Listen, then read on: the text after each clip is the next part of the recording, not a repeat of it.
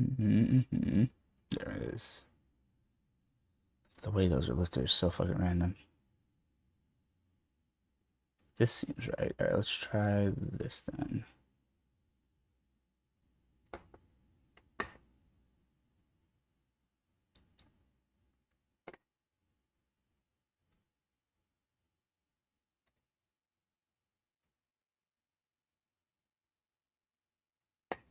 Okay, now what? For fuck's sake. Okay, that was way harder than it needed to be, but looks like it's finally going to behave itself. Great. Oh, not Twitch crashing mid-type. That's crazy. Anyways,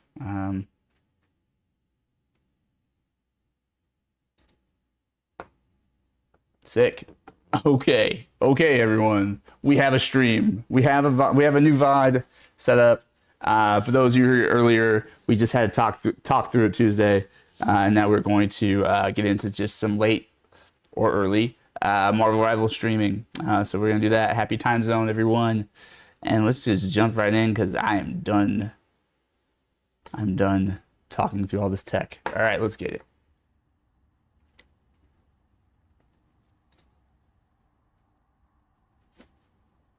Okay.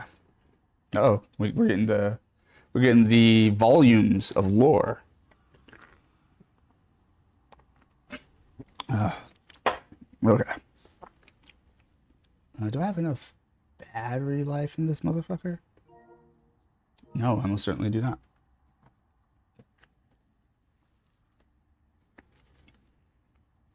That's okay. I got a plan. I came prepared. Little Ninja Turtles for y'all. Shout out to Gaming Professor.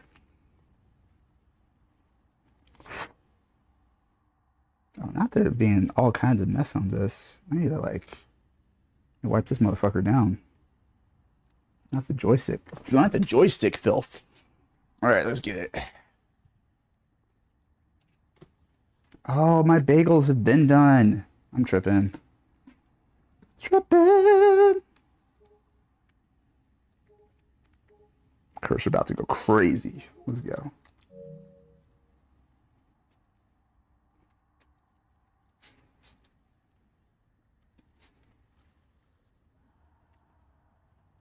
Didn't expect that to happen. Mm-hmm. What do we got? Uzi. So as you know, I binge Paw Patrol out of depressive. Yeah. I'm also a crafty bitch. I essentially have a pair of hair clips I made with resin for my twin tail style pigtails, excuse me, and that hide in plain sight. The bases are match their respective tail they clip to just because it's easier to keep them held instead of scrunchies, whatever they're called in part one. Okay, perfect. Yep, I follow.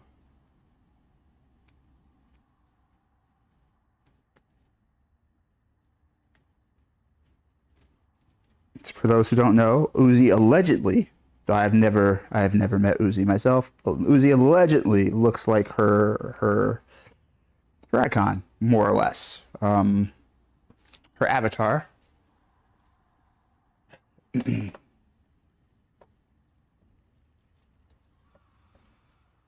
If you check out her profile.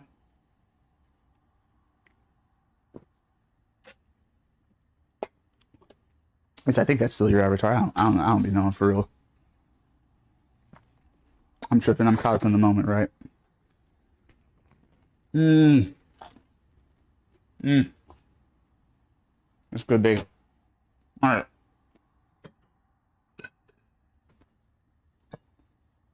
I'm out here using up all the dishes for no reason.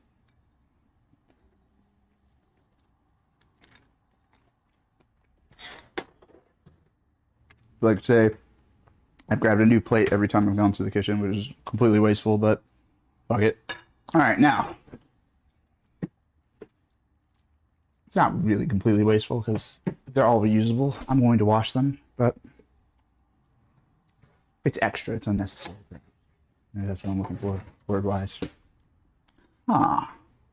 Do I not have a clean butter knife? Ruh-roh. That foils my plan for bagels. Not really.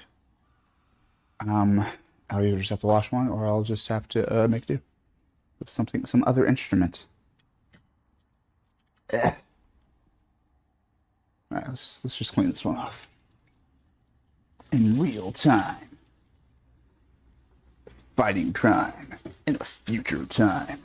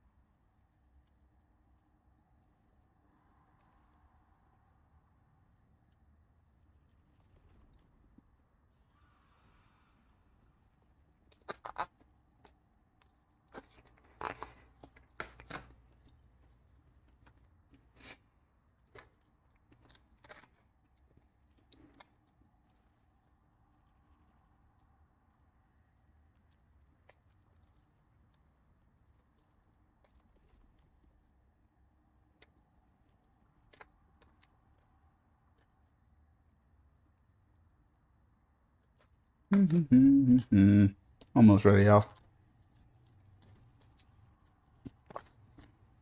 Bitch. Bitch.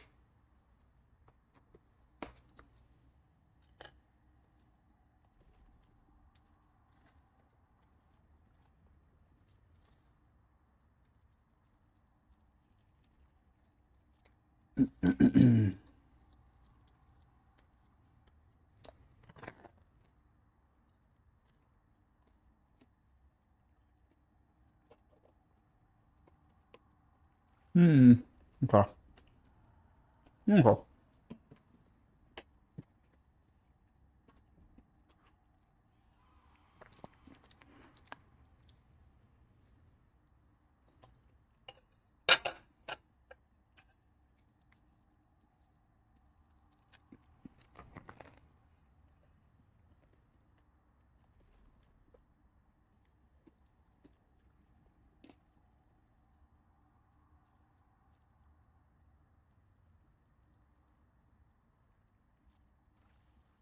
Hmm. Okay. Huh? We got Uzi in the tomes of Uzidom. And well, this little girl says 6 years old, stares at me for a few minutes, goes, Sky Everest OMG, right? And I shake my head in a way that makes the clips reveal fully before snapping my head back, making them hide just right, and the dad sees, don't mind her. She's probably one of those mentally disabled scatterbrains. What the fuck? Dude proceeds to bitch me out over them. Essentially, they are Sky and Everest in resin, and they're pup tags in the stacking pair. And essentially, I spent maybe 7 minutes, 7 full minutes, quick AI coding a response to the dad that he should go through depression and see how fucked he ends up, to where he need a kids show to save his mental state. By the way, I typed in my AI the most kid-friendly version of a go fuck yourself level explanation. Okay. And the girl just looks at me after and says, "Daddy's a prick." Like, what the fuck, man?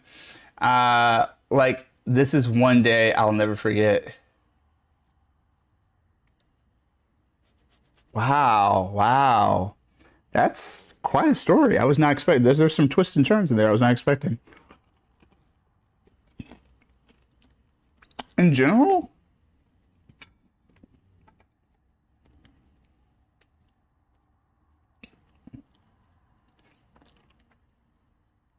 this was my afternoon, homie. In general,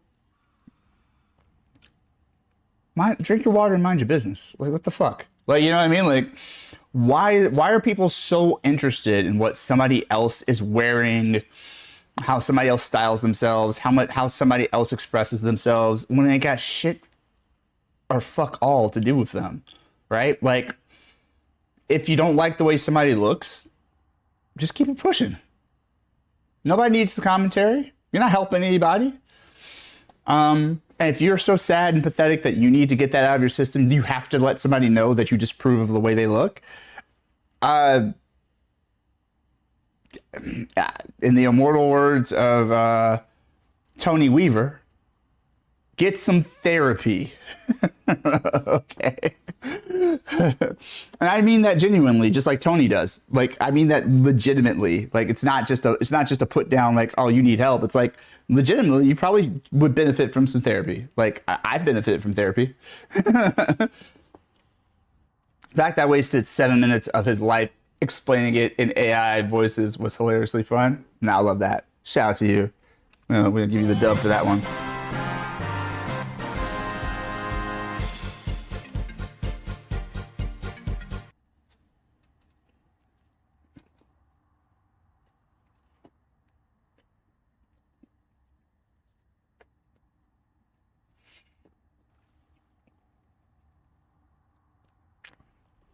Like, dude, seriously, get bent. Like, I have zero patience for that. Like, get fucked. Like, you know that shit has nothing to do with you. I would never want to look like. Then don't dress like that. Then you know, you see it all the time, all the time. I would never wear that. Then don't wear it and shut your fucking mouth. Or, I would never let myself get that big. Then don't, and shut your fucking mouth. I would never want to be like, I've heard women say to other women, like, I would never want to be muscular like that. I've seen dudes say, like, I would never want to have, be that big and that have, be that muscular. That's just too much, in regards to bodybuilders. And it's like, then fucking don't, and again, shut your fucking mouth. Like, it's just that simple. The daughter dude, her takeaway though was the icing. I love that. That girl got some sense.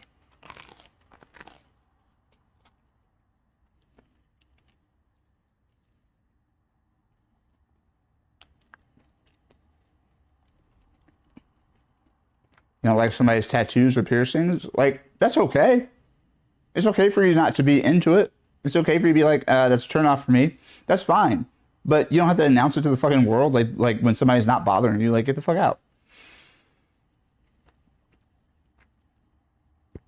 You don't have to be into everything, Not everything is for you or about you. So just keep it pushing. Anyway, rivals. No. Fucking video's long enough. Wait, what the fuck?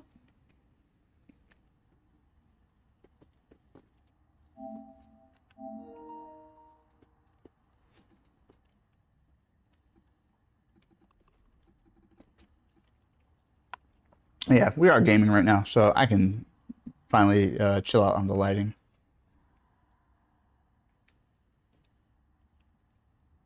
Kind of rock with it.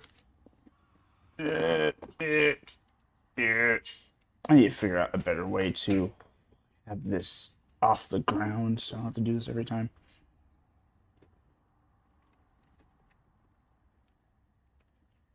Yeah, whatever it is, what it is right now. Fuck, dude. Just like at least be straight about this. Like I'm on the talk. I'm not straight. I don't know why I'm bitching out this cable for not being straight. Let's see, we get this. Ah! We go. Oh, no wonder. I mean, this is kind of cool though. This kind of slaps. But I'm gonna put it back where it belongs, where it truly belongs. Mm.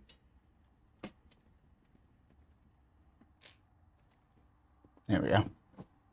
You can come in closer then, out of my line of sight. Sick. And then we will. Oh, got you. Hi, everybody. Enjoy some chill vibes. And let's have a nice night.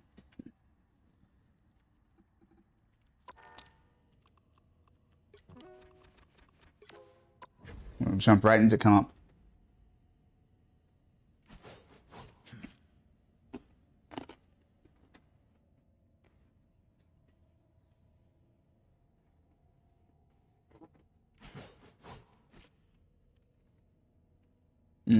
Run these bullets. Absolutely. Kind of wish I let the cannon fire and gave him a reality check, but dude's license plate was from Texas, so clearly a traveler. Ah. Well, the from Texas thing explains a lot.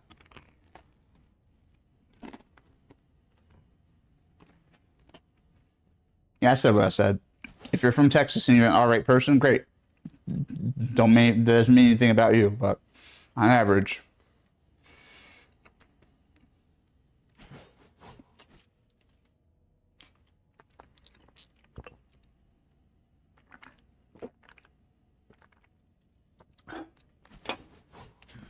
Sister literally lives in Texas, and you know what?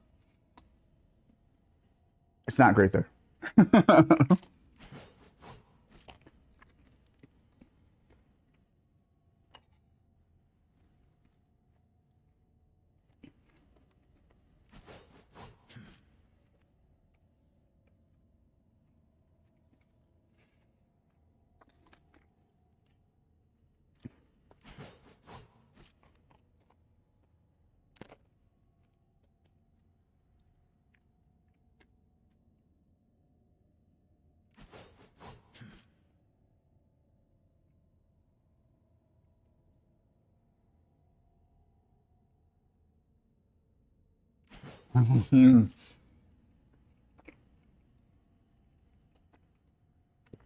Yeah, well, I've had different experiences. I've met some cool people who happen to be from Texas and or still live in Texas, but just more of Texas as a whole, as a place, as a community. A lot of hot garbage there. A lot of garbage going on there. But there's some cool shit going on there too.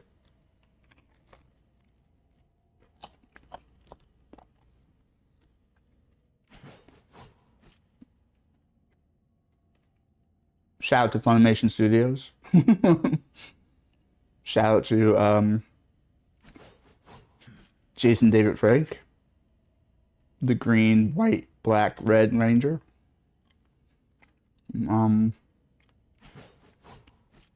Shout out to my sister. Shout out to my homie Jason, who actually is out here in LA.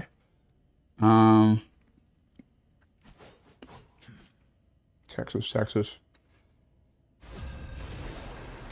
out to all the jokes I can make about Walker Texas Ranger. Speaking of tomorrow, I gotta hit Target and hunt some specific items. Ooh.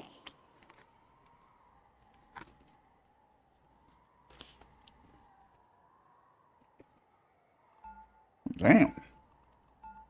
I tear through the cloudless night, just like the moon. Now, who am I gonna banish from this match? Anything going on in the world of Hello Kitty these days? No, you collected all those Sanrio stuff.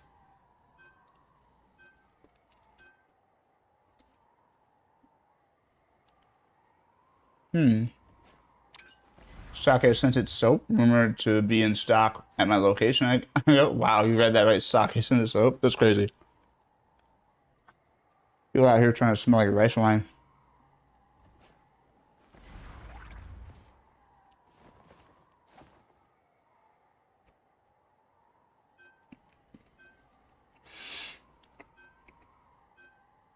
Nothing new, plus Kai ships me the Tokyo Sunreal exclusive. Okay, where? People so scared of Penny Parker, I swear to God. Pick your hero or villain. I'm not judging. Don't even make sense.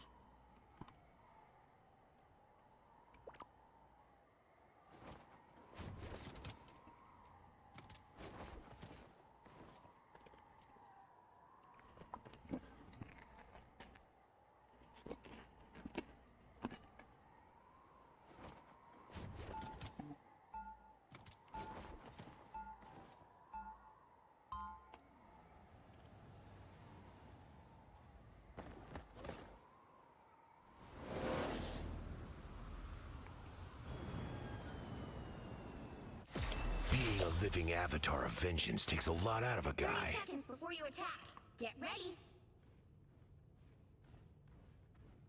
Fishman?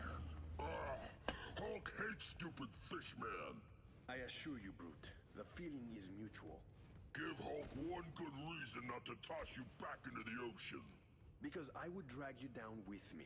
Care to find out how long it takes for you to go from green to blue? The battle starts in 5, 4, 3, 2, 1. All you need to do is capture the mission area. Got it? I wear white for a reason.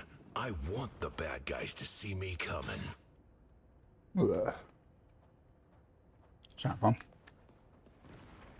What they're doing here, it's unspeakable. I mean, running into a wall. Rise and fall. Looks like the mission area is yours to capture now.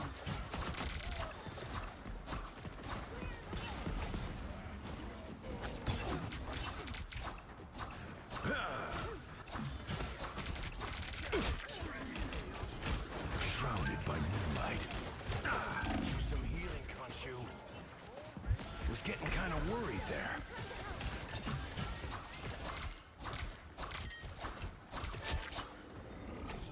That's fucking teamwork. Let's go. The mission area is yours.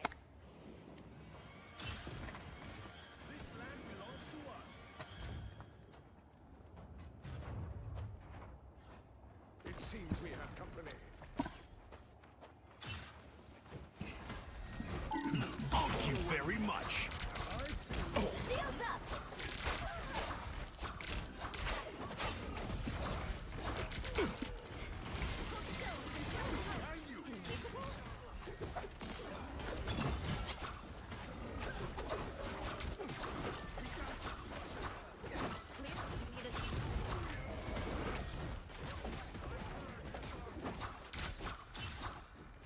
A gift from Khonshu.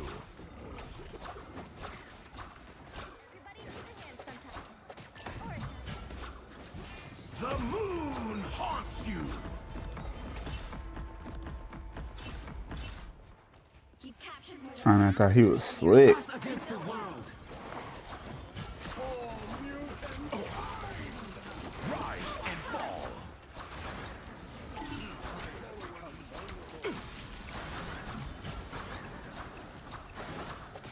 careful, Ty.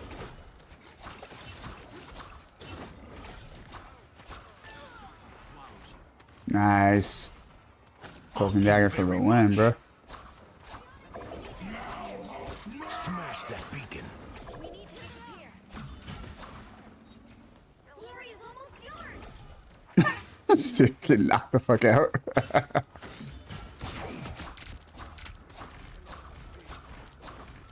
Hey, check this place out.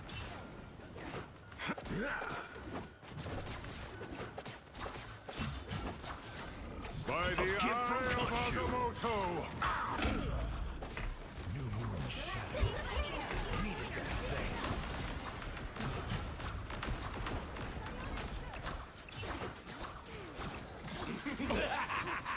This is real firepower! Very much.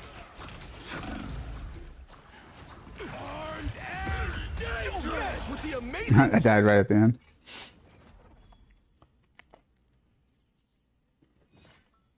Was that my first death? A lot of them cut corners and they say like Being a living avatar of vengeance That's takes weird. a lot out of a guy. Alright.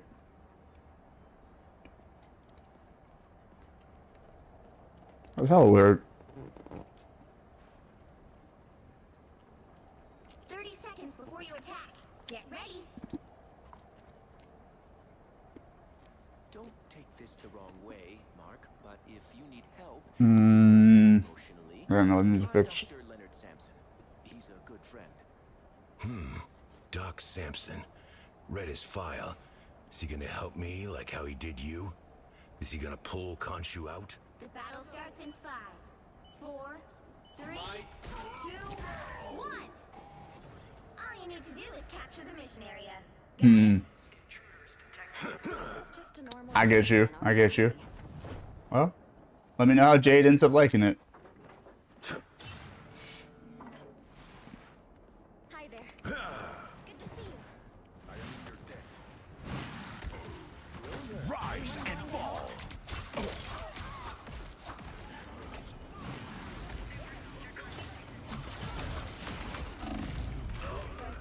So sick of Wanda.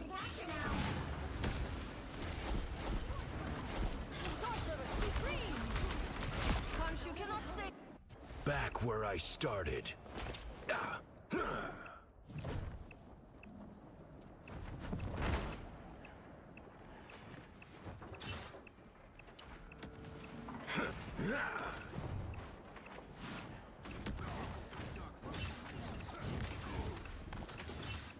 A gift from Khonshu. New moon shadow. The moon haunts you. Nice, Sue. I saw you pull Hawkeye into that. Nice. All right, that feels better. Nah. Wanda, you gonna get this. Oh, that's Wanda. Ha ha ha. Get fucked. That's hoping dagger with that beam. Alright. I get them mixed up sometimes with their projectile looking so similar. That is when I can only see the projectile. Like, obviously, if I can see their bodies, I can know the difference. Thank you very much.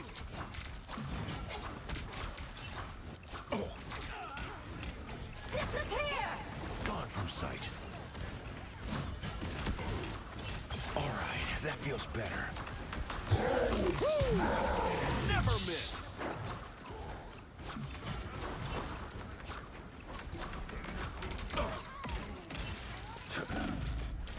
By the eye of Agamotto! So it's like Wanda.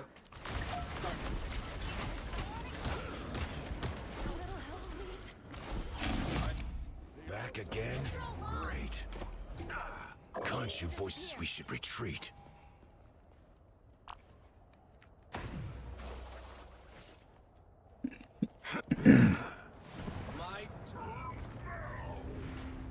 A gift from Khonshu. You thought. A little pick-me-up. Nice. Just see her body laid out. Didn't even hear the dirt go down.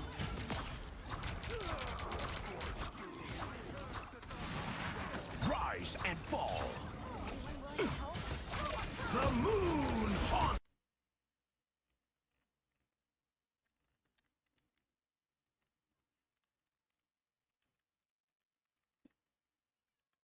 Oh shit! All right, what's up, yo?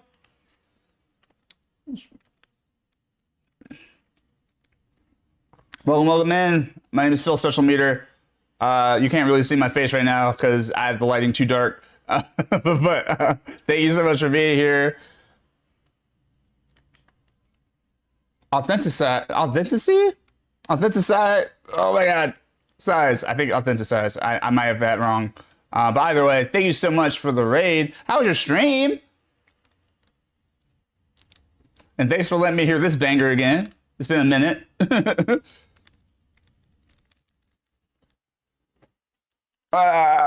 all right. I am in the middle of a Marvel Rivals match, but do not worry. I will properly give shout outs and all that good shit. I died anyways for a second. Let me see if I can.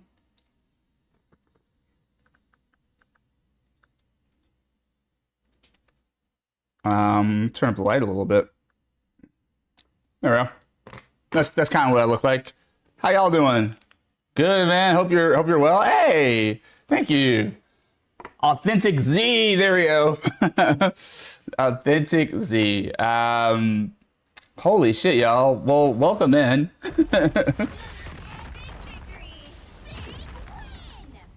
Hey, just in time. Let's cue the music. Let's cue the victory music.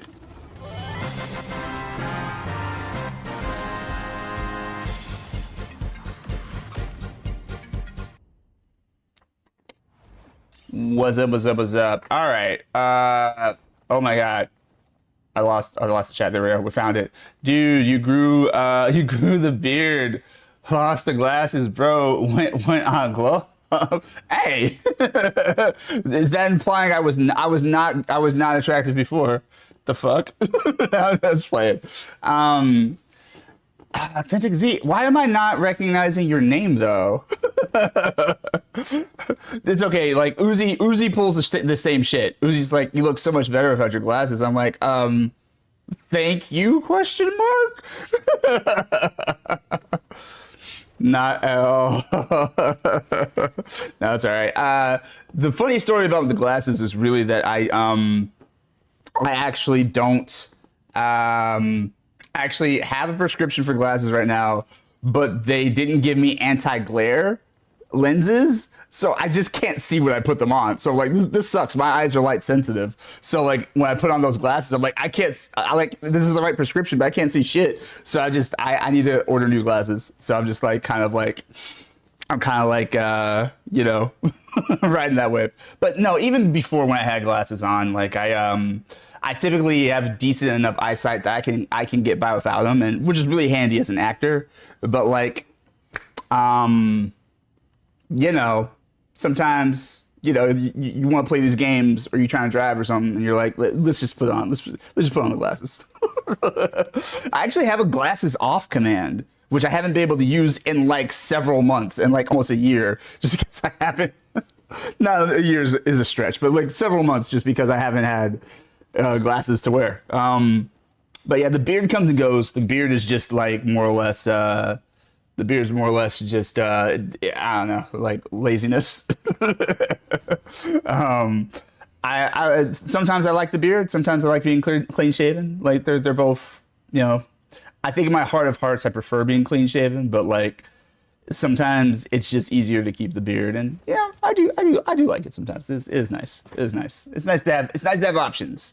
Life is customizable, just like video games are. How have you been? How are you doing? What are you up to these days? What is your life like?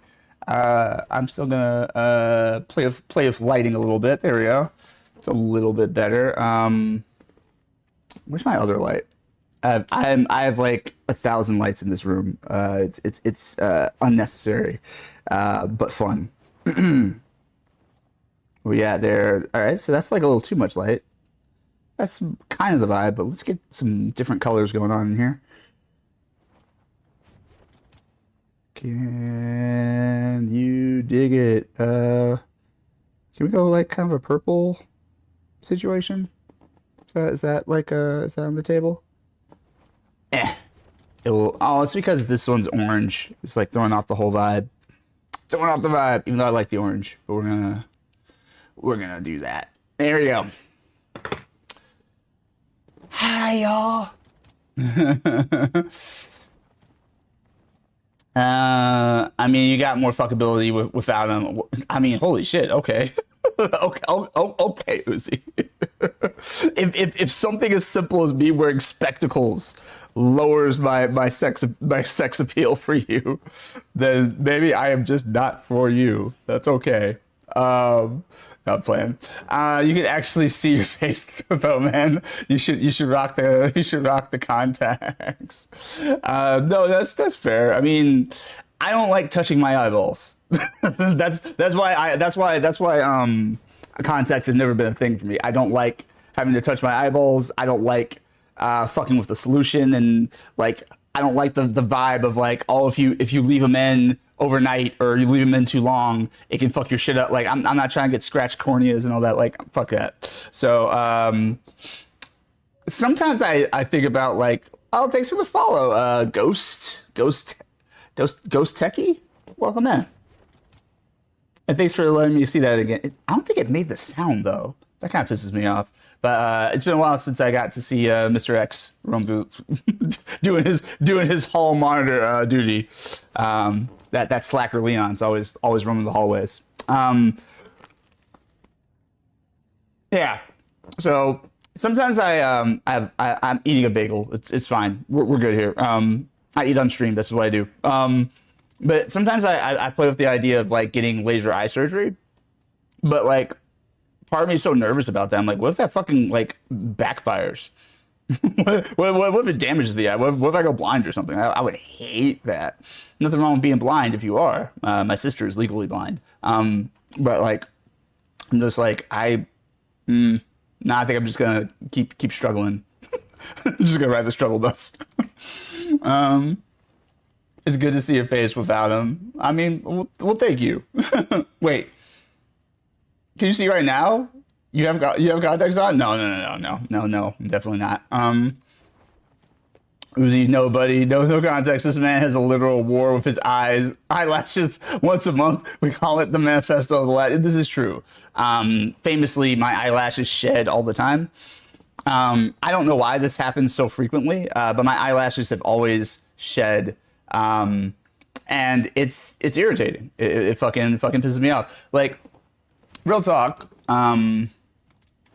just for demonstrative purposes. So like, I guess I should switch screens to be more demonstrative. All right, so yeah, this is more or less this is what I'm looking like. By the way, Mighty Mouse is the fit for today. Welcome to the Gun Show. Yeah, so this is what I look like, right? But like, I have fairly long eyelashes, right? And like, that's fine. I'm neither here nor there on that. People told me that's a good feature. Like, people think it's attractive. I've had a girl that I worked with once be so irritated because I was complaining about my eyelashes like shedding and getting into my eyes. I'm like, this is so annoying. And she's just like, I would kill to have eyelashes as long as yours. I was like, she was just so envious of like my eyelashes apparently, which again, I don't know what it's like to live in girl world. And the expectations upon one's eyelashes, but for me it was just like a practical like I can't see right now. Like I'm being stabbed in my eye by loose eyelashes. It's so fucking annoying. But yeah, that's more or less what I look like. You can also see the little tufts of gray in the beard. It just I actually like having gray hair. When I audition sometimes, if the audition breakdown calls for it, I'll dye my hair, right? Like, because they want like a younger look, or they want some auditions are just like bold. They're like really like, if you have gray hair, cover that shit up. They're just like I had one audition say like, if you have gray, please spray. And like they're just like like just we don't want to see that shit. I'm like, all right, word, I guess. That's life of an actor. You just kind of you accept that you're being constantly sized up and quantified based on how you look, and to Uzi's earlier point, your fuckability. But anyways, I like gray hair. I think I've always thought gray hair was sexy. So like, I've never really had a, oh no, I'm going gray moment. Like, I'm just like, oh, that's fucking cool. I'm gonna look like Sephiroth in no time. Let's get it. Let's get the dub. But you know, to do my job, sometimes it is required that I dye it black. And the point of me saying the story was like, sometimes I dye my hair, you know, jet black. Which it's, you know, it's mostly black, but there are definitely some. It's hard to see in this lighting. There's definitely some gray tufts. When I'm all black, whereas most people be excited, like, ooh, I look younger and sexy. Like, I look and I go, the fuck, that's weird. You know what I mean? Like, even though, you know, I know what it is to have all jet black hair. Obviously, I didn't always have gray hair. I shouldn't say obviously. Some people have gray hair at a very early age, but like, you know, it's one of those things where I'm just like, I like the way I look. I like the way that I'm aging. You know, I'm not picky about that. Like, yeah, I think I have like a thin spot in the back of my head, so like, I don't love that as much. Like, I would rather go gray than go bald, right? like as long as I get to keep my hair, I'm good. I'm groovy.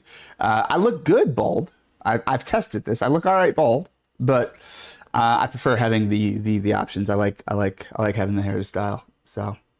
Anyways, that's enough random tangents. Let me actually shout you out though. let me see what you've been up to. See if you have any good clips for us. Yeah. That's why I also couldn't read your name earlier, because I legitimately just can't see well enough. Is that what happened? Well, why my husband this nigga live again? Said take your ass sleep. Hey, tell your husband to kiss my ball sack. That's what he do. Alright? Let him take that with him. You know what I mean? Yeah, let him know. Working. Hey. Yeah, let him know. Tell him to keep that shit up. Tell him to keep that shit up, okay? Not pointing the gun at the camera. You know what I mean? Not really low. You know what I mean? Light that nigga up. Alright? Oh my god. Hey, if you don't want that Rodney King, no, not that Rodney King. That is Authentic Z. You can catch streams over on the Authentic Z channel here on the Purple app. I have to remember to say the code names because I'm multi-streaming at the moment. But yeah, there's a link in the chat. Go ahead, check it out. You know, I laughed my ass off. I think you might have a good time. Just based on that clip.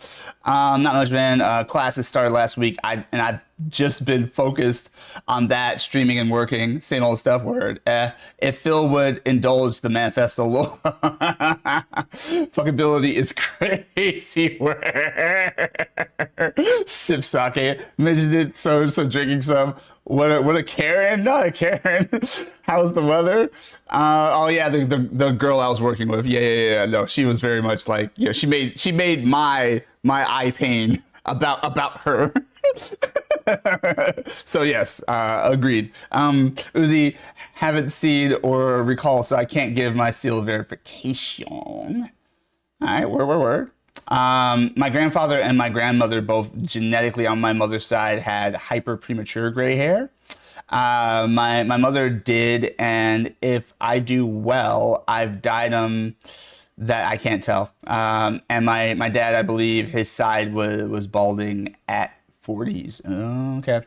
And I think my hair started to thin in the back. Like, it's just like this top little circle in the back that started to thin. Probably like, I don't know. Trying to think, like maybe, how long has it been? Maybe like somewhere in the last decade, somewhere in the last, probably not even that far back. Probably like the last, I don't know, 8 years maybe. Anyways, Z, thank you so much. Fuckability is crazy work. That might need to be the new pinned comment. I think that might be the way to go. We'll pin that one. Till end of stream. Or until I decide something else needs to be up there. Anyways, thank you so much, Authentic Z, for sharing your community with me, entrusting your community to me. Like, obviously, you know, you never know. Sometimes, what somebody's about. Obviously, you've been here before, but you know what I mean. Like, it means a lot that we don't know each other necessarily in a IRL personal kind of way, but you feel confident you can share your community here, and I really appreciate that. That means a lot. Anyone who came over, thank you so much for blessing me with your time and your consideration. If you gotta go though, like Z, anyone who came over on the raid, if you need to just like hang it up because it's that time for you. Hey, no hard feelings over here. We just appreciate you stopping in and saying what's up. And by all means, take care of yourself. Get that good rest. Stay hydrated. Stay cool out there. If you're in a warm weather region, I'm in Los Angeles and it'd be hot. So yeah, do your thing. And if you're able to stay, then welcome in. It's great to have you, and it's great to be able to kick it with you a little bit. The vibe here seems pretty chill. Yay, I appreciate that, Ghost. That's what we try to keep it. We try to keep it chill. Earlier tonight, we actually had like a kind of like a IRL like serious talk session, like just give people space to sort of talk through some real shit. But like from the most part, most streams are just like us. Just clowning, just clowning and gaming, treating each other with respect, trying to lift each other up. The whole premise of Phil Special Meter is obviously my name is a pun, a gaming pun for fighting games and RPGs, but the idea is just like trying to give each other as a community little stat boost, a little extra energy to be able to perform the special moves you need and fight the boss battles that you have to face in life. That's all we're trying to do. Keep each other up. This is cinematic.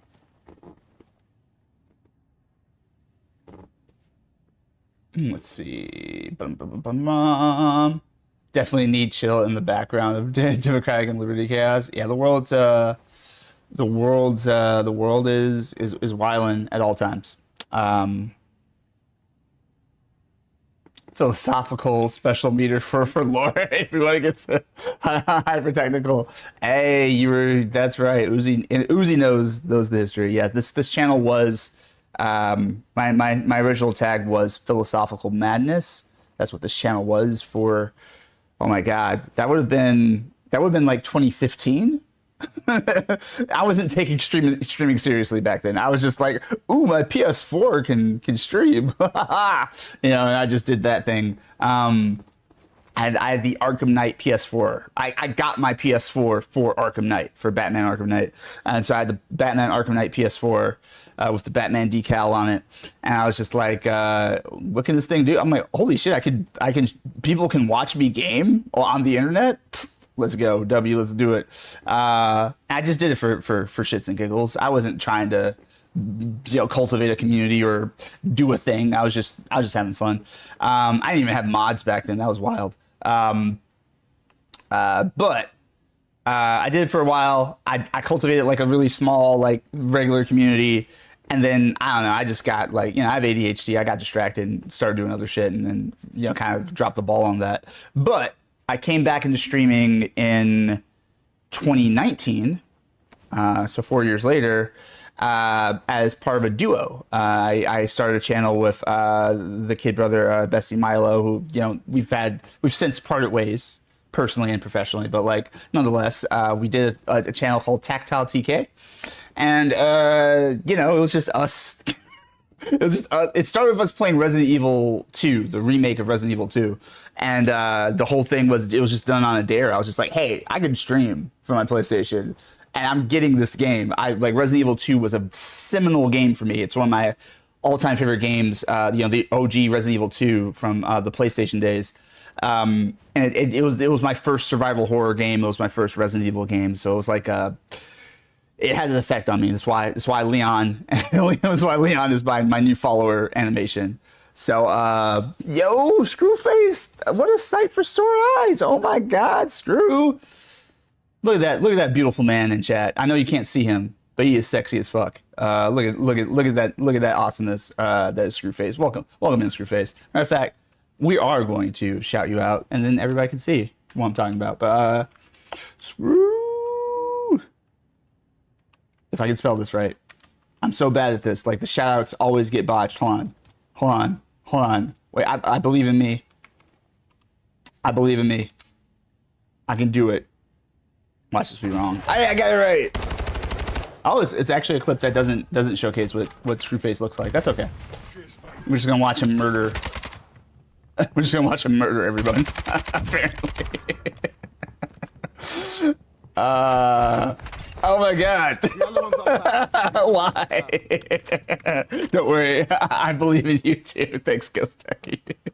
That's Screwface. If you I don't know what to tell you other than Screwface is fun times. It's fun vibes over there. It's very kind of like party vibes, but like intimate, like after party vibes, like, you know, like the cool people you want to hang out with once the crowd thins. That's kind of what it feels like hanging out over in Screwface territory, and I love it. They're very candid. They just say whatever comes to mind, but they're real respectful of everyone, and you know, like it's a good time. But like Screwface is fun. Screwface, I can tell. I don't know exactly how old you are, Screw, and I haven't fully divulged my age on this platform just yet. But everyone knows I'm a millennial, so like you can kind of guess the age range. So I feel like Screw is like around my age. And so very old school, very just kind of says what it needs to say. I haven't streamed in so long. 36. Oh, okay. So I'm actually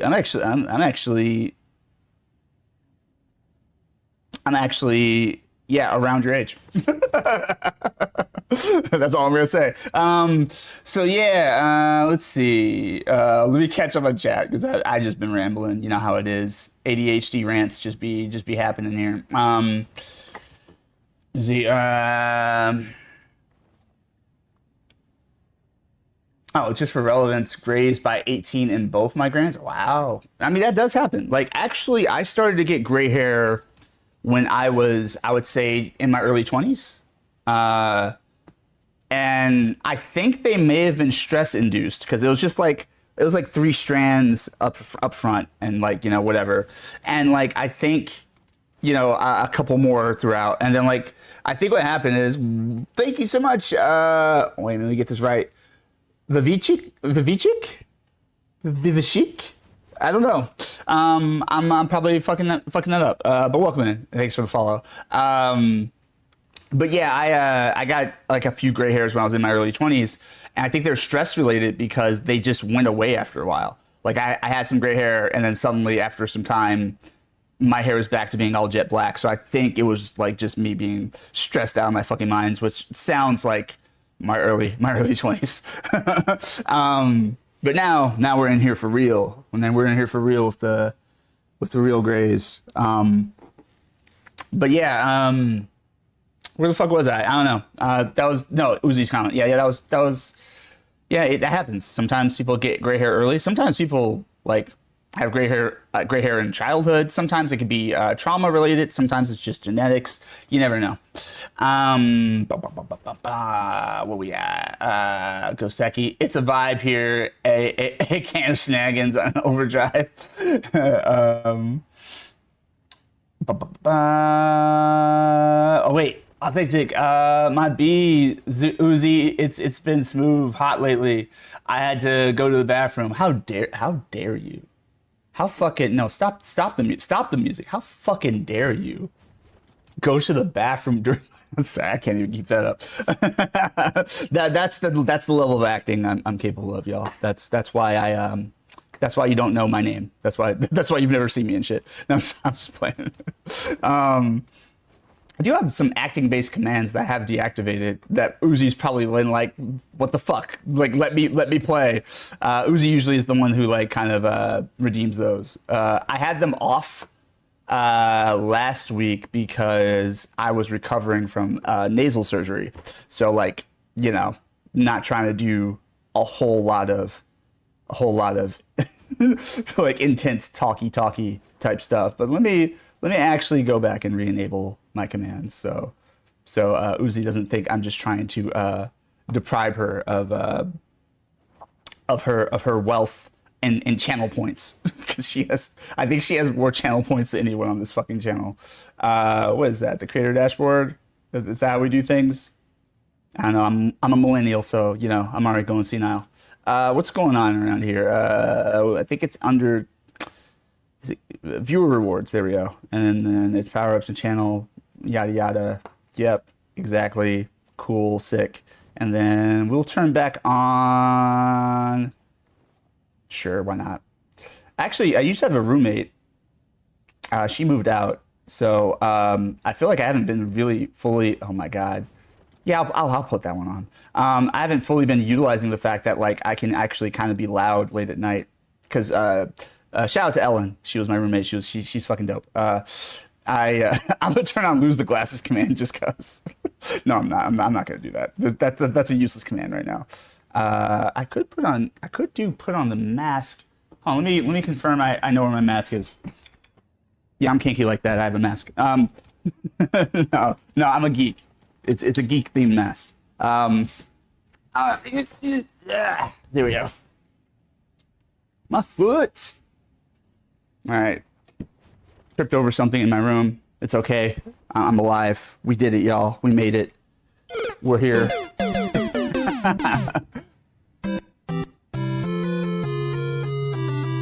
Did you use the fail command for that, or did you just use the sound effect by itself? We do have a fail command, I think. In any case, what else did I turn on? Yeah, we'll put this one on. Why not? Now we're to the section Uzi cares about. Zah. God, not that one. All right, we were. No, we're leaving off the strip command. The strip command is not coming back until until a later date. There's some things that need to line up for that to be worth anyone's time. Mostly the fact that I just haven't been to the fucking gym in a century. So let's. I think that automatically takes effect now. I think we're good. I don't think I have to hit a save button. You just toggle and then you're good. All right, great. We have commands. What? No strip? Lame. There was a time when I was actually like, on it with the fitness. And so like, yeah, it was a little bit more worthwhile. I would make Uzi work for those. Uzi was pretty much the primary redeemer of that command. I'm putting Uzi on Front Street like this, but Uzi is allegedly happily married. But hey, I mean, married, not dead, right? Let's see, where are we at?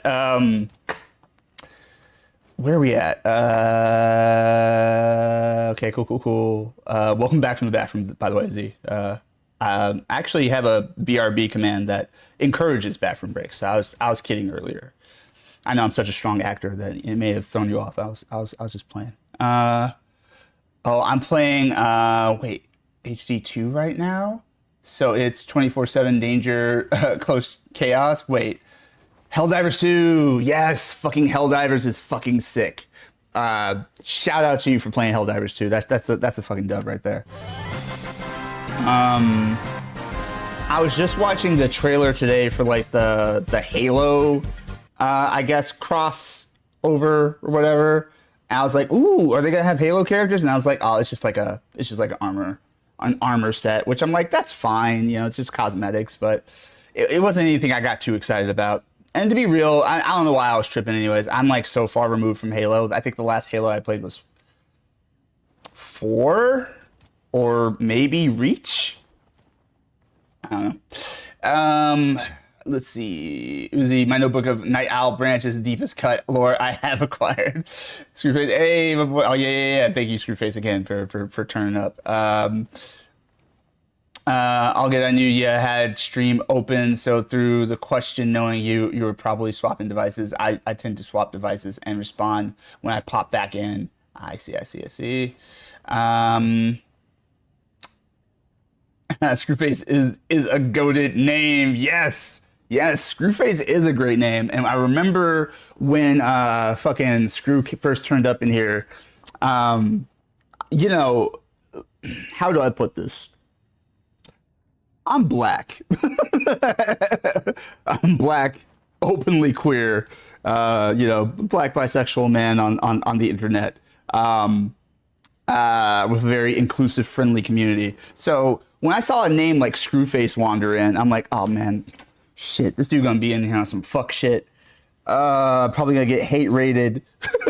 you know. I just thought like some fuckery was about to go down, and I had the defenses up. But then Screwface flipped it and turned out to be the coolest motherfucker. Just so chill, so respectful of like how I want to do things. You know, even when we started playing, which I'm gonna jump back into, the First Descendant. Just like that dude just crushes that game for fun. Like, you know, he likes to be really like OP in the First Descendant and just bosses like nobody's business. And but when I play, you know, I'm part of. I mean, I think there's actually not a graphic on this particular screen. Hold on, y'all. Hold on. Let me get this right. But I am part of, yeah, there we go. This will work. So I'm part of, you know, hard mode selected, right? And so like, that's me and my homies. We run a podcast and gaming channel together. And like, you know, if you're part of hard mode selected, you can't be playing on bitch mode. Thanks for the plug. I'm assuming that was Uzi. I don't think that was one of the actual timers. If that was one of the timers, then that is the sickest shit to ever have happened on this channel, because that just timed out great. And I'm assuming it's Uzi. But yeah, Life Gaming Fandom on hard mode. We have a react video to Mortal Kombat 2, the recent movie trailer for Mortal Kombat 2. It's good times. We laugh a lot and reference Mortal Kombat Annihilation a couple times. It's fun. You can check it out on the Red app. I can just say it's on YouTube because it is. You can check us out on YouTube. And you can find us at the link. www.youtube.com/@hardmodeselected. I think that's how that shit works. Hard is without an A. We decided to be cute like Toys R Us. And if you don't know what Toys R Us is, that's okay. It's before your time. What was I saying? Yeah, Screwface came in here. I thought he was on some fuck shit. Turned out to be super dope. And even when we played First Descendant together and he's OP in that game, he knows that I don't like to be handheld. I don't like to be coddled and just sort of like, you know, bust through a gaming experience. I like to actually fight the fights. And so he hung back in the cut and was like, hey, I'm gonna let you experience it. I'm gonna let you experience the game. Just tag me in when, you know, when shit gets real. Like, I mean, he was really patient about that. I gotta give him all the credit in the world. But no, I mean, Screwface is cool, and there is lore behind the name. Like, I did ask him point blank, like once, like, okay, so why Screwface? Because I'm slow, right? And he explained it. You know, he's a music producer, and so he's like, well, what happens to your face when you hear like just like a sick beat? I'm just like, all right, fair enough, fair enough. I was like, all right, that tracks. I love it. I fucking love that shit.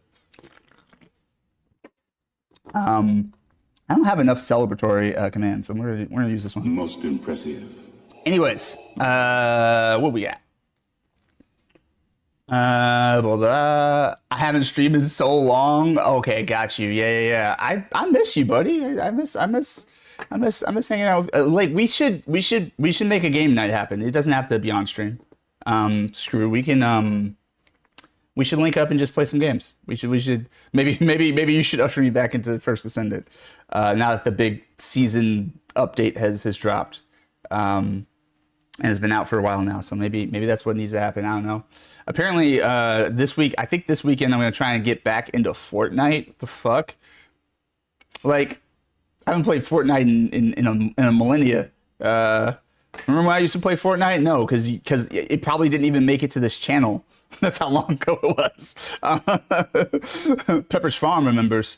But no, those bastards put put the Power Rangers in the game, and I'm like, well, I don't know why it's Power Rangers that's got me coming back in. Like, they've had like the whole fucking Marvel universe, the Teenage Mutant Ninja Turtles, like any fucking property they can get their fucking hands on, which is basically every property that exists, has been in Fortnite. But for some reason, let me turn the vibes back on. For some reason, when it was Power Rangers, suddenly I'm like, you motherfuckers, I'm gonna have to turn this shit back on. But mostly I had promised some friends of mine who have supported not only me as a person at IRL, but like have supported this channel. I promised some friends that, like, you know what, I'll give y'all Fortnite night. A Fortnite game night. I will do that because I have some friends who play Fortnite, quite a few actually, who have been, regulars in the stream, and I haven't really gone back to it. And they'd be like, Phil, play Fortnite. Come on, you want to. I'm like, no, I really don't. But I promise, you know what? Y'all been real smooth around here, real good to me. I'm gonna go turn on. I'm gonna pick a night and we'll play Fortnite together. And it might be the very last time I play Fortnite, depending on how it goes. But I will at least do it for the community. So we're gonna do that. It might be this Friday. So keep your eyes peeled. But yeah, Uzi's in that mix. So is Ottersaurus. So is Nimite. Maybe even Skip, who is one of my homies from Hard Mode Selected. We'll see. I know CK is in the mix as well. Another streamer and friend of mine. So we're gonna hop on some Fortnite, and may the power, I don't know, protect us, or whatever the fucking Star Wars ripoff shit they used to say was. Yeah, I'm gonna jump into that. But the trailer is crazy. You see, like, Jason come in with like the fucking Gatling gun. Like they look like, it looks like a normal like ad for Fortnite. And then the Power Rangers. First, all the bugs show up, and I'm thinking, oh, does Fortnite have a crossover of Helldivers? And then Power Rangers just pop out of nowhere and start whooping everybody's ass. I'm like, oh, holy shit. But then Jason just has this big ass like Gatling gun and does this like side twist, this beat twist with the fucking Gatling gun to spray a bunch of enemies. I was like, I don't know why that messes me up. Like, the Power Rangers are extremely violent. They blow up almost all of their enemies. Like, they literally just murder all of the monsters, all the Putty Patrol members. Like, they murder their enemies, like, on a regular basis. But something about seeing them with actual bullets as opposed to pew-pew guns, for some reason, just seems so violent and wrong, but also hilarious. But yeah, we'll be hopping into that.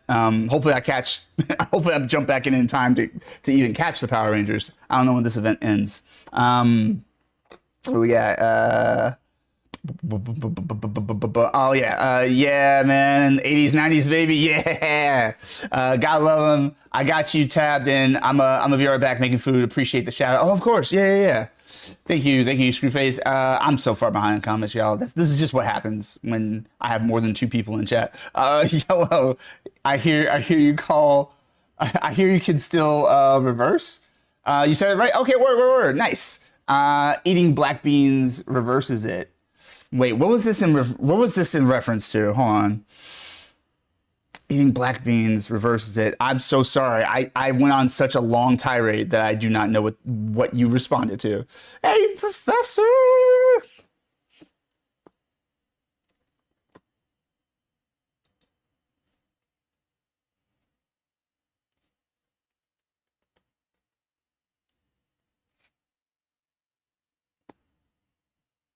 Wayne Gretzky? On steroids? Thank you, Professor. Thank you for sharing us with your wonderful presence. I know that you're always friendly and asking us how we're doing, even before you share anything about yourself, and that's always dope. But also, thank you for coming in, just because I love every time that fucking clip plays. 80s, 90s, baby, for sure. Nah, homie, like in the old photos I had colorized professionally, you see my grandmother, excuse me, at 16, full color hair, 17 tints of gray, and at 18, half gray. Oh, okay. My hotkeys already been fired and is on cooldown for 24 hours. Okay, got you. Checks app, 2-minute cooldown on hotkey. It was maintenance cooldown, got you. Geeks can be kinky. What you mean? Oh yeah, with the mask. Yeah, yeah. I mean, I don't know. I might if somebody redeems the mask. I guess I could. You will see what type of mask it is. But no, I mean it's pretty. It's pretty. But you're right though. Geeks can be kinky. I am a geek. I am kinky. So like, is what it is. I mean, Ghost ain't wrong. Pikachu butt plugs exist. Oh my god, totally don't want to set a Pokemon themed. For those who don't know, Uzi works at a sex shop. This is not a joke. This is not hyperbole. That is she not works at. She owns a sex shop establishment. So just know that. You know, don't ask too many questions if you don't want the actual answers from Uzi. Uzi has no problem going into that stuff. What no strip? Oh yeah, I read that one. I love Ghost right now. I mean, I did strip your one stream at over 5K. You did, Uzi. You did. You got the full shirt off and everything. I'm a furry. We are notoriously known for flirting and being sexual with our online friends, even when married. That's what's up. I mean. I guess bisexual Gemini, so like I guess like flirtiness is sort of expected from me as well. Who knows? Who knows what you're gonna get out of my mouth? Yeah, I said that. I'm on the last page of that war bond already. Oh, nice, nice. You already haloed up. Asking for who's on any not safe for work server. You know, also, you know, I'm an actor. Like a lot of actors are just flirty, even when we know for damn well they're, you know, in a happy committed relationship. It's just what it is. There is a news story installment coming out September 2nd, and a new war bond on set. Oh, really? Goes okay. We're at this point in Helldivers 2. We've got what, like 3 enemy factions, 4 maybe. I know we got the bugs and we got like the fucking automatons, Terminator looking motherfuckers, and we had like, I don't know, some third faction. I already don't forget. It's been so long since I played Helldivers 2. Usually hard mode selected. I just gotta remember how my camera works. Hard mode selected likes to play Helldivers together. Like that's something we trio up on. There's 3 of us. So I know CK mentioned wanting to play with us once, so we might have a 4th every once in a while. Do that sort of thing, but yeah, we play a lot. We play that. It's mostly, I mean, you can see it on YouTube right now. Like mostly, it's us running around, just completely uncoordinated and barely getting out alive, or more often than not, just dying in the mission. It's a great time though. It's really fun. We don't really know what we're doing. Drado usually survives the longest. Drado, shout out to Drado for real. But yeah, we end up usually, there's a lot of friendly fire. It's quite hilarious. It's quite hysterical. Uzi. Oh, here we go. Out of context clip. Which clip did you choose? Hold on. What are you out here showing the new people? Oh, of course you did. All right, well, we might as well watch it together for those who didn't click on the link. Here we go. We're gonna go to this one. Yeah, we're gonna do this one, and we gonna I don't know how loud this is about to be. I apologize if this is far too fucking loud. Let me see. Where's the, okay, I can track it now. Will ever say, I'm speaking in the third person, that's how serious I am. There's no Phil Special Meter will ever say, I'm speaking in the third person, that's how serious I am. There's no universe where I will ever say smash to fucking Cletus Cassidy with or without the fucking symbiote, okay? Definitely not with, but even without, just fuck no. The levels of psychotic murder that are going on just within Cletus, let alone the fucking symbiote, there's nothing good about that situation. So yeah, we were playing, I was playing basically Smash or Pass with the Marvel Rivals characters. I went through the entire Marvel Rivals roster and gave my my analysis of Smash or Pass. And you know, I said I would smash Venom, which is really kind of a 3-way when you think about it. And Uzi decided to throw out Carnage, and I had to let everyone know, fuck no. for the love of God, if some sort of multiversal reality warping technology ever happens, and fucking Carnage becomes real, or you go into into the Marvel universe, I swear to God, for the, if you value your life at all, do not fuck Carnage. Don't fuck Carnage. Don't fuck Carnage. Don't fuck the symbiote, that aspect of Carnage. Don't fuck the dude underneath the Carnage suit. Don't fuck Cletus. Okay? He doesn't even need the symbiote to completely ruin your shit. He will kill you. He might kill you during. Like, it's not worth it. That's all I gotta say. I'm trying to protect the community. Uzi over here stirring the pot. Because we got so many things we missed. Yeah, this is true. When I jump back into the Descendant, I'm gonna be like, what? Where do I even go? But no, that's fun. Like you mentioned before, that's part of the fun of those games, those live service games, is that, like, if you miss a chunk, assuming it's not like limited time only type special event shit, if you miss a chunk, then you have so much waiting for you when you come back, and I think that's gonna be fun. And you know me, I like to level grind and do things the hard way. Auto fire from habit. Okay, got you. That was you after all. There's a snake in my boot. I don't know why I don't have any like Toy Story quotes. Maybe I should. Maybe I should have a sound command for that. Because the Power Rangers are goated. Fuck. I'm overusing this, but yes. Also bad mashup because I didn't pause the music, but yes. Let's go, Ghost. Let's go. Ghost knows what's fucking going on. I'm game for whatever. We can make it happen. I took a break from Marvel Rivals. I just needed my sanity. I do remember I found a clip of you, I don't know, so many months ago. Because I started playing Rivals in January of this year, for those who don't know. Rivals came out in November of last year. I was like, nah, miss me with that shit. I don't need Marvel Overwatch. I'm good. But it was free to play. I knew my friends were gonna play it, and I did say, like, okay, I will play it eventually. I just don't feel like it right now. But in January I started playing, and then after so many months of getting really into it, I found a clip of Screwface playing Marvel Rivals. I was like, holy shit, I didn't know you played Rivals. But by the time I got to Screwface, he's like, yeah, no, I'm good. Like, I got to like Grandmaster or whatever level he said he got to, and was just like, no, I'm good. I put it down, basically. I was like, oh, damn. I'm always looking for like competent Marvel Rivals people to team up with, because like, it's rough out here, y'all. It's rough out here in these solo queuing streets. Like, don't get me wrong. Don't get it twisted.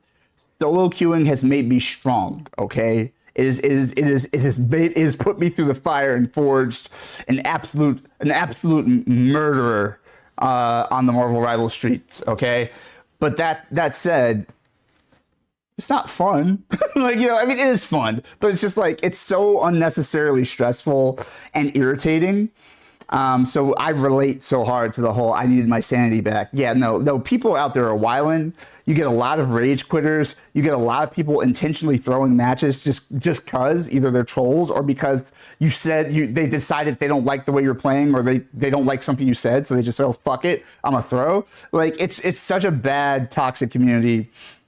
And part of it is just because it's free to play, and when you have that low entry point, which I'm not mad at, I'm glad it's free to play. But when it's free to play, that means anybody can just pick it up and fuck around, and so therefore, solo queuing is brutal. Sometimes you're blessed with a great team.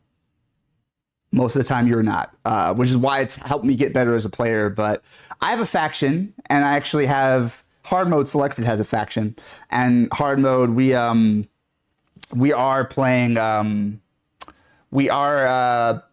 semi regularly these days. Like, we kind of have been pretty busy lately, but you know, we do have a faction. We do compete in like small tournaments, you know, sort of the PlayStation tournaments and whatever, and hopes and preparation to eventually, you know, compete on a grander level. Also, it sounds like they're gonna get cross progression soon. I'm pretty stoked about that shit. I almost started an account on Steam, but when they announced they're probably gonna do cross progression, I was like, I'm gonna wait. I'm just gonna wait, and then I can share my skins and all my stats across both platforms, and that's gonna be the way to do it. So I play on PlayStation 5. It is a game you can play cross-play, but if you want to compete for competition purposes, you have to essentially be on PC or console. So like Xbox and PlayStation can compete together under the assumption that, oh, they're playing with controllers, and then like, you know, PC is its own lane, assuming like it's point click, and you know, the common perception is that on PC you're going to be more dangerous because your reaction time is going to be better and the layout's just so much easier and whatever. I'm the type of person who did not grow up playing on PC, so like I don't have that sense of comfort with a keyboard and mouse. Like it just doesn't feel right to me. So even on PC, I'll be playing with this guy. But that's just me. And even though people like to, you know, people from the PC master race and people who fear the PC master race on console all like to say like, oh, well, it's just not fair. You can't compete with people on PC. If you pay attention to the actual tournaments that have been going on lately, the Ignite tournaments from Marvel Rivals, the big stage, every tournament has had at least a couple of players on the sticks competing at the highest level at the finals. So don't buy into the bullshit. Like, I'm not going to lie to you. Yeah, of course, on average, a PC player is probably going to have an advantage if they're good at what they do. But just know that that's not set in stone, right? Like, if you've fucking got the skills, you've fucking got the skills, and you know, you work with what you've got. And I'm not saying I'm there yet, but I'm just saying that like I feel good with the you know, the controller in my hands. And it's encouraging to know that there are players out there that are, you know, they're on that tip. They're able to compete at the highest level on controller, even with everybody talking shit. So I love that. I love it. Never let anybody tell you what you can do. You go out and just fucking do it. Get it done. No, Screwface, I'm gonna hold you to that though. We don't link up. If you decide you're ready to dip your toe back into Rivals, all the better. You know, Screwface and I also bonded over our love for Marvel's Avengers. I know that game gets dogged, but that game was life. Okay, especially during the pandemic, that game was life. There were just mistakes made that made that game fail. Uzi, I mean, I took the mortar and pestle to your ass and ground that into the powder for you to do a line of. Yes, I made a cocaine joke. 7 shots of sake deep. It was bound to happen. Jeez, Uzi getting tipsy out here. Ghost cities get destroyed. People probably get stepped on, and everything explodes. I'm not sure why the citizens think they are good. The Power Rangers. That's fucking great. I love Power Rangers. They are pretty messy. Hey, when did we decide? Oh, Game Professor, I'm sorry. It took me forever to get to your comment. You've been in here for a minute. Hey, when did we decide to stream at 5 a.m.? Because, well, I mean, for me, it's 2 a.m. First and foremost. Second of all, it happened when my schedule got fucked this weekend because I was on painkillers. So, like, I slept when I slept, and then I was awake when I was awake. So now I feel like better now, but, like, honestly, I just, you know, I don't know. My schedule is what it is now. It's doing what it wants to do. My body's just doing what it wants to do. It's like, we're awake now. Okay, sure. No, Professor, again, thanks for hanging out with us. I really appreciate it. Time flies. Yep. Oh no, not message being held. I'm sorry, Ghost. Automod out here wilding. Automod chill. Automod, I did not ban butt plugs or beats. Is it because people can say beat off? Is that why it thinks beat is a bad word? Automod, you're drunk. Go home. How do I fix this? Let me fix this. Okay, it looks like OBS does not want to behave, so I'm probably just have to fix this via Twitch. Hold on, y'all. I can't have the AI thinking it runs shit around here. I'll have it know that Why did it not held for sex-based terms? Expired or not posted at chat. Well, I'll fucking damn well fix that.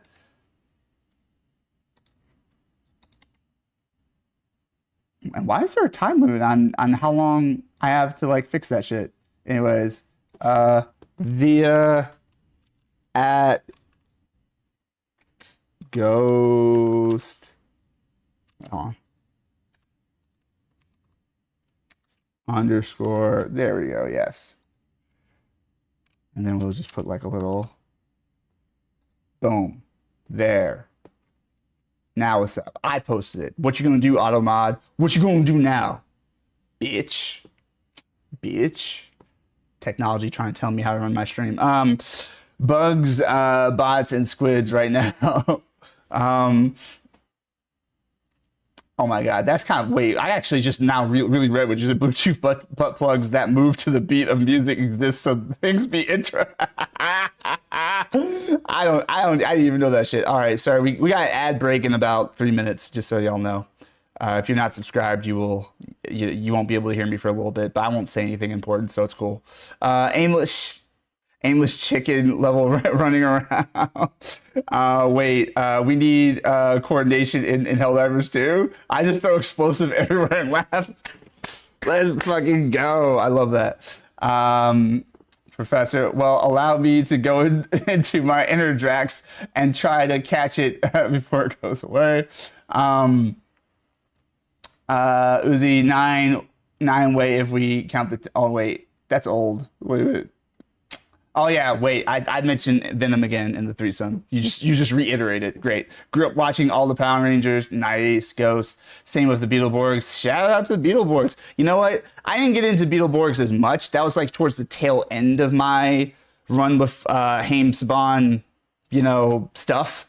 But I definitely was deep into Power Rangers from Mighty Morphin through In Space. And then In Space is about where I fell off for a while. I did eventually come back during Dino Thunder because I thought it was a cool nod back to Mighty Morphin, and obviously you had Jason David Frank in the mix as Tommy, so it was interesting to see Tommy Oliver come back as like the adult in the group, right, the mentor, but still got the move, still Morphin. So shout out to Dino Thunder. But yeah, pretty much Mighty Morphin through In Space and then Dino Thunder, and then I really haven't paid attention to anything beyond that. It doesn't mean it got bad or it's not cool or whatever. It just means like I just kind of checked out. I did watch VR Troopers. I remember thinking that was cold for a hot second. Like everybody in my school was like, VR Troopers is way cooler than Power Rangers right now. Now in the long run, obviously Power Rangers is way better than VR Troopers. But for some reason, we're at that time in my elementary school where for some reason, people were starting to turn on Power Rangers. Like it was whack to like Power Rangers. Like, no, that I used to be into Power Rangers, but I've outgrown that. I'm on to VR Troopers now. That shit goes crazy. Like,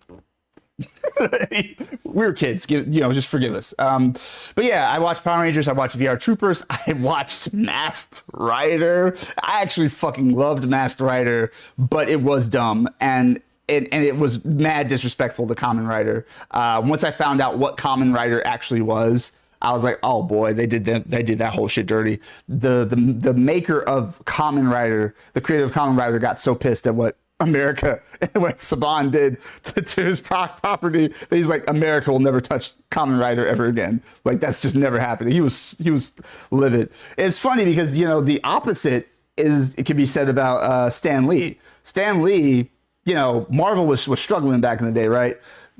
Everybody's like, oh, Marvel's top dog or whatever. Marvel's way cooler than these. Like, Marvel was struggling back in the day. Marvel, like most comic book companies, to be real, at some point or another almost go bankrupt because it's hard to be profitable. And that it's a very niche market. Like you got to constantly be selling those things like hotcakes. So Marvel Comics was going to go over. DC was going to go under as well. It's just they got bought out by Warner Brothers in like the 70s or 80s or some shit. So like they kind of had I think the 70s because Superman the movie is a Warner Brothers picture. So they got bought out in the 70s or some shit. So like that's how they survived. But but Marvel didn't have a sugar daddy, and so so like Marvel had to just kind of get it out the mud. And so Stan Lee was making these deals left and right to license out the characters. So he licensed out Spider-Man to a Japanese company to air a Japanese Spider-Man series, which you could still find online. Spider-Man. So Spider-Man was a take on Spider-Man, but like it ditched Peter Parker. It created a Japanese character to wear the mantle, and then he was an alien and he had a giant robot, which is funny because Spider-Man was actually the impetus for like the superhero Sentai craze in Japan. So in a way, Spider-Man is like the godfather of Power Rangers, because like without that Japanese Spider-Man show, we wouldn't have really gotten Power Ranger. We wouldn't have gotten was Super Sentai, and we wouldn't have gotten like the Zords and all that, and we wouldn't have eventually gotten the American take on it, which is Power Rangers. So it all kind of is full circle, but that shit was wild. So it's funny, like Stan Lee's approach to that was very much like, hey, we need the money and fuck it. Nobody's gonna ever see it. It's just gonna air in Japan, and you guys gotta remember this was like back in the day. So this is like either 70s or early 80s, and so like you gotta remember that the internet, public internet, just wasn't really a thing. So like so if you have like a weird like foreign reimagining of a property, like most likely Americans are never gonna see it, because that's not how the world worked back then. Like you had to really dig to find that shit. You had to know somebody who knew somebody. But obviously now, and with the advent of the internet, like of course that shit's everywhere. But yeah, Spider-Man. We're actually, I think my brother was hoping that, my older brother was hoping that the Japanese Spider-Man might be a skin in Marvel Rivals, which I think would be kind of a fun thing. I don't know if maybe I'm miscrediting this. I want to say I'm attributing this to Star Cardinal. Shout out to him, my older brother, but like maybe somebody else said this, but whatever. I think it'd be an interesting thing to do. I don't know how you would really distinguish it though. His suit's not wildly different from classic Spider-Man. The eye slits are slightly different, and he's got the web shooters. He's got the web shooters on the outside, I think. I don't know. In any case, yeah. So, anyways, all that to say, it was funny to like have that history of Stan Lee just loaning out Spider-Man and being like, "Fuck it, y'all can do whatever the fuck you want with it." They're like, "We're gonna make him a space alien with a giant robot." Sure, great. But on the flip side, in the 90s, the inventor of Kamen Rider is like, "Oh, America wants to do something with this. Let's go." And then America does its thing, and they're like, "Am I a joke to you?" He was just pissed. He was real pissed.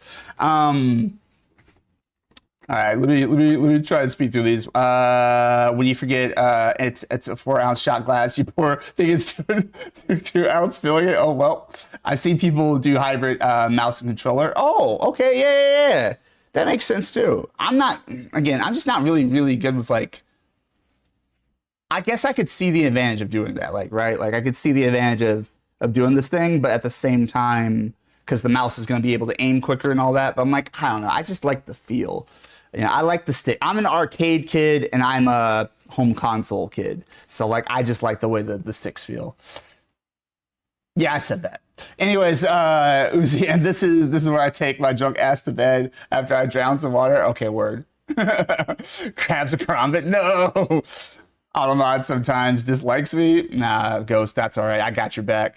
Hands it to Phil. Kill Automod. Appreciate it. I accept, Uzi. Homie, I set Automod off 50 plus times and other streams just by existing. In a stream I used to watch, I was a channel point redeem where I was tasked to trigger it. That's hilarious. I actually own one of those as well as the Panty Vibe resting version. They don't work. Oh, okay. We're going back to the butt plug, right? 100% because the sensor's muffled. I stopped around Power Rangers Samurai. Okay, word. OMG for VR troopers. yeah. Pepperidge Farm remembers. Jinkies, in one stream, my automod log shows 10K, and I know this as I was modded in there for bot maintenance, and I checked, and it was just from me rage bombing over the fact that the game we were running kept lagging, crashing, etc. Oh no. The music trigger vibes. In the I own for context. Remember Ultraman? Oh yeah, of course Ultraman. I remember when I'll throw it to you this way. I remember when Superhuman Samurai Cyber Squad. Yeah, I remember the whole fucking name. It's like a Tribe Called Quest. You gotta say the whole thing. But like, I remember when Superhuman Samurai Cyber Squad came out, and when they, showed us Servo, the main, Matthew Lawrence turns into Servo to fight in the digital world. I was like, Servo looks like Ultraman. Servo just looks like Ultraman. I mean, they look different enough, but like, it's very much the same vibe. But yeah, I remember Ultraman. I didn't watch a ton of Ultraman, but as a kid, anything I could get my hands on that was like kaiju or superheroes or martial arts or any of that stuff, I was getting my hands on. So yeah, I saw a little bit of Ultraman. I grew up on Godzilla movies, so all of that stuff seemed pretty interesting to me. If you want to giggle, watch Power Rangers RPM. Oh no, yeah, it's chat Shags and betweens. I'm out of here. Oh, hey, good night, Uzi. I'm sorry, I'm super late on this. Have a good one, Uzi. Sleep well. All right, cool. All right, that catches me up on chat. It only took me an hour. I feel pretty good about myself. No, Ghost, you're a fucking real one. Cheers to you. For all the fucking Power Rangers knowledge. For being down with the dope shit. Hey, should we rival some more? All right, let's rival some more. Let's go. I've been listening to these sound effects in the back of my head this whole time. Just them spinning their weapons and doing their animations or whatever. Anyways.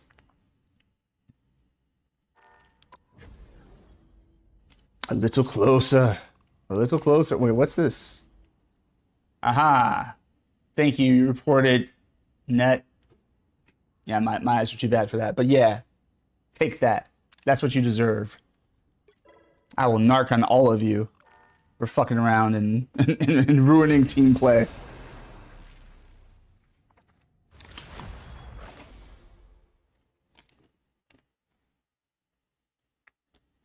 All right.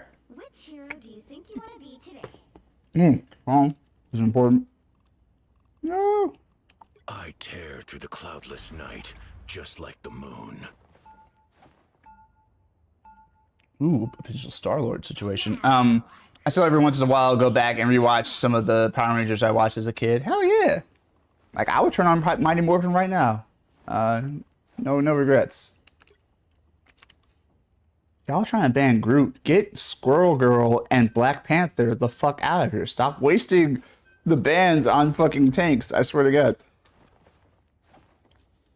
I feel some kind of way about that. I'm sorry, y'all. I'm sorry, y'all. Yes. But they got rid of Cloak and Dagger. That's some bullshit. Well, we didn't really have a Cloak and Dagger, so I guess that's fine.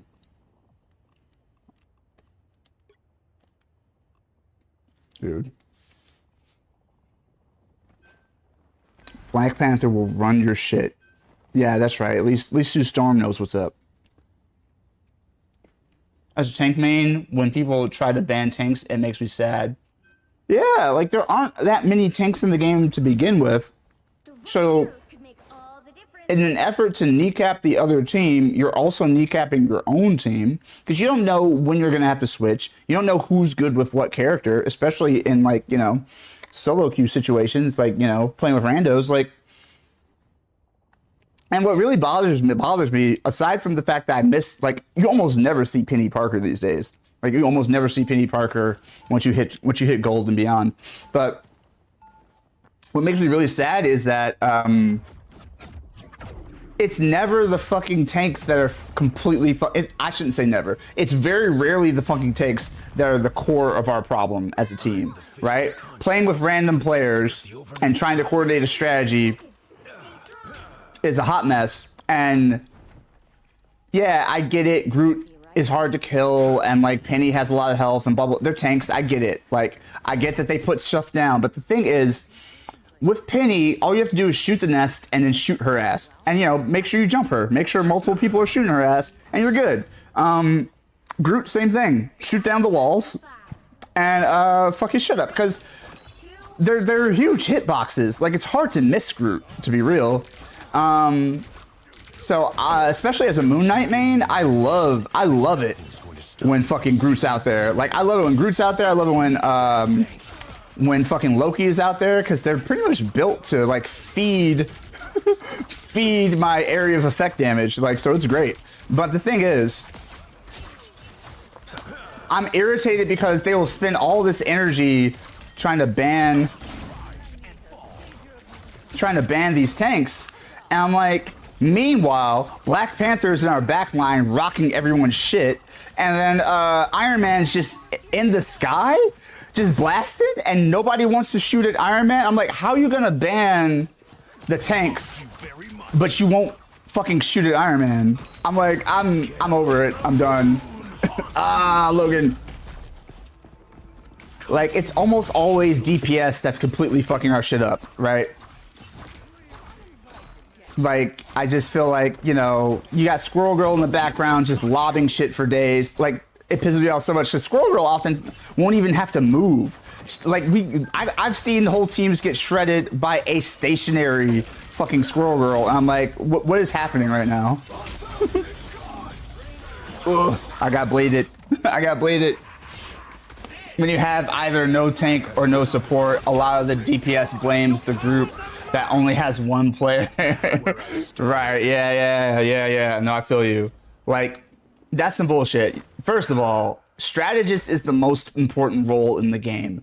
Anybody who's running single strategist comp, if they are not a team that plays together regularly, you're just fucking being asinine is basically what's happening. You're just being a big dummy. And I've seen teams do this. Like, there have been times when like one player has it's like, sometimes it's me. There have been times when like I get a phone call or something right at the beginning of the match, right? And so like I'm last to like fucking leave spawn. And, you know, there's this sort of mini game in Marvel Rivals where it's like, haha, last person to choose a character gets stuck as strategist. I'm like, guys, strategist is the most important role in the game. Like, take this shit seriously. You don't want just anybody being your strategist. Not everybody's good at it. But anyways, they'll run out as a 5-man group, you know, while I'm still in spawn because I'm dealing with something in real life. And then I'll get out of spawn and be like, these motherfuckers went to the field with one fucking strategist. It's just assuming I was going to be strategist. Now, I take up the role because I'm not a dick. But, like, you know, like, they were fighting with one strategist. I'm like, you guys have no fucking tact. You don't know how to play this game. Why would you play with only one strategist? If anything, somebody should have said, fuck it, we don't know what this last guy's doing. I'll be strategist, you be strategist, and we'll go out with 2 strategists, a tank, and, you know, a DPS or whatever the fuck. Like, you know, either 2 tanks or 2 TPS or whatever, and like, let's just do that. Like, I would never leave the fucking base without fucking 2 strategists in play. That's crazy. And rando comp, no thank you. If I'm playing with my homies and we have a plan, that's different. But yeah, no, strategist is one of the worst, one of the most bullied positions in the game, which is ridiculous because strategists have the most responsibility. You live and die by whether or not you have good strategists.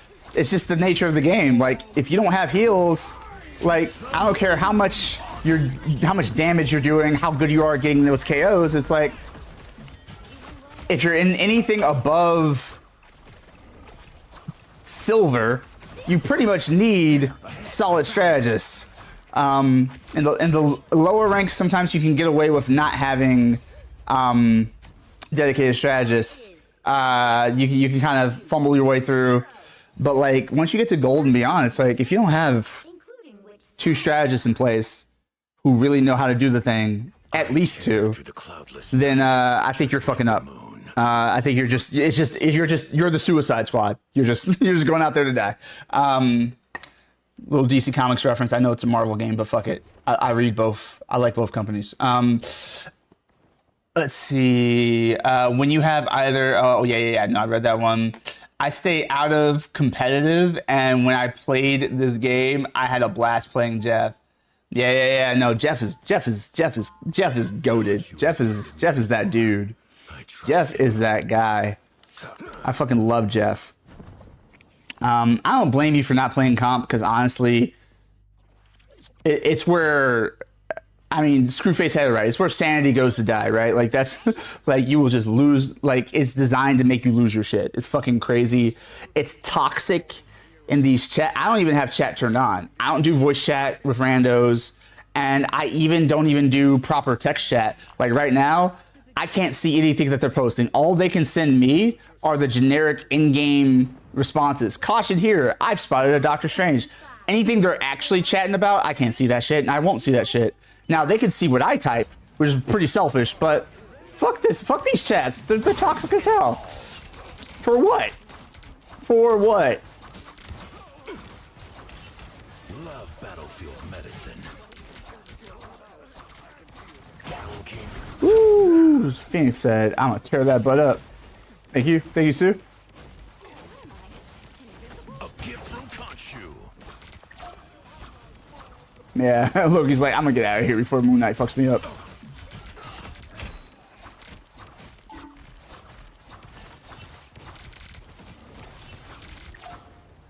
Rise and fall. How about you stay the fuck over there? Loki.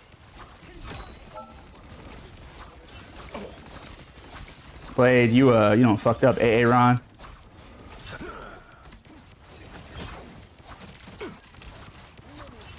The wounds are gone. Thanks. The moon haunts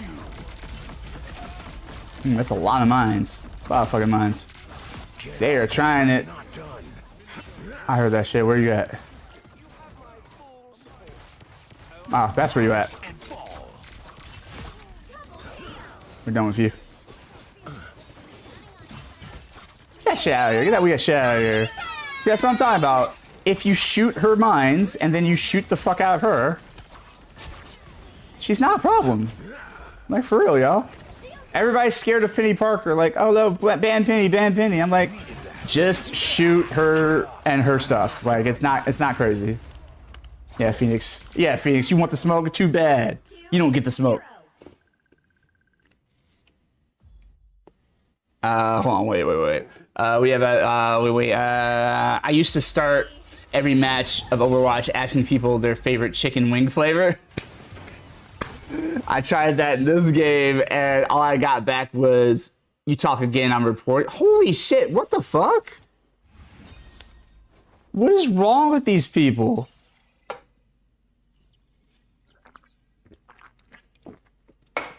I mean, you literally asked everyone, so it's not like people can be like, "Oh, is this person racist or something?" Like, no, you're just like, "Hey, what's your favorite chicken wing flavor?" Like, I don't understand.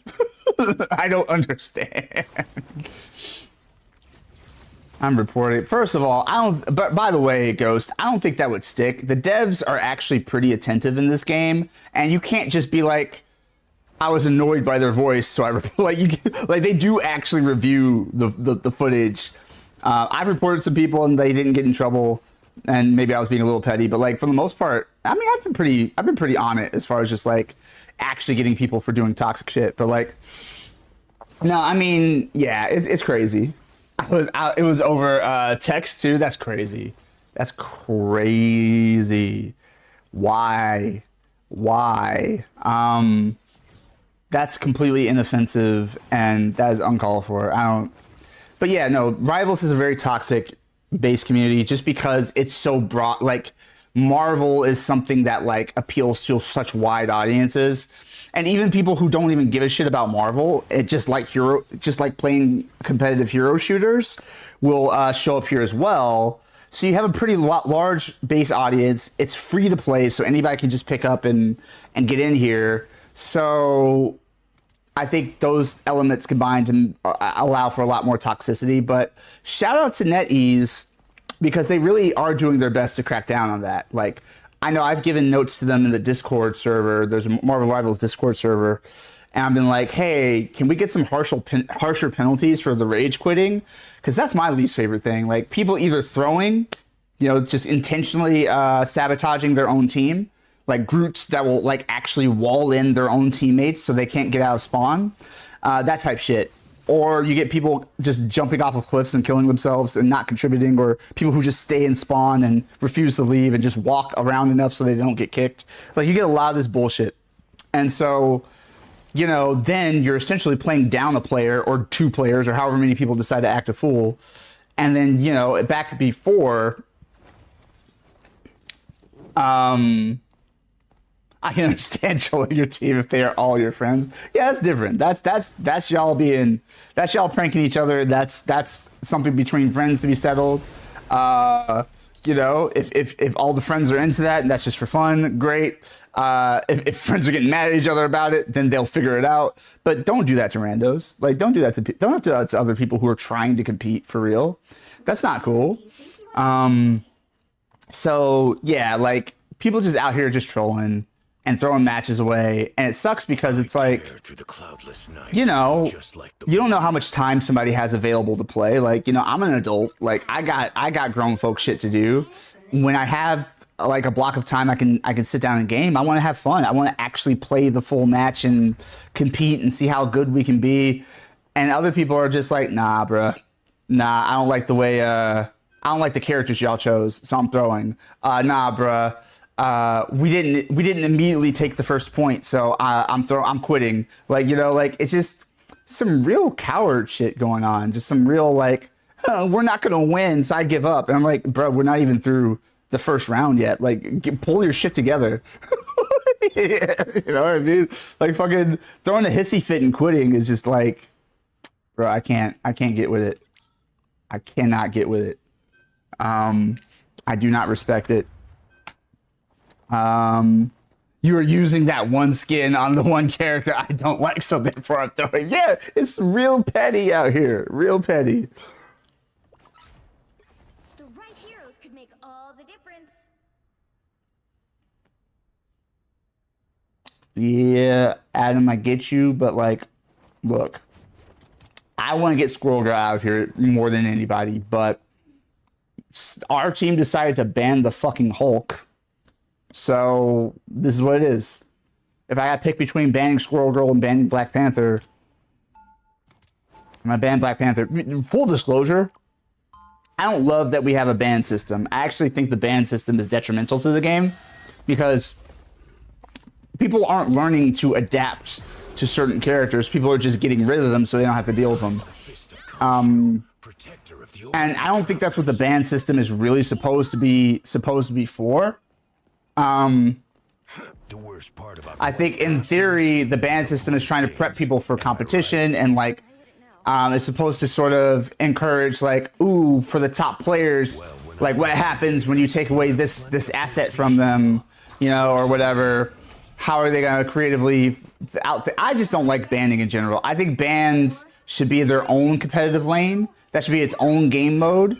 But I think, the main competitive mode should just allow access to all the characters, and if you keep getting whooped by Spider-Man and Black Panther, then I don't know, maybe learn how to fight Spider-Man and Black Panther. I don't know what to tell you. But since we do have a ban system, and we're gonna have to use it anyways, then hot damn it, don't be throwing away bans on like characters that we can easily light up. Which, look, I'm not saying there have been zero tanks that have just come through and wrecked our shit. That absolutely does happen. But on average, I have way more to fear from like a dive DPS or something, like that magic that just keeps popping up and whooping everybody's ass, or that Black Panther, that Iron Fist. Iron Fist is going crazy this season. They buffed the shit out of Iron Fist. He has so much survivability now. It's like, I think Iron Fist has more survivability than Captain America right now. I'm not even fronting. By the way, I started off in this game as a Cap main. Going back to earlier when I was talking about how Screwface and I both enjoyed Marvel's Avengers, when I started the game, I started with Cap because in Marvel's Avengers, Cap was my guy. He was my first main. I was mostly a Cap and Spider-Man main in Marvel's Avengers. So when I first picked up Rivals, I'm like, I'm not the best at hero shooters. I'm not the best at competitive shooters in general. So I'm gonna start with a meat and potatoes, you know, like scrapper. Like I'll throw hands all day. I'll give everybody the business. Stay back there for a second. I gotta fight the whole team? Oh shit. Oh shit. Thank you. Oh man, it wasn't enough. Hulk is male diva. I haven't played Overwatch or Overwatch 2. I haven't played it, so I don't know the characters that well. But I'm gonna look that up, see how that character moves, and then I'm gonna see what happens. Not me getting out Moon Knighted. I will not have this oh shit, this disrespect.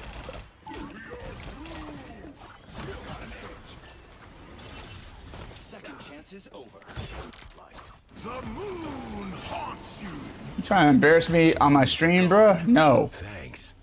Look at me. Look at me. I am the Moon Knight now. Oh shit. And stay out. Rise and fall.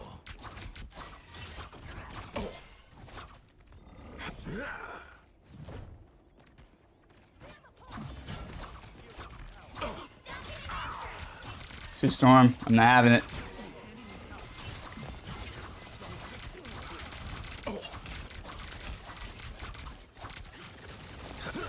Woo. Oh. I think we had someone in our back line. Maybe it was Groot. No, we have Groot. Who was in our back line? I don't know. But it just seemed like our healers were distracted for a second. I was getting constant heals. I was like, yeah, I'm gonna go in, and I was just like, oh shit. An onk. Hey, that's my trick. A gift from Khonshu. Bruh, I done told you, I'm the Moon Knight now. Oh shit! Oh shit! The moon haunts you. Susan, no.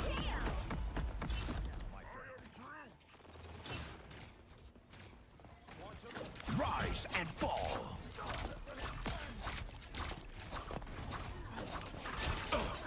Not him being behind us already. Oh, not me running into Emma. Choke slam to hell. She had just died too. Shout out to Rocket for bringing her back. Watch over me. But I will say, the more that I've played this game, I can never make heads or tails of fucking Overwatch. I'm like, what am I looking at? This looks like chaos. But the more I play Marvel Rivals, the more I start to understand what fucking Overwatch is. They are different. They're not the exact same game, but like there's enough overlap that I'm like, oh, now I get why. Now I get what people are yelling at each other about in Overwatch. I would watch iPandakai and She the North play a lot of Overwatch, and I would be like, what are they? I get that they're frustrated with their teammates, but I don't know why. I feel like I shouldn't play this game. I'm gonna get yelled at. This isn't usually my bag, but I just love Marvel so much that, and they did such a good job with all the characters, gameplay, design-wise, lore-wise, like voice acting-wise. They did such a great job with all the characters that I'm just like, well then, I guess I'm gonna be playing Marvel Rivals now. Surprised the shit out of me. Aw, man. I should have just stayed and helped Groot. I got scurred by the legendary. Not my whole team being laid out.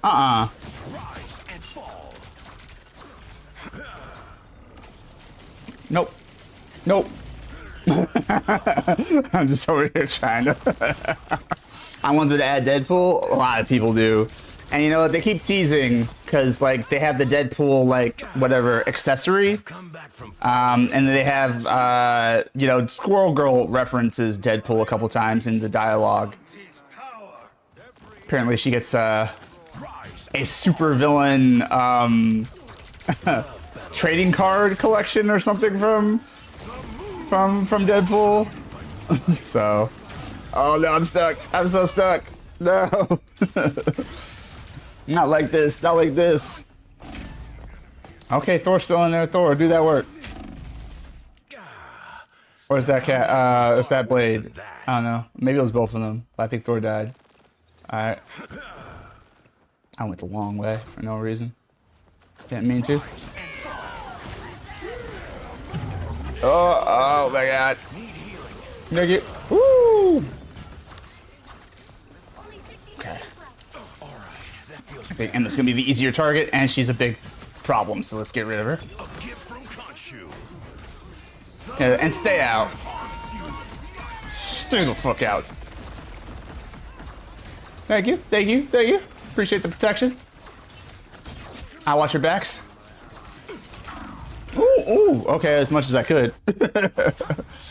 Much as I could. Down to 30 seconds.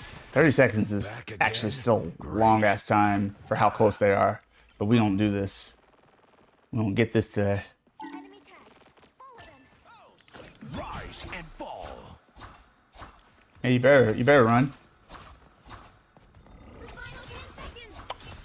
I saw that coming a mile away.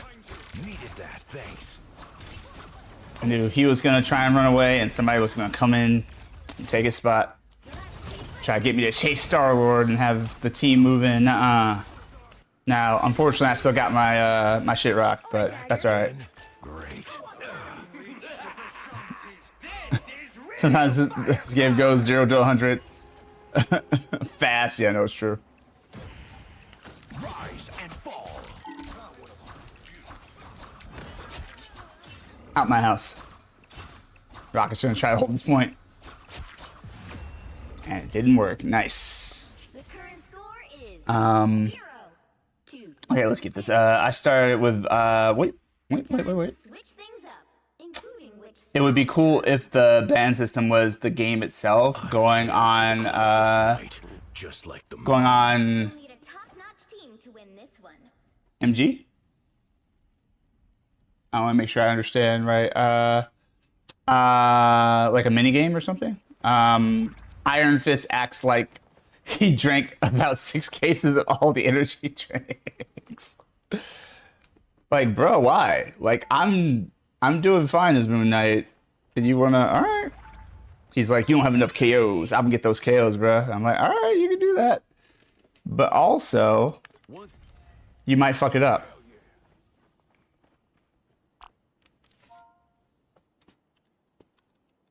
Oop, wrong keyboard. Get ready. He ain't an interdimensional god like Null, but we gotta take down Doomstat. He may be in league with yet darker forces. We must hunt him down and sever his alliances. That's not all I plan to sever. The battle starts in 5, Alright, let's go. 3, 2, 1. Random name number. Okay, got you. Alright, generator. The occult threats to this world are many, and they grow stronger.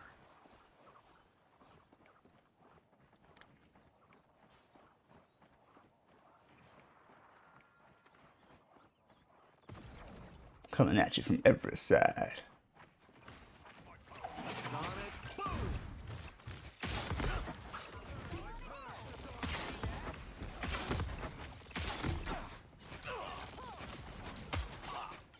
That came in handy. Because we are asses whooped.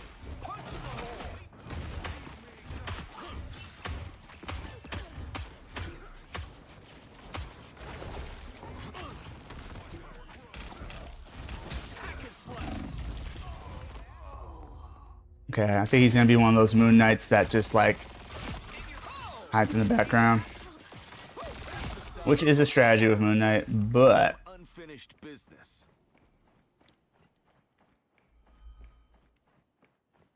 Nothing here. Suspicious. Sonic.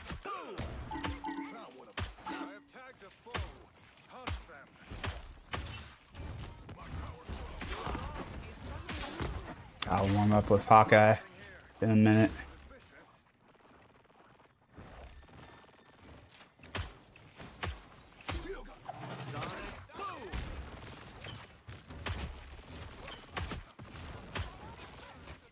The moon haunts you.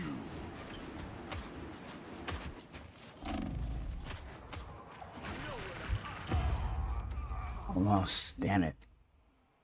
Okay, random name number generator, as in it's just, oh, okay, RNG, okay, my bad, again, no glasses, it just randomly picks a hero.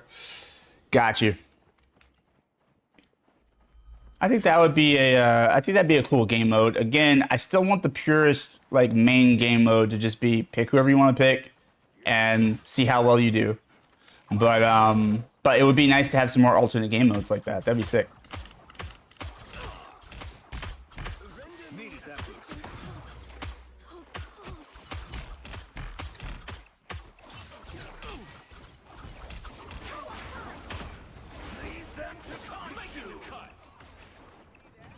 Actually, before I go. Against the world. Disappear. But I hear there are side effects. The moon haunts you. Never miss. Yeah, counter that shit. Oh my god. Yeah, okay. I think I twisted my shoulder. I'm gonna try something else then. I was born ready. We need to take this place.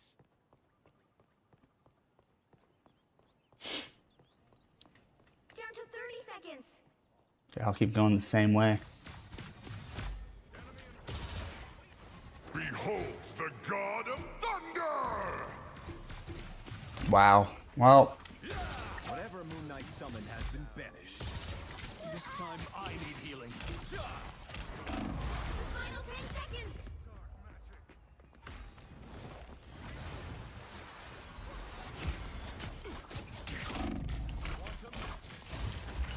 Let's keep fighting until we have a well, winner. I gotta send to overtime. It's up to y'all now. Needed that, thanks. Rise and By the eye. Final score 0-2-2.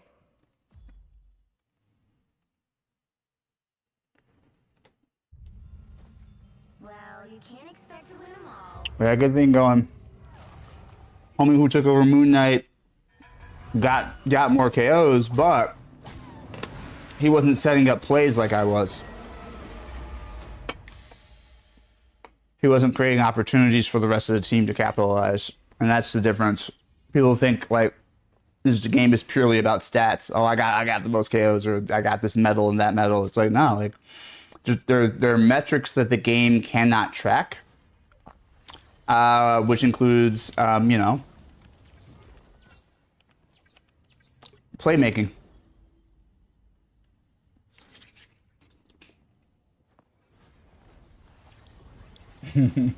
Let's see, hold on.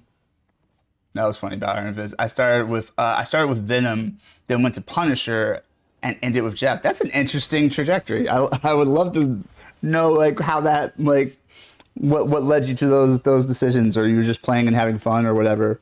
But that's very interesting. No, Venom is a great place to start because Venom has hella survivability, especially when the game originally came out. Like I didn't play at launch, but even when I started playing in January, Venom was like really hard to get rid of.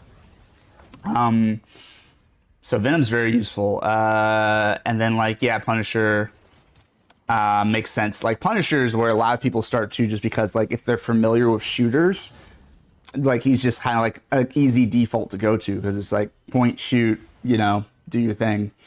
If you can play Call of Duty, you can play Punisher, right? Like if you played Fortnite, you can play Punisher. So a lot of people start there, and then Jeff. Yeah, Jeff is I think one of the surprise hits of the game. You know, more obscure character that they really made something out of, and had a lot of creative ways to play him.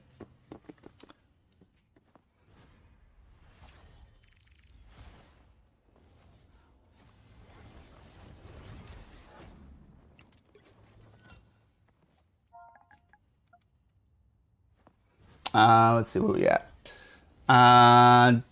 Diva's mech pilot with machine guns and rockets, but when her mech dies, she runs around with a little pew pew until you can call in your mech. They did just jack that. I was wondering, like, I thought it was a really fucking creative character design. I thought it was like, oh, that's dope. That Night, just like the moon. Moon Knight's popular tonight. Interesting. I thought it was really dope that they really thought about the fact that, like, well, if you're going to be able to play as Hulk, you should also be able to kind of get an extra life by being Bruce Banner. I love that. Like, you know, you start as Bruce, you can shoot people and fuck people up for a bit, and then when you get into trouble, you can turn Hulk, and then, like, Hulk gets his shit rocked, and you're Bruce, and you're super squishy, but if you could survive, you get another chance to call. Like, I thought that was such brilliant game design, but I didn't know they had lifted it, which doesn't make it less brilliant. I think it's smart to pay attention to, you know, what other games have done really well and see, like, what elements you can apply to your game if it makes sense, right? And, you know, Batman Arkham games are famous for that as well. Like, Batman Arkham games have a lot of Assassin's Creed in them, have a lot of Metroidvania in them. So, you know, like, I think we should be learning from each other. You know, not necessarily just straight ripping each other off and, you know, cloning each other's games, but, like, I do think we should be learning from each other and building upon discoveries, you know? Well, I gotta focus and see if I can rip this Moon Knight away. You'll need a top-notch Damn it, I overpressed it. That's on me. All right, then. Why don't we try Star-Lord for a bit? All right, let's go tank. It's been a while since I've tanked. Let's just tank. An idea that will never die.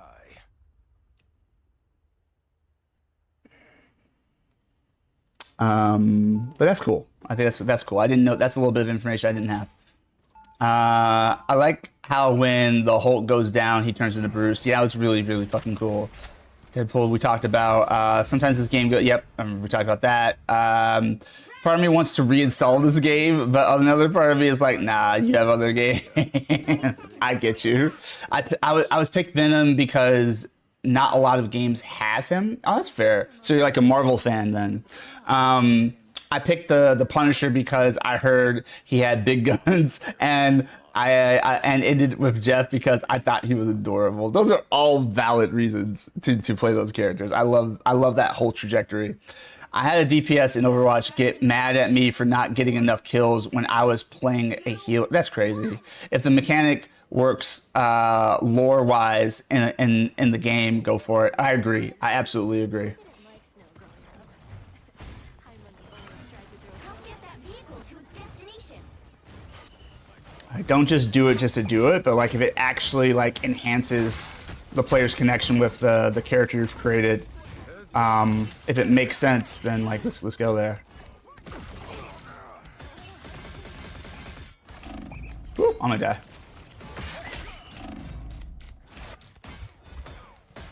She gonna pull me. Alright, yeah, just at the right moment too. That was really good.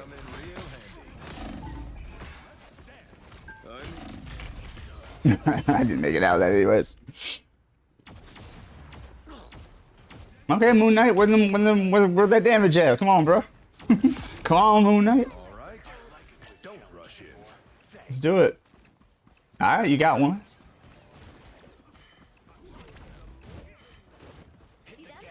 Right there. Admit it.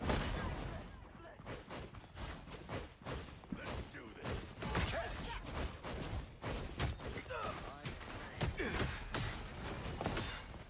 Me having that.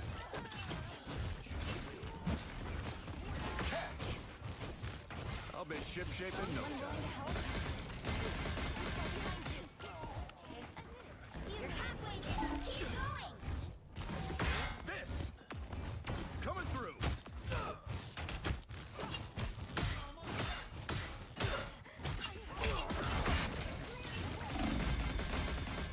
Yeah. Sue the Terminator. She trying. You know what, Reed? Nah.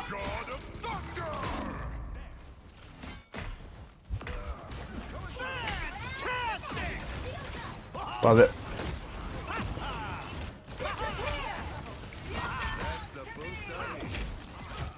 Hell yeah.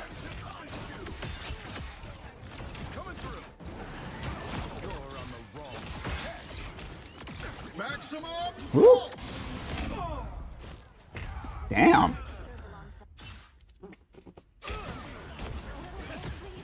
Pulse charge. Good work, Susan. I never stayed down. Moon Knight. Instructions unclear. I can see the sun.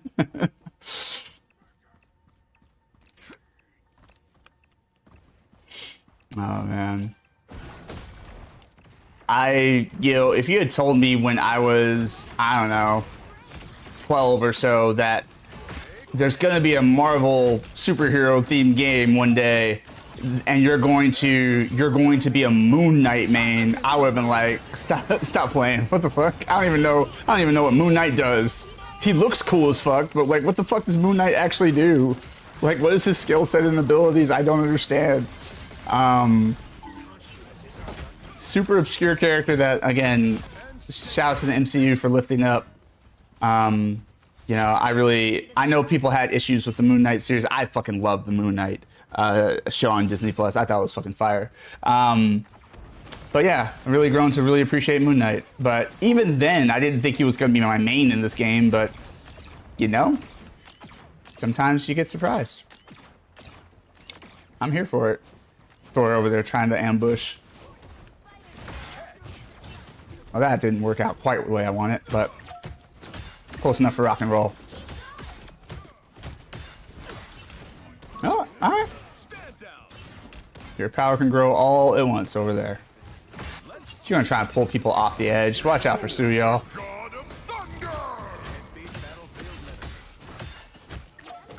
Not that they can hear me, I'm not in voice chat. Woo!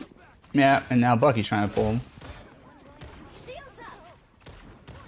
Fantastic! What? Son.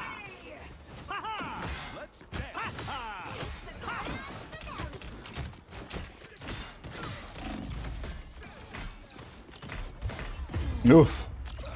God damn it. If I was told when I was a kid there would be a Marvel game where the Hulk smacks a talking raccoon, I would have laughed. That's fair. Yeah, the rise of the Guardians of the Galaxy is like pretty epic. It's pretty wild. First time I heard of Guardians of the Galaxy, I think I was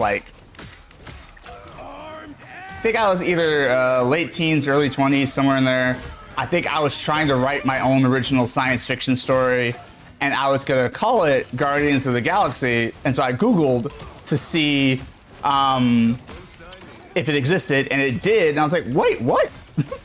Talking raccoon? A tree? What the fuck is this? I had no idea that one day it would be like one of the most popular like movie franchises on Earth. Shout out to James Gunn, though. And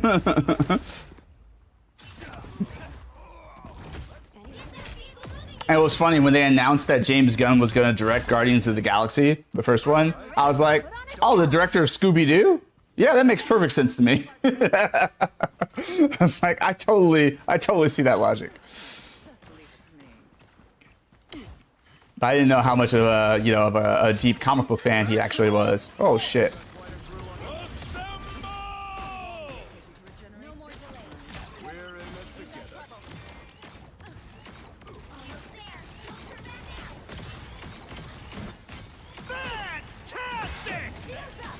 Hell yeah.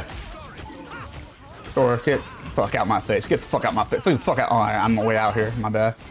My bad.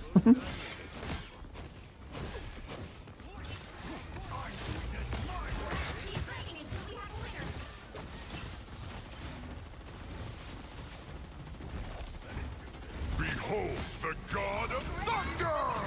No, I will not.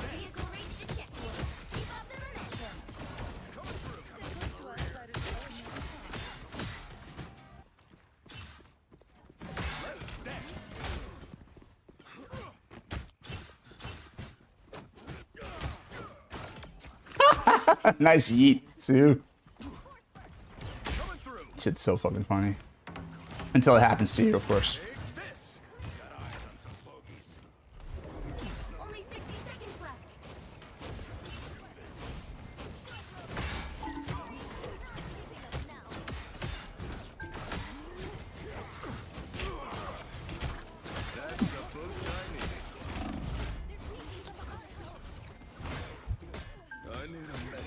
Oh, actually, no, I don't. I mean, thanks, but heals is right over here. Oh, shit. The fuck it is? We got chokeslam by Endless, see? Fucked around and found out, Ben. Fucked around and found all the way out. I'm sick of Thor. Loki needs to go, though. Oh, somebody's on it. Okay.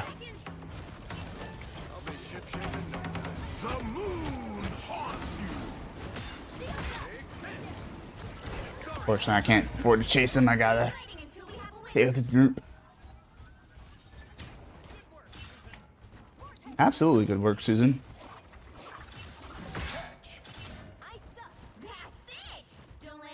Nice. Somebody back there doing work.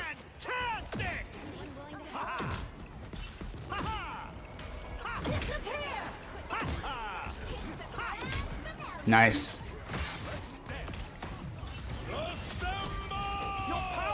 I am ready to put on a show. You think you are? The god of thunder!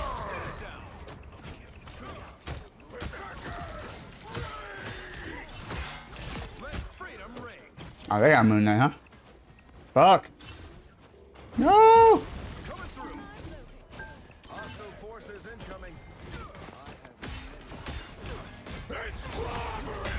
Oh, shit.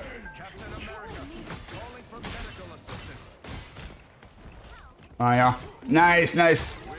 I got back just in time. Holy shit. Alright. This can't. Aw, fuck. That happens when you have the melee tank taking care of the onks and shit. What was driving me nuts in this game is like, I'll be, you know, Cap or something, right? Good run. Hey, appreciate. I'll be Cap and like Tinny will put down a bunch of nests and nobody will shoot them and I'll ping them and everybody just ignores it. I'm like, fine, sure. As Captain America, I will go punch the shit out of these deadly mines. Why not? You know?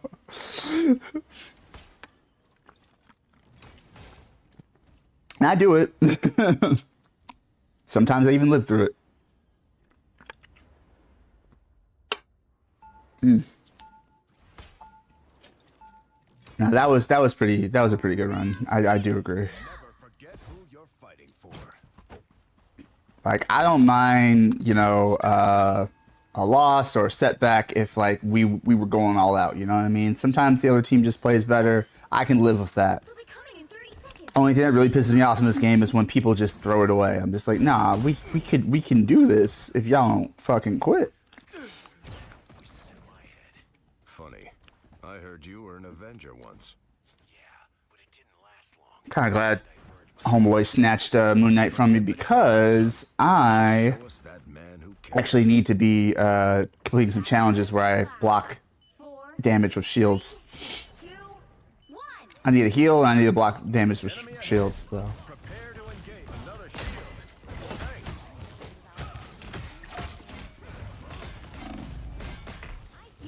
Appreciate it. Oh, Sue's right there. I need to protect her ass. Fuck.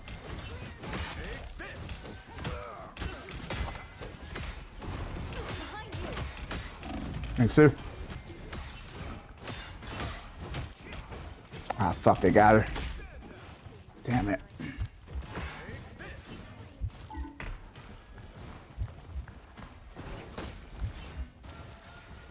Thanks, Luna. Oh, get the fuck back. Get the fuck back.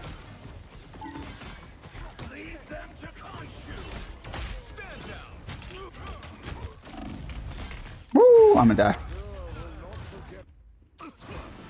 We didn't leave spawn in the first millisecond of the match starting on Thor. Exactly. People are just so out of control in this game. Like, it's just wilding, bro. Sorry, soldier. Throwing tantrums for what? Okay, fair enough. I'm going to at least impede their progress. The numbers aren't in our favor. Take this. Woo, woo, okay. Do something. Come on. Give me the smoke. I want all of it. I want all of it. I want all of it. They gave me all of it. Just trying to buy my team some time. I know a lot of people will be like, no, you should just like wait for your team and like regroup, but like I don't need them gaining ground, man. Like I need to hold that mission vehicle in place. Plus, Cap is pretty fast. I'm already almost back. For mutant kind. I found one of our critics. I found one of our critics. Lead them to behold the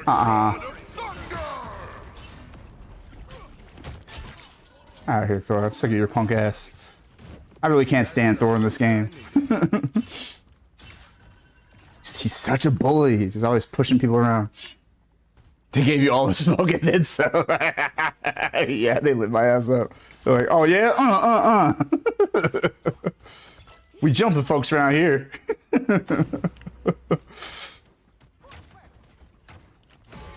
Ah, that was a wasted throw. Yeah, I can tackle people too. What's up? Yeah, you better run. Your powers are mine. Not them having two things. Oh wait, he wouldn't sue. Okay, that's I thought he turned into a thing for a second. I was like, no. These two storms is also no joke though.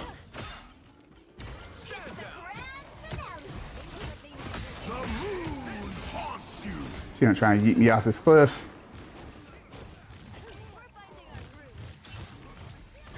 Sorry, soldier. Fantastic! Ha ha! Another shield. Thanks. Oh! Ha ha! The numbers aren't in our favor. Trying to do something about this ox, bro.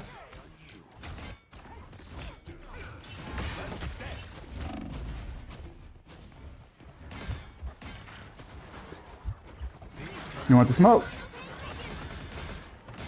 Damn it. I didn't know nobody else is on the point. Shit. I would have focused my efforts elsewhere. I wonder if they retreated or they all died. It looks like they probably died. All right. Don't rush in. I'm like, if y'all abandon me, I will say some unkind things in the text chat.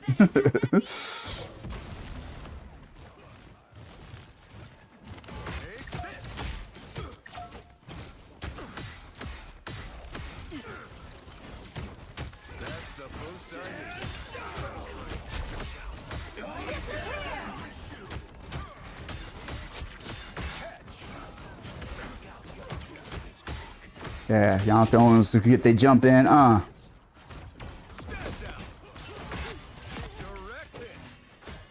Not Cap being proud of that. That's great. I love it.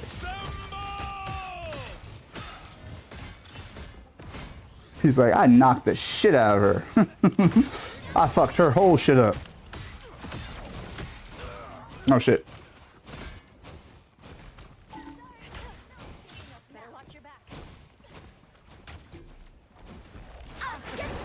Damn it. I was hoping to catch her before that. Alright, well, fair enough.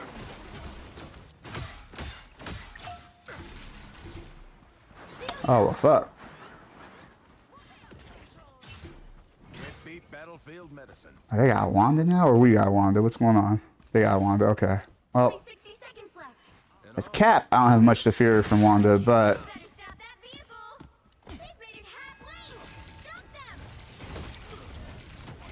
Unless I'm getting jumped. That's a whole different thing. But 1v1, as Cap, I can take Wanda.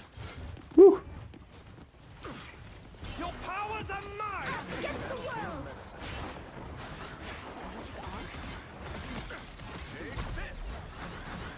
Nice, Magneto. Appreciate you. 30 seconds. Woo! Okay. That was good. That was good. Invisible? You think I'm too old for this? Final 10 seconds. seconds. There's still a chance to stop them. Need some help. Leave that to Khonshu!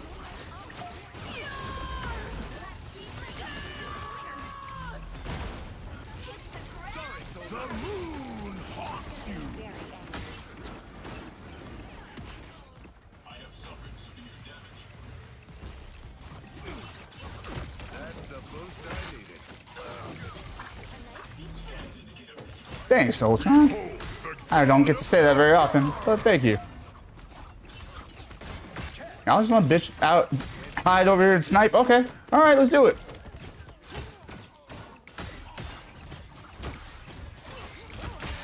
Dagger can get all the smoke. Yeah. Yeah. 4, 2, 2, 1. After about an hour, I have a free arm again. One of my cats decided I was their bed and fell asleep. Aw, that's adorable. That's adorable. I love that for you. But also, I get that that's also perhaps mildly inconvenient. Hey, look at that. Moon Knight came through. Shout out to Moon Knight.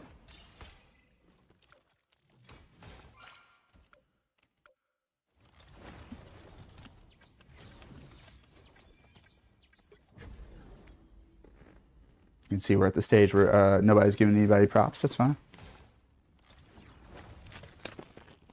Those props were earned. I gave them.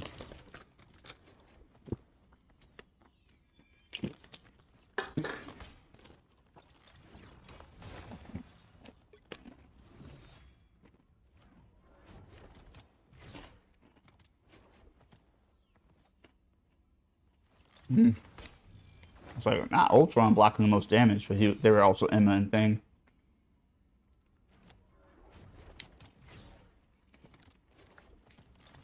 $37,000, I had like 32 or something. Okay. Not bad. Other Moon Knight got the most damage. And the... Wait, no, that's Wanda, I'm sorry. I went cross-eyed and dyslexic. No. So Wanda had the most damage and most KOs. Fascinating.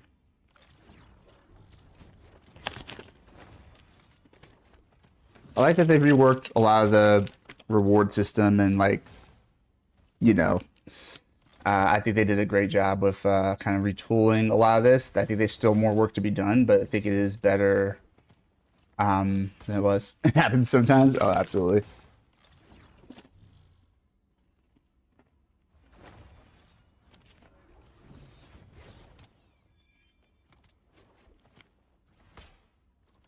Now, me and my homie Drado make like jokes all the time about how bad our eyesight is when we're gaming and shit. I think there's a whole clip on my channel devoted to Drado just telling me, like, Phil, I don't know why you didn't put on your glasses. You know you blind just like me. I'm like, yeah. Yeah. I can't see anything without my glasses. Let's see, I wonder, just for a change of pace, can I do... Oh yeah, that still works. That's still a vibe. Yeah, we can light this way. Actually, just for my own purposes, my phone. Where's my super suit? I put it underneath my chips, which shouldn't even be on this desk, but we're just gonna put it here anyways. Excuse me.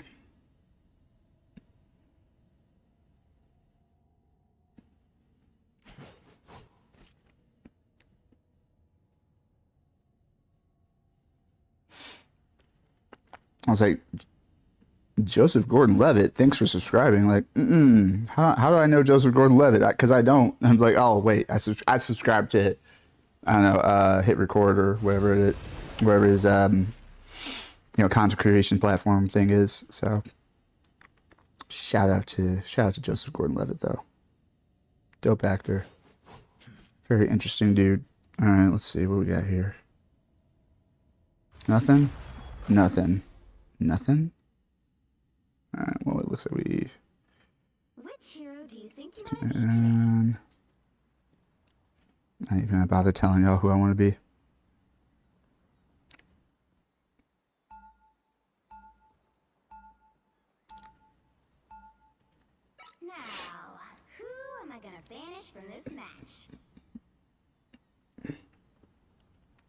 ban Squirrel or Iron Man or Black Panther. I'm good with any of those. Namor is also fine. Motherfucking Namor. You would think after like the third time, Velma would have gotten one of those chain things for her glasses. No, word, facts. Facts. Absolutely. Absolutely. And the whole team's like, no, fuck Namor. Get him the fuck out of here. I'm like, what about Iron Man? They're like, fuck Namor.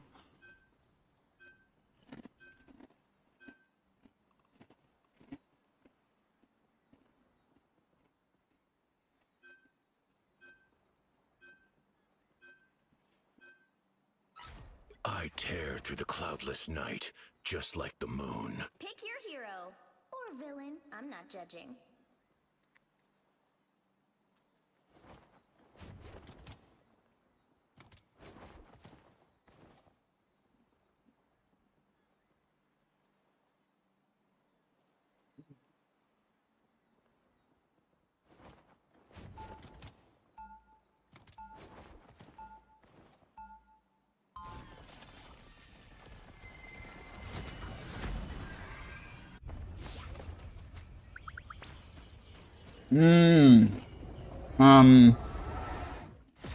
Friends call me Mark, or Steven, or Jake.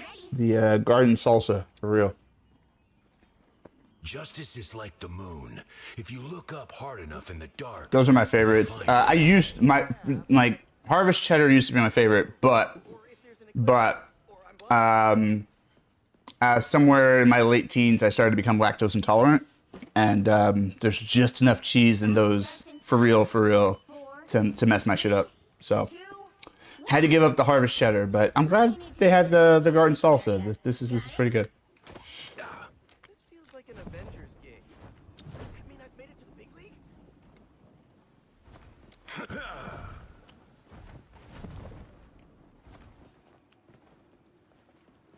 I could tell I was getting old when I was like, you know what? Actually, you know, plain sun chips are pretty good too. I'm like, okay. I'm becoming a boring old man.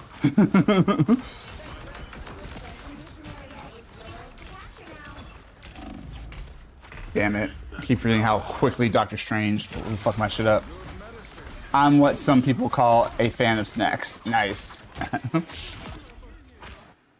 get up, my fist.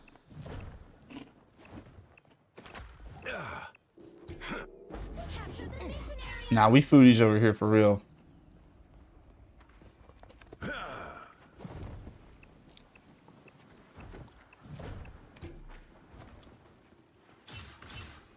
Rise and fall. Love battlefield medicine.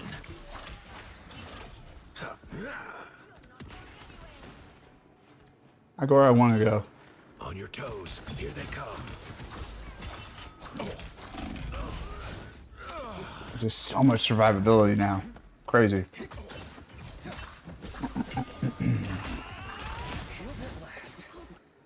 Guess Gonshu's got my back after all.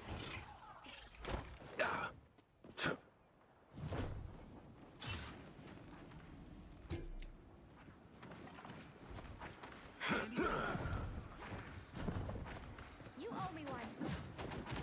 A gift from Gonshu. Capture progress has passed the halfway point. All right, that feels better.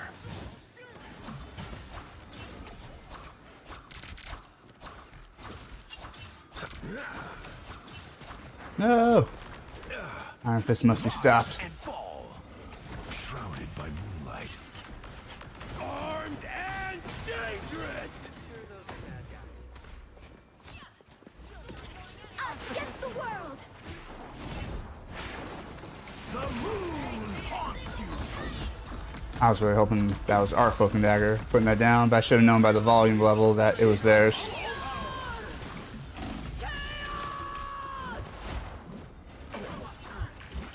Oh, I didn't have anything. I didn't have anything to fight with. Us against the world. back where I started. Fighting until we All sorts of snacks in your cargo patch pockets. Yeah, we ain't gonna make it in time, Strange. Oh, maybe. I should have been a believer.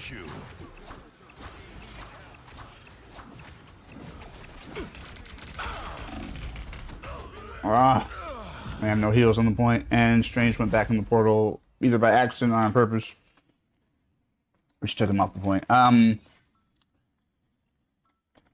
used to carry all sorts of snacks in my cargo pants pockets to the point where I had options if someone wanted something. That's dope. I love that. Guided me this far. I trust him.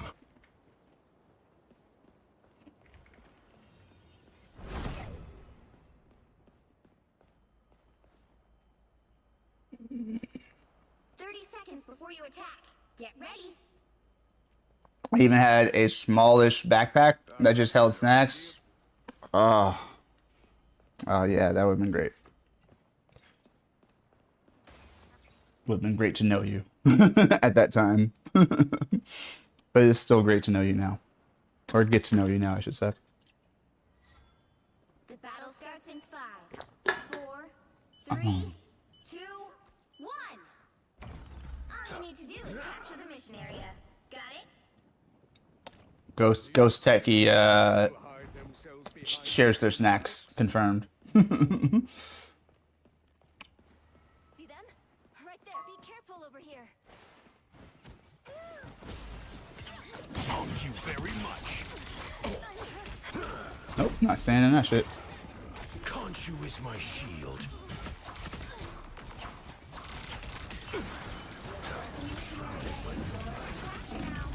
Ah! Oh, wow. My team wasn't even on the point. I thought they were taking the point while I was holding them back. Not like this. No, they backed off. Fuck. Dead. That's one of my pet peeves. Like, if I've, like, got 3 or 4 members of the enemy team, you know, occupied, at least do something with that. I should not find you still off the point trying to figure out how to get back on. Oh, shit. Alright, that feels better.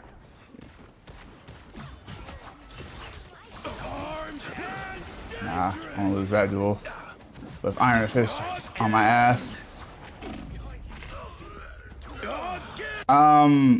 Are we planning on going in, or is everybody gonna do the thing where they snipe off point, hoping that they magically kill the enemy team, and then safely occupy? Like, that shit's not happening. Like, get your ass in there. Get in there, help me fight. Fuck. Halfway point. I'm gonna have to flank then. It's fine. It's part of my job. I am the Moon Knight. Fuck. They covered each other so well. It's nice to see. It's nice to see. It's nice to see strategists like have each other's backs. Like, that's the way you play. Like, some strategists don't heal other strategists. And I'm like, what the fuck are you doing? Like, just because they're a healer doesn't mean they don't need heals. Anyways, team instructions unclear. What is capture the point? No, that part. I have so many pet peeves in this game, apparently, but that's a big one. Oh, Strange is gonna fuck my shit up. Ah, I didn't even think he was gonna get me from where he was. Damn it. I thought it was just outside of his radius. Y'all gonna show up in the 25th hour to then suddenly fight on the point? From far worse than Like, that. why would you wait this late in the game to fight on the actual mission area? What are we doing? Okay, well. Well.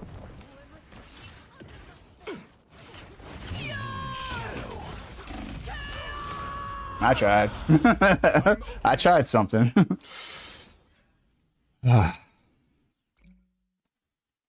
What also drives me nuts is seeing people like jump off of the point or run away from the point because they're getting their ass kicked. I'm like, what are we doing here? The end result is the same. If you run away and let them have the point, we lose. We lose the whole ass game. If you die on the point, maybe we lose, and maybe a teammate makes it in time to sort of take your place and pass the baton, right? And it's like almost 9 times out of 10, the average player chooses, oh, I don't want to die. not my stats. Only so much a single person can do. Absolutely. Absolutely. I appreciate you, Ghost. I'm like, when people out here farming and protecting their stats over actually trying to win the game, I'm like, man, get off my team immediately. Immediately.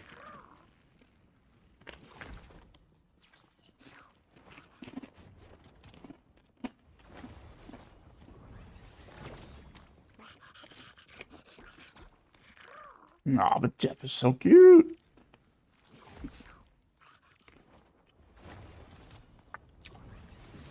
I don't want to kill him. I don't want to ruin my kill death. I'm a ratio. I'm gonna run away and blame the tanks and the healers. Exactly. But sometimes it is me, whether I'm DPS or tank or heals. Like sometimes it's just like sometimes I'm Adam Warlock and Ghost and like Cloak and Dagger are next to me. And we're holding the point. I'm like, wait, what is this? And we're doing our thing too. We're holding on for as long as we can. And like, in the time that we've held the point, there's plenty of time for our teammates to just jump in and do something, right? And they're still not on the. I'm like, bruh, if y'all don't get y'all asses, y'all get y'all asses on this point right now. I swear to God.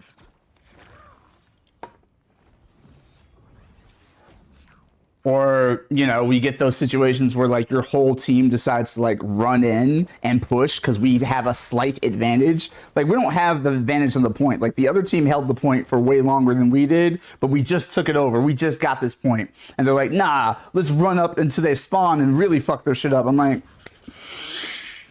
Now, if a few of you want to try that, you know, like if a few of you have some crowd control abilities, like, you know, a Moon Knight and a I don't know, a Psylocke or something, want to go in and just give them problems, holding them back, cool. But when 4 of our teammates go to do it and ignore us when we're the strategists, we're holding the point, and 4 of our teammates are trying to push enemies back into their territory, I'm like, okay. Cool. I appreciate what you're trying to do, but you need to get back here. I'm pinging to retreat, right? And they're like, no, we're gonna fuck them up. I'm like, no, guys, like me and the other strategists are both pinging, like, get your asses back on the point. And they're like, no, we got this. And then they all get their asses kicked. They all get wiped. And so it's just me. It's just me and another healer on the point going, I guess we don't have to fight a full 6-man squad now. Okay, cool. Sure, why not? And they'd be mad at us that like we didn't go run after. Like, no, we all ran in there. We all be dead. It's this when we cry other healer. hold me. Hold me till the end comes.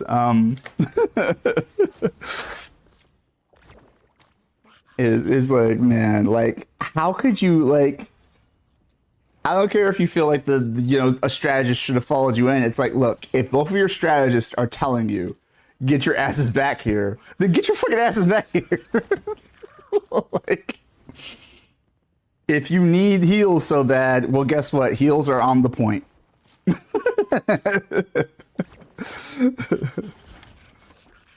Free heals right over here. Man.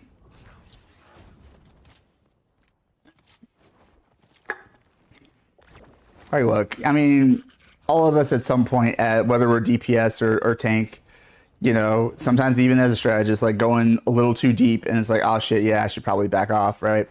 Like that happens, you know, you get carried away or you think you have an opportunity and then the battleground changes and you're like, oh shit, I should really fucking go. That happens. And sometimes you get your ass rocked for that. But like, my thing is, you know, this is a numbers game. You know, we need a full roster to be as powerful as possible. Like, having a numbers advantage is like huge in this game. It's like, and if you've run away from your heals, like, what did you expect was going to happen? DPS who rushed enemy spawn. I need healing. Healer. Then die.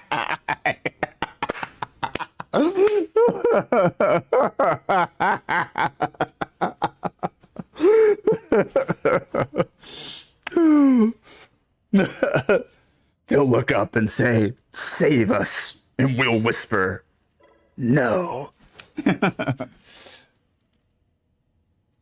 Oh, this hasn't happened in a while. Okay, interesting. Are we good? Let's try this again. Maybe I need to exit the game and come back in. We'll see. How am I doing on these missions though?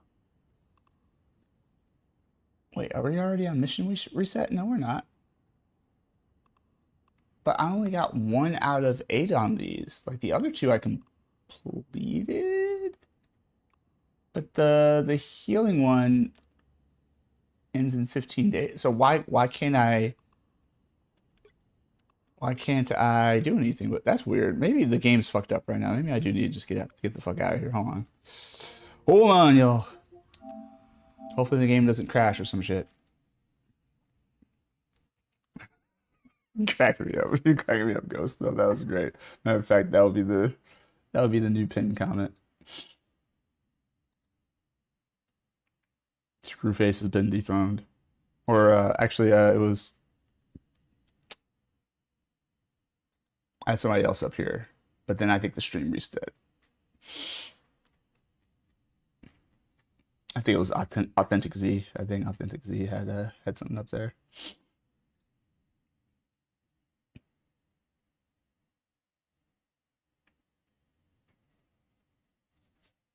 Getting that point where people are either logging off for bed or getting ready for work. Ah, yeah, that makes sense. Wait, is Drado on for real? Don't lie to me, man. Damn it. Drado is not actually on. Which makes sense, because where Drado is, it is... It's like 6:35 where he's at, but even so. I think this is still a day off for him. I don't see any reason to be up this early. I think it might have been Z. Yeah, it was definitely Z. Now Z has been dethroned. The torch has been passed. Shout out to Z though, for real. Really appreciate Z coming through with this raid.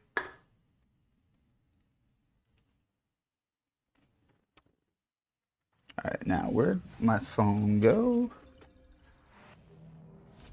Subconsciously, I don't want my phone. I want to be free of it. So I constantly misplace the motherfucker because really I just don't want to have it.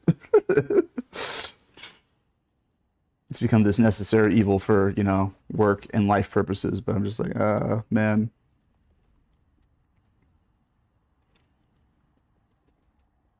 Is there a, wait. I came in with his raid. I was just getting assaulted by bugs and Helldivers too. Oh no, I know you came in on the raid. Yeah, absolutely. I appreciate you following. I appreciate you hanging out. Appreciate you chatting with me more than anything. It's nice to have the company. Oh man, Helldivers 2. What a wild game. I love the sort of love letter to Starship Troopers. It's excellent. It's perfect, really. I feel that 100%. Yeah. Yeah, the phone, I'm just like, bro. Like, my favorite moments in life, or especially on vacations, when I just like forget all about my phone. I'm like, oh yeah, where even is my phone? It's been hours, it's been a day, like I love that feeling. Obviously for practical reasons and even safety reasons, like it's good to have a phone.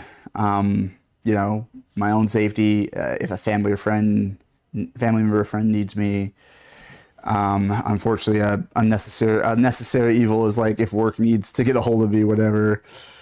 But it's just like, bruh, it's just like, spend way too much time staring at screens. Like, this is fun. I'm playing games, I'm chatting with people, this is cool. But like, I don't like how much I'm on my phone in general in life. It is a real problem. Let's see where we go to. Let's do this one. It's useful. It's a great tool, but at the same time, I'm just like, bruh.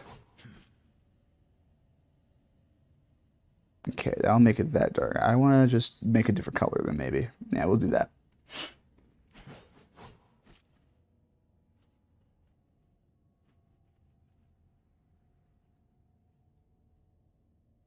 If I wasn't here, I'd be watching an anime or playing World Divers.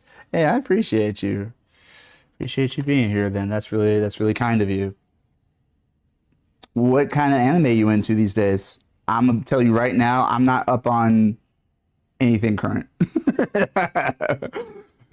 I fell off on my anime watching. I spend more time rewatching my old favorites than I do exploring the new stuff. But I would love to hear what you're watching these days.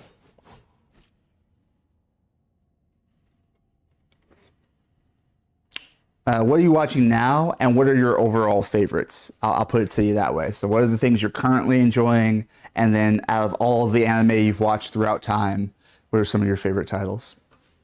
I'll share mine as well. I want to hear where you're coming from first. I want to get some more to drink, though. Oh, shit. Yeah, we really are struggling. Like, I've been up around this hour before and had no problem getting matches. I wonder if something else is going on.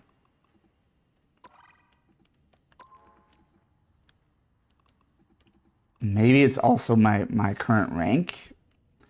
Because I want to say Diamond 2 might be my highest in this game so far. Let me see. All modes. All seasons? Is that a thing? Yeah, there we go. Yeah, Diamond 2 is my career highest. So maybe that has something to do with it. Maybe I'm starting to get in, not that I'm high up, but like maybe I'm starting to get to an area where like it's harder to find people in the same bracket.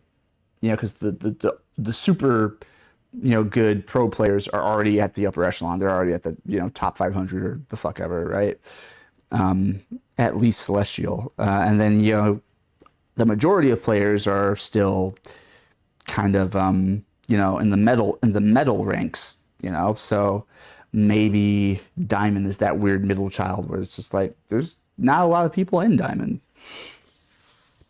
Let's see. I watched just about everything recently. Finished Chainsaw Man. I hear great things about Chainsaw Man. And I left my A rank adventuring group to join my former students. Interesting. I hadn't heard of that one. That sounds like a fun title though. Yeah. Nah, I love me some anime. Ghost in the Shell, fucking W. Fucking W, hold on. We gotta do this right. We gotta do this right.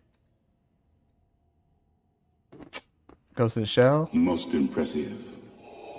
Well, Fury, I don't know that one. Konosuba, don't know that one. Shield Hero, my kid brother used to read the manga. Psychopaths, I've heard a great deal about, but I've not actually seen. So okay, mostly things I haven't seen, but shout out to Ghost in the Shell for real. Now, Ghost in the Shell film or standalone complex, or the more recent Ghost in the Shell animated series? Like, what are we talking here? What's been which ones have you seen, enjoyed? What are your favorites? Whatever. All of them. W.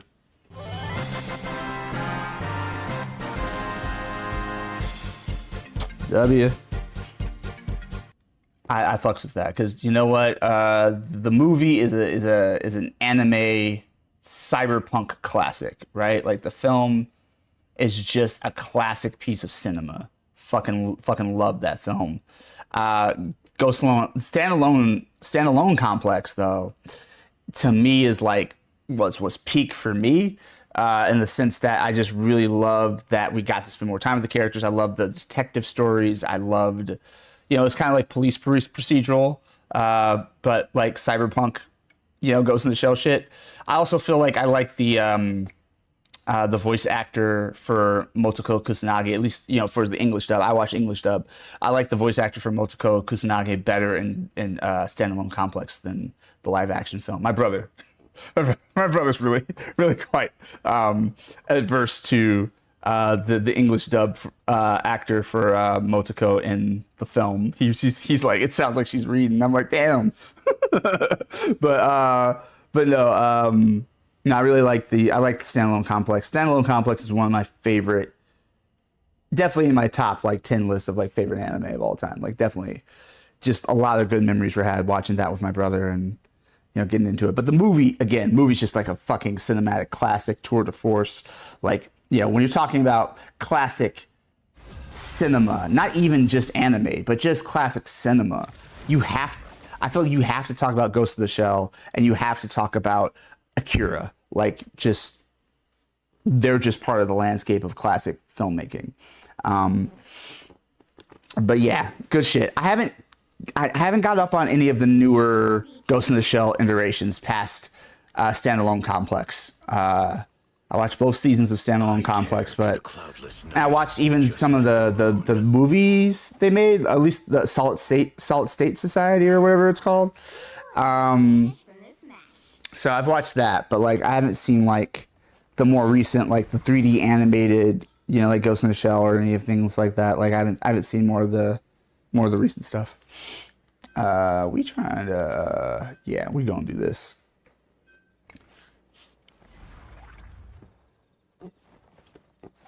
Ghost in the Shell made me want cybernetic enhancements. Word felt. I know my older brother and I talked about that a lot. Like, what would you do? Like, my older brother would love to go like full prosthetic, not just for shits and giggles, but just some health stuff he deals with. So it'd be nice to just be able to be like, that stuff doesn't matter anymore because I'm going full prosthetic. Oh yeah, no, cybernetic enhancements, fucking dope. Let's see. Konosuba is an isekai where the main character dies and is brought into another world. Wow, that's one hell of a way to get isekai'd. I thought I had heard it all, but fucking you die and get there. Well, you know what? I take that back because I was a big fan of Angel Beats. I love Angel Beats, so I think that's kind of the premise there too. So never mind. I love Angel Beats. That shit fucking broke me in the best possible way. Just so heartwarming and heartbreaking in the same breath. I loved Angel Beats. It was very cathartic to watch that. Not trying to spoil it for people who haven't seen it, but like there's just something about coming of age stories, and there's just something about the theme of like having like, being robbed of your childhood, kind of being robbed of the experience like every young person should have, and being shortchanged, and like the fact that series explores like trying to sort of, hold a space of healing around that. I don't know. I just fucking love that. I fucking love Angel Beats. Gurren Lagann. Oh wow, Gurren Lagann. Here's the funny thing about Gurren Lagann. My older brother and I, were all in on Gurren Lagann. We were watching it, for the first couple episodes, and we were fucking hooked. We were like, this shit fucking slaps. Let's go. And then, spoiler alert, an important character is killed off, and then we immediately lost interest. We never finished it. We just kind of were like I get it, like that character died as part of the main character's like character development or whatever, but I'm just like, he was, for me, he was like the most fun part of the show. So I was just like, I'm good. Like it just took all the fun out of it for us, which is a risky run when you kill off certain characters. Like it was ballsy, and I'm sure it was always planned, and like that's like what the story needed to be to become what it needs to do. And there's nothing wrong with them making that choice. It just so happened for my brother and I that like, oh well, I don't know, kind of lost the drive to watch it. episode 5. Yeah, I feel you. I hear everyone loves the show. Like I hear it's like brilliant and like, does really cool shit, and like people really fuck with it. Johnny was like having none of it. But like I don't doubt that it's one of the anime greats. It just was a personal taste thing, it's not a like right or wrong thing. It's just like personally, it was like for me it'd be like which they have done a number of times. And I never finished the show, but like for me it'd be like if I don't know, in the series Supernatural, like, you know, 4 or 5 episodes in, they kill off Dean and he doesn't come back. He's just done and the show's just about Sam. I'd be like, you know what I mean? So the rest of the series was very good and the ending right in the feels. I love that though. That's great to hear. There might come a day where I go back and watch it. I don't know. It was just like a thing at the time. All right, Pete. You know what? A gift from Khonshu. New Moon Shadow. Nice team. Thanks. Okay, I'm gonna go this way because people out here whiling.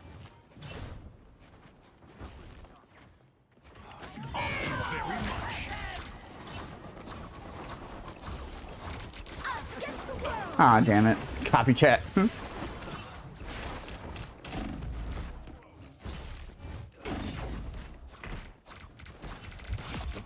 Haha, Johnny followed me. And it was his last mistake. You needed it. I'm kidding. He's gonna respawn pretty quickly. Rise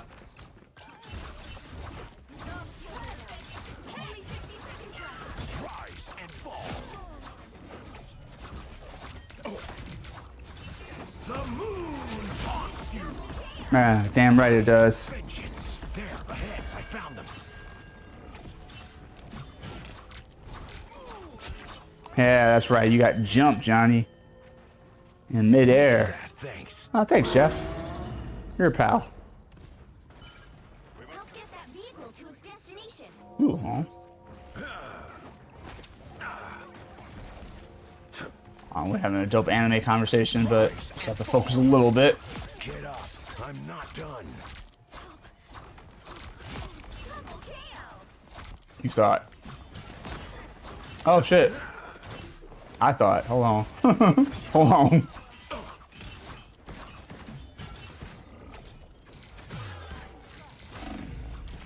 Oh, well, they're jumping me. Well, it is what it is. It is what it is. I pushed them back. That's all that matters.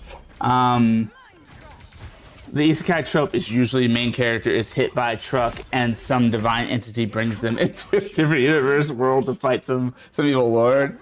OMG, SPN, that show when it ended made me cry. Like, I didn't realize that. Like, I've seen isekai where somebody just like dude just falls into a portal or some shit. The wounds are gone. I didn't know that, like, you know, dying first was like a customary traditional thing.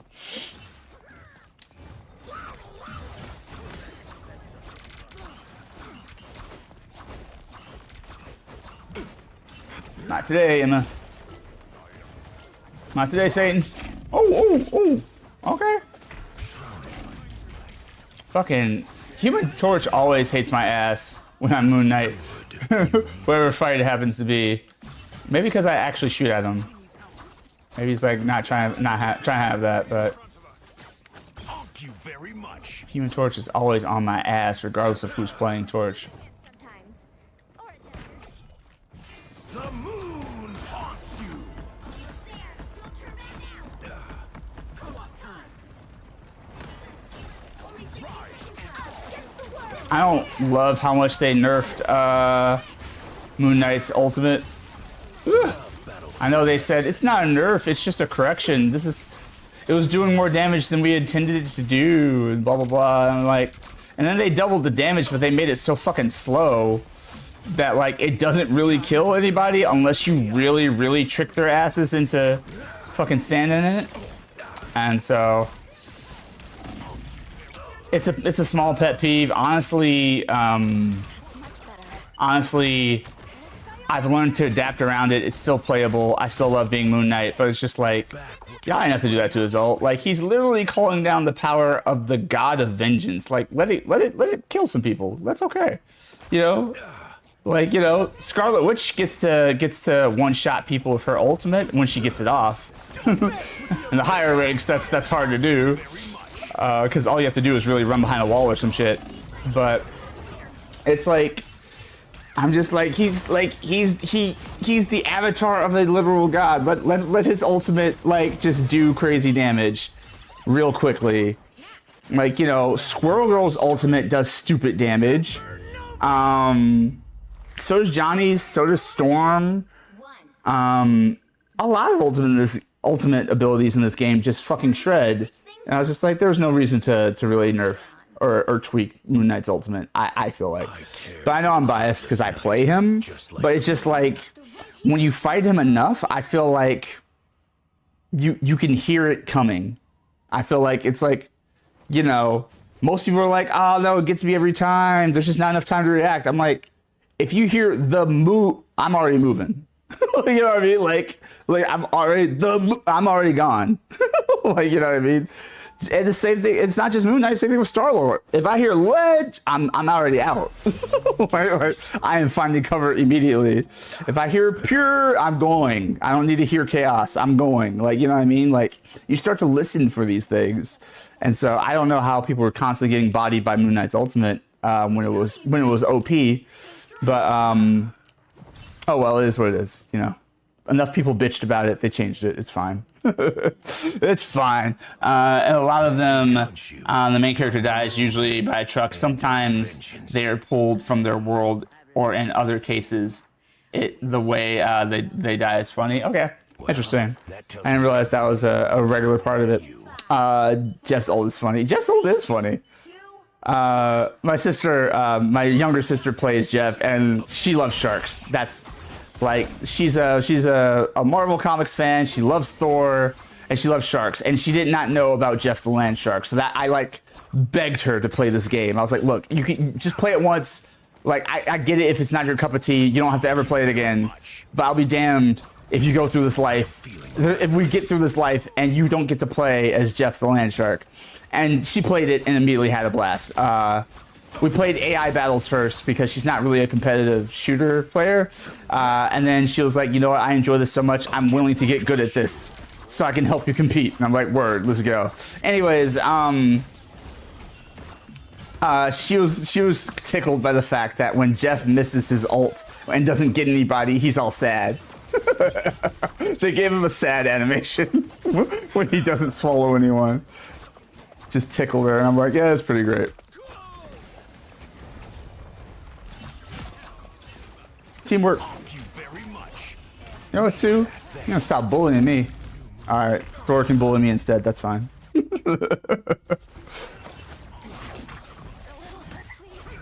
Sue and Thor picking on me. Mom. Come on, Khonshu. Let me rest. Quit it. Alright, let's see. Got Spider-Man in here. Trying to be a problem, trying to be a whole fucking problem. A gift from Khonshu.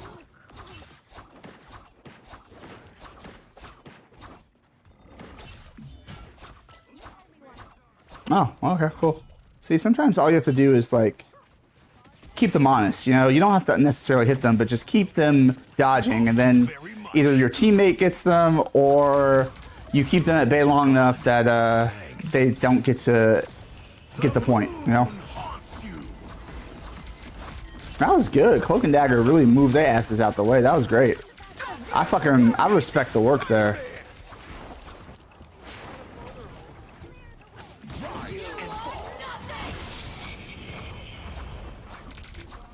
That ultimate is terrifying. Nope. Well, yo, what's up, Nini? Ghost, the Little Jaws theme song Jeff does when he goes underground was the okay, yes, this is my character. Nah, I get that. It's so cute. Jeff is so cute. He's just the most adorable character. But Nibby, what's up? It's been a long time. I did see your whisper. I did. But how you doing?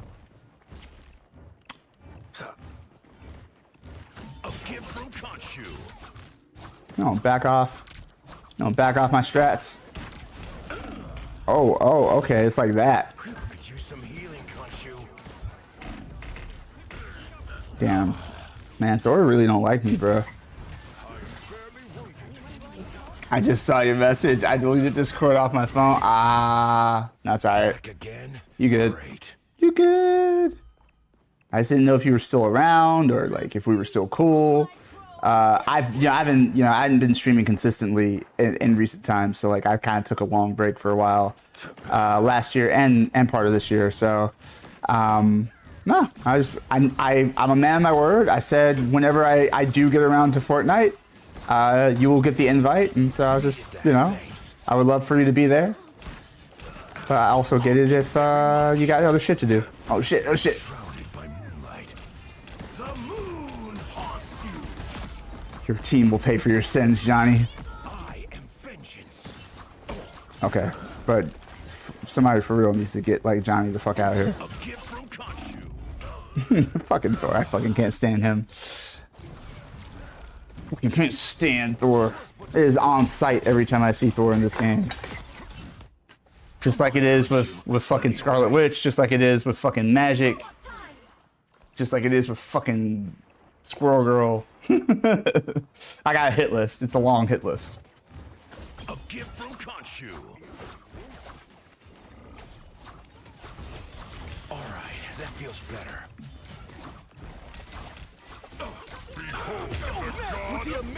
Oh, well, I mean, that was just a good play.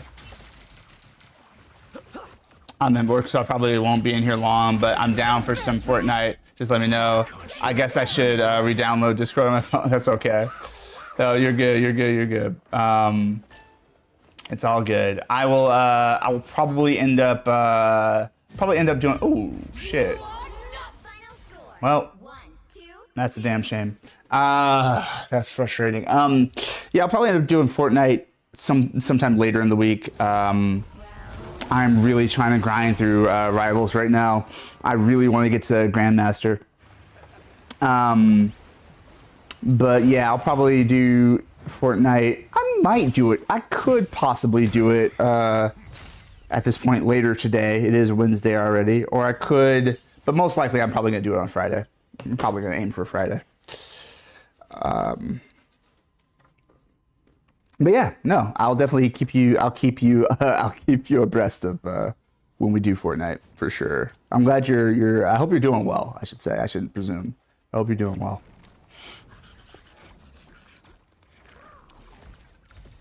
I'm not trying to watch highlights. I'm trying to give people their props. Oh, concert on Friday you're going to? Oh, okay, word. What concert?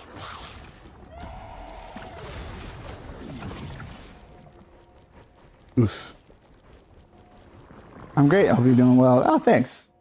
Appreciate that. For real. For real.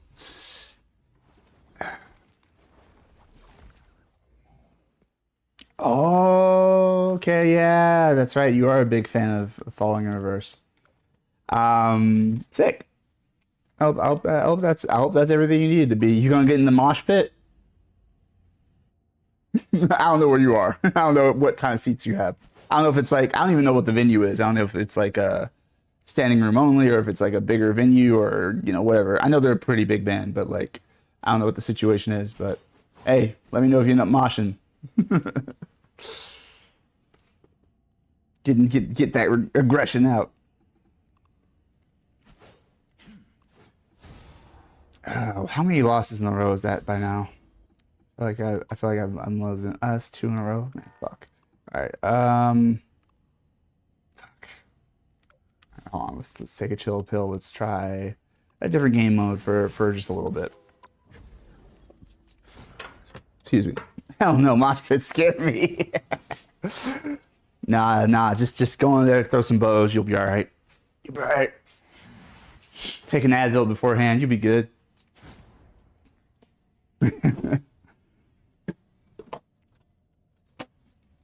Now, mosh pits can get pretty wild. I've only moshed maybe like 3 times or so.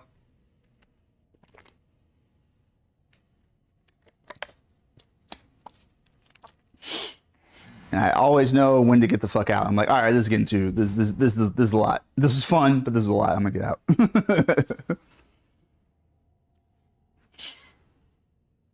Well, I hope you have a nice you know, like a breezy day at work.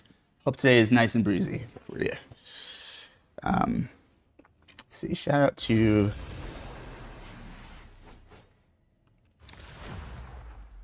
a lot of old familiar faces came through today. Happy about that. Did I spell it right? Did I do the thing? I forgot to leave Discord. Can you believe that? That's the funniest thing, isn't it? Can you like not do that? Can you not do that? For some reason, I thought of "It's Britney, bitch." Did you not like? Are you gonna give me multiple choice? Because I had the mic to my throat, so Are you doing like doing what? a survey or something, or which part did I not like? Survey? Yeah. Did you not like what I said, or did you not like the fact that has how it sounded? Is this a anonymous survey? Sent. Sent. 30 seconds before you attack. Get ready. This is Nimite. That was Nimite. I don't know why the profile image didn't come up, but yeah, you can check out her streams when she streams. A lot of Fortnite over there. She did also play the first Ascendant with me for a bit.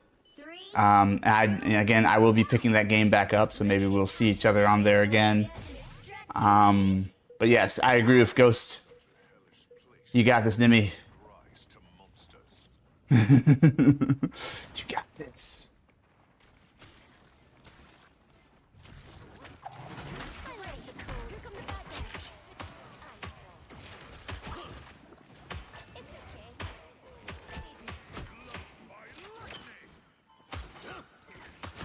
Everybody needs a hand sometimes.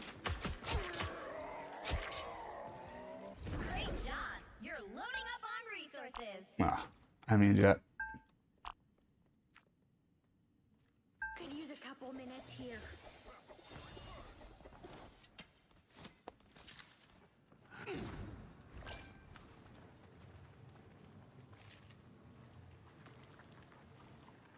I want to have an angle from here.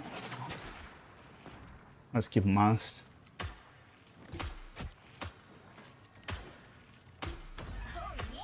Oh, our team is getting asses whooped. All right, well, that's yep, half our team.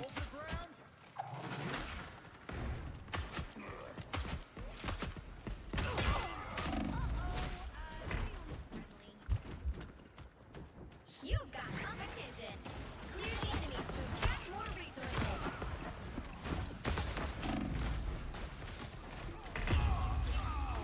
I'm realizing how effective the explosive arrows are on Jeff. I need to do that more often. I'm like Casper, except I swear a lot more.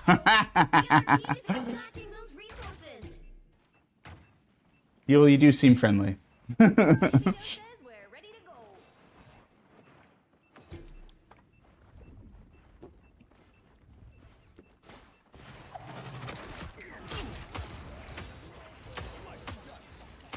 All right, well.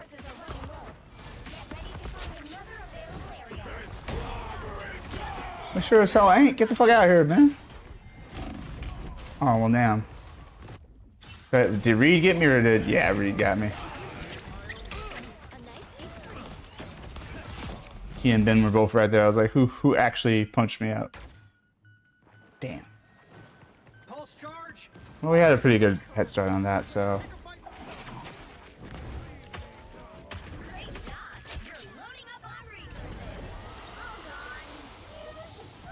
Yeah.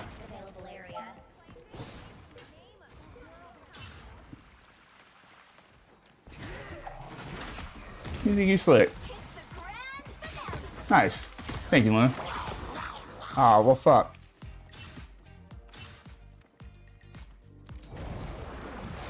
I thought her ult protected me from that. Apparently, that is not how that works.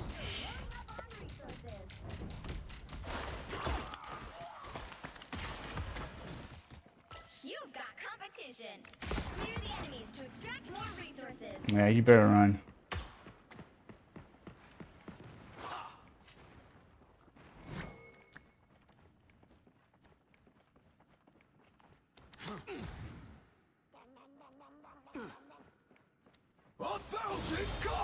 Oh damn, bro. Have some chill, Blade. Have some chill. I am Asgard's might.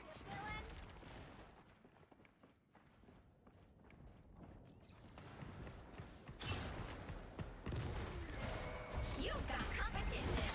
Clear the enemies to extract more resources. Good news. You've stockpiled half the resources you need to win. Defend this location. Hell yeah. Not myself. Got your back. Oh, you died, but I avenged you.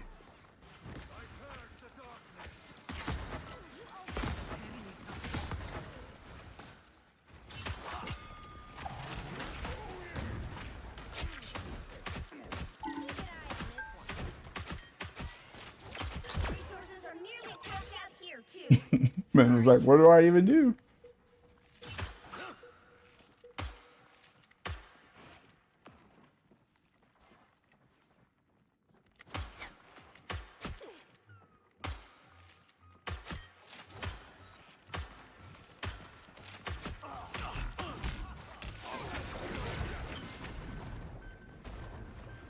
We're probably trying to figure out where's the bitch ass at. Alright, whatever. Double KO.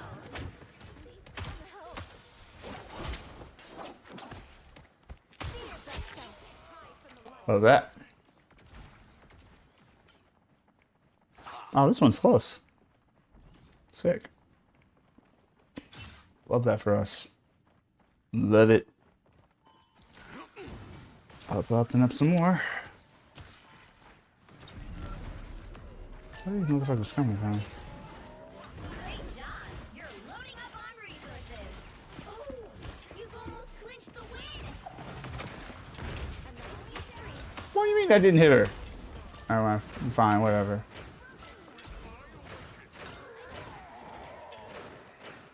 Can she block, or did I really just miss like that? Everybody needs a hand sometimes.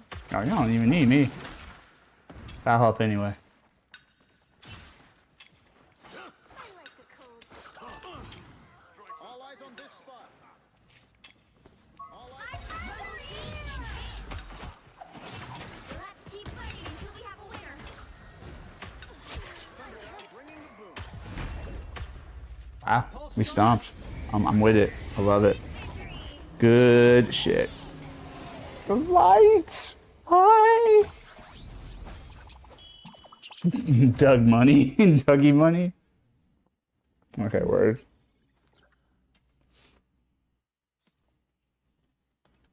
First I thought it was a play on like Doug Funny, as in Doug.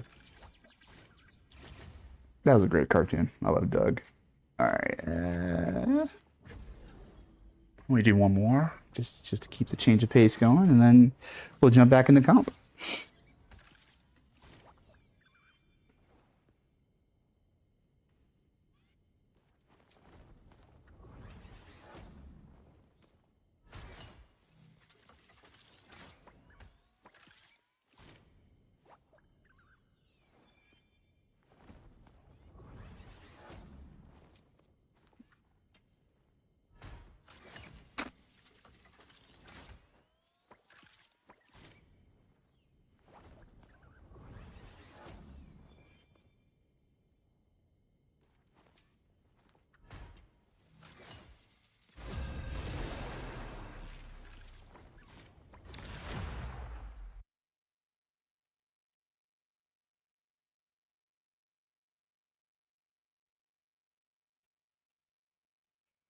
You'll need a top-notch team to win this one.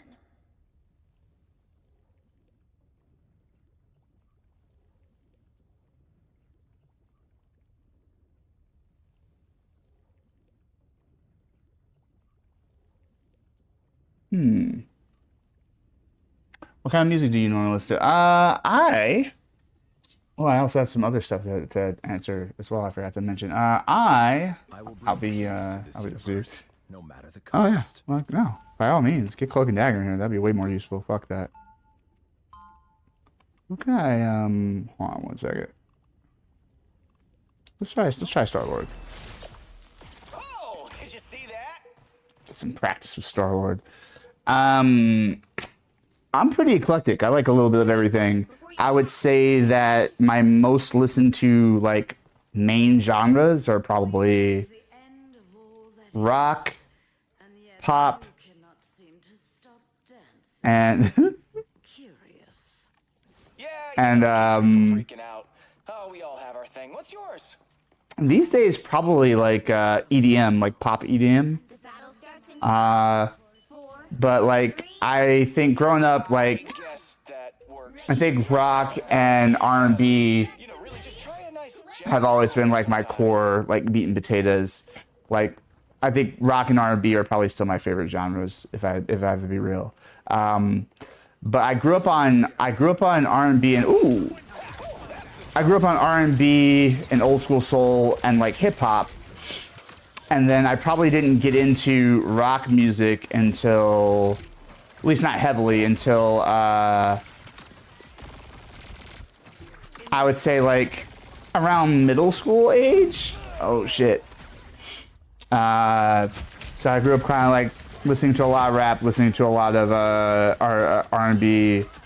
And then I also was like I was also a band geek. So I think taking band in the fourth grade to eighth grade, I was in band. And I think that really expanded my appreciation of music. And like, you know, you just like, I think when you become a musician of any kind, I feel like regardless of genre, you start to just appreciate music composition and just like, you know, what goes into making music sound the way it does. And like, I think you start to, it really opened up my mind about like, it's all interesting. It's all kind of fucking cool. You know what I mean? To this day, I don't think there's like a bad genre. I think there are genres that maybe I have to dig a little deeper to find something I like. Like I'm not really a heavy metal guy. But there is some heavy metal that I think fucking slaps, right? So, I kind of will rock with anything, and I don't like listening to the exact same thing over and over again, with maybe the exception of, as everyone knows, Fall Out Boy is like my shit. So I'll listen to Fall Out Boy all day, all day, every day.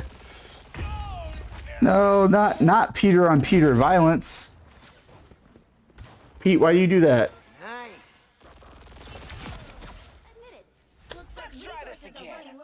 Parker v. Quill. 2025. But yeah, if you need like specific artists, I do have let's see what, like Fall Out Boy is my favorite band. Michael Jackson's still my favorite solo artist. Rest in peace, MJ. Oh dude.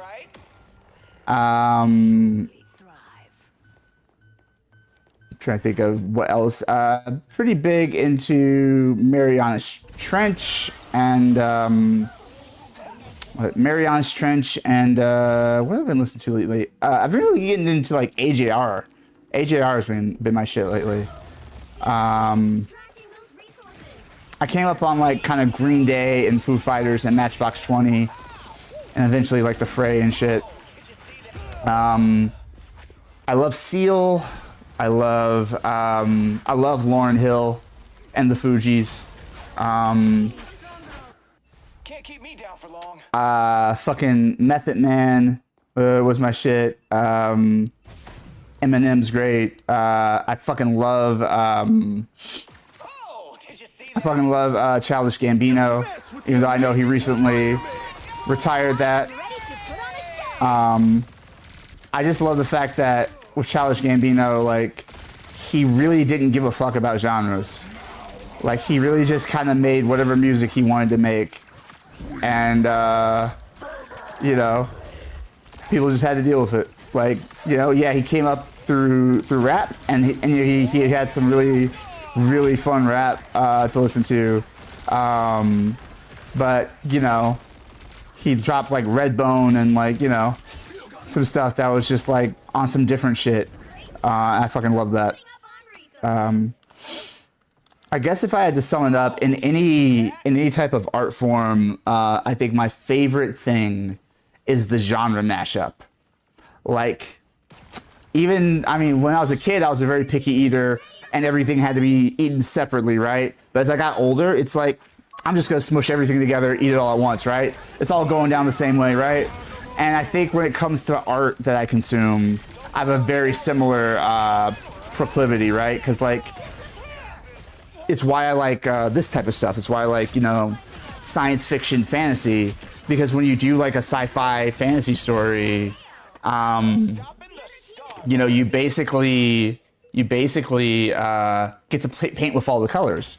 Because if you do a superhero story, or you do Star Trek, or you do Twilight Zone, you get to fucking have elements of heart-wrenching drama. You get to have comedy. You get to have suspense and horror and, like, you know, all sorts of bizarre shit going on.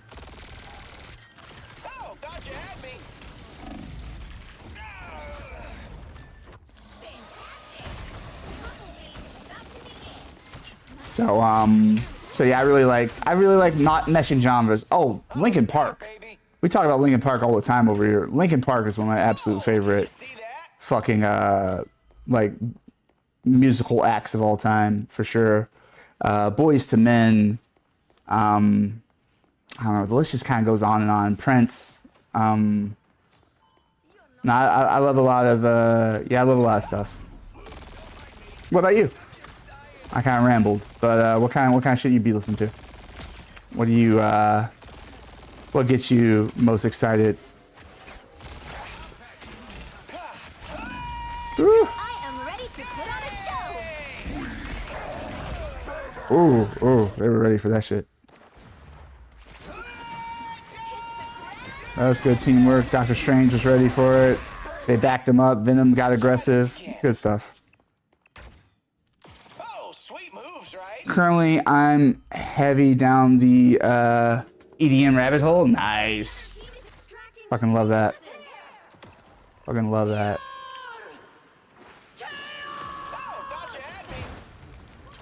That also reminds me that in general, Spotify called me out, I think last year or the year before, for basically just being into sad boy music. Which I didn't even know was a proper genre, but like, yeah. I very much am, you know, I'm very much into emo rock, and I'm very much into like sort of sad boy EDM R&B type shit. So like a lot of like Illenium and like oh shit, and Mokita and stuff of that nature. Vault Boy has been something I've been getting into a lot lately. He's fucking great. What can I say? I love a good sad boy song.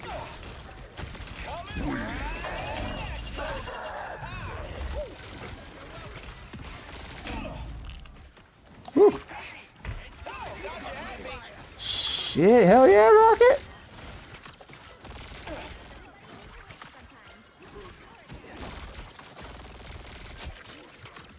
Nah, Venom, nah. You want the smoke, you don't get out of here.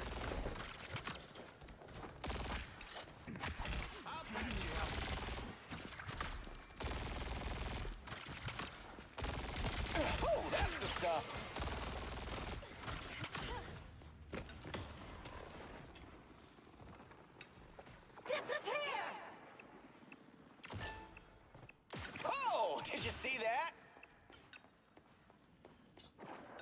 A feast for my crows. Really?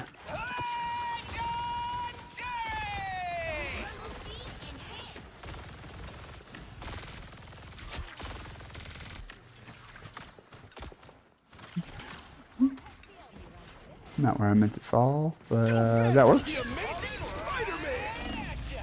Love that for us. Ooh, damn it. Damn it. I went from classic rock to metal to EDM. Nice. That's what's up. Fucking love that.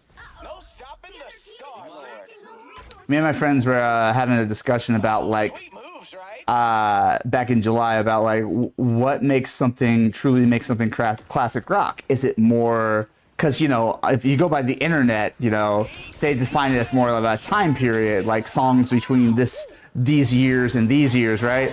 But like, one of my friends countered, but like, isn't it more of a stylization than a time period, right? Like, because, you know, if you listen to something like, I don't know, like Cobra Starship or some shit, like, you know, isn't that shit kind of, even though it's made modern era, isn't that kind of classic rock as a style?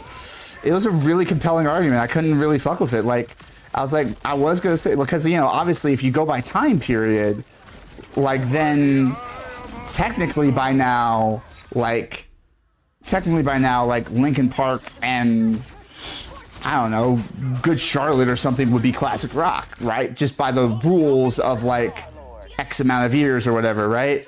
But I really like this counter argument that CK had. That was like very much like it really does seem more like a stylization. It does seem more like a specific sound and vibe, and I could get behind it. I'm like, I think they convinced me, because I was just like, you know what?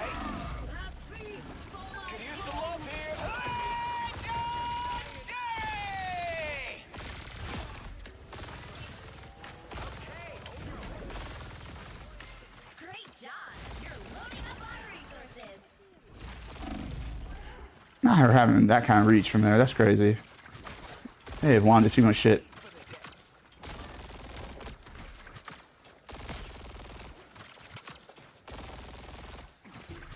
That's right. We're Guardians of the Galaxy, bitch. Don't mess with the amazing Spider-Man. That would work. I did.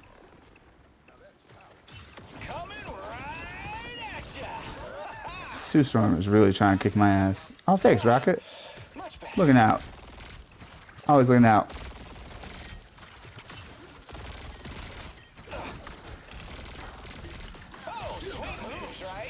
Oh shit, I'm the only one on the point. That's not good as fuck. Oh, well, Blade showed up. That's cool. Now I'm finding some EDM remixes of some of the songs I grew up listening to as a kid. That's fun. Man, I love a dope-ass remix. I love a good cover. I love having alternate ways to listen to a song that I already enjoy, right? Like, that's so much fun for me. Especially even when, like, they're able to completely change the arrangement or change the genre even. Like... Okay, I guess we're not getting on the point. That's not what we're doing? Alright, word. I always tell people that, like, you know, I know, love her, hate her, wherever you feel about her, the moment I realized Taylor Swift was a really good songwriter was when other artists started covering her songs in their genre. So, like, I love William Singe's R&B version of Shake It Off. Like, it's short, he doesn't do the full song, but, like, I love his take on Shake It Off, because it's just so fucking soulful and good. And like, he didn't change a damn thing about the like lyrics or anything. The song's just a slightly different arrangement. And I'm like, for it to be able to translate that well to a different genre, like, the songwriting is probably just really sound. Oh shit. I'm not a Swiftie by any means. She's not my go-to artist by any stretch of the imagination, but you know, game recognized game. You know, you just gotta fucking give it up. Give people their props where they deserve them, you know? Don't mess with the amazing Spider-Man. I'm gonna stop this shooting from the corner, Luna.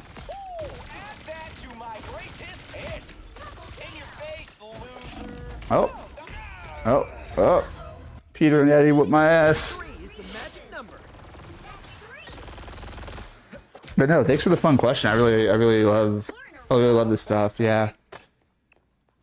Oh, did you see that? But yeah, I love like experimenting with like, you know, combinations of sounds. I love the fact that like, you know, there are artists that are willing to take a chance on that. I remember when Fall Out Boy put out the album Mania, their first single was Young and Menace, which a lot of people did not like. Initially, even when I listened to it, I was like, I had to listen to it twice. It was like the first time I listened to it, I was like, oh no, is this where I fall out of love with Fall Out Boy? Like, am I, like, is this just like the album where like, I'm gonna start to be like, oh, this is okay? Because every album by Fall Out Boy I'd ever listened to, I fucking loved. And when I heard that first single, I was like, huh. Like, I don't hate it, but I don't know, like, it's just not hitting. And so I'm like, no, this can't be right. So I listened to it again immediately, like back right after listening to it the first time. And the second listen through, I was like, oh no, this fucking slaps. I fucking love this song. The drums on this just go apeshit. But a lot of people just didn't like it because they infused dubstep and EDM into the song. And being a, like, quote unquote emo rock band, people are like, this isn't Fall Out Boy. That's not how they're supposed to sound. Mind you, Fall Out Boy changes their sound every album. So I don't even know what we're on about. But nonetheless, you know, I got it. Like, people, it was a weird fit. And, like, not everybody was here for it. But I fucking loved it. And it was cool because they designed the song to really be like, it's still a rock band song. There's still, like, the rock instruments are in there, and they could still perform it live, but there's also just a willingness to infuse a different genre in the mix. I can't believe we actually won that. Sometimes you just gotta listen to a song a couple times before it sinks in and you feel it. Yeah, that part. Matter of fact, now that we're talking about it, I know we have a whole nice chill vibe going, but well, let's see. I think it's probably on this playlist as well. I think I must have added it to my Rivals playlist. Oh yeah, let me give people their props. Don't want to seem ungrateful. Now I can go back to comp. Feeling good about myself. Sometimes you just gotta take a break, you know? We talked about that earlier tonight, before the raid. Like, sometimes you just gotta know when to take a break. In life, in general.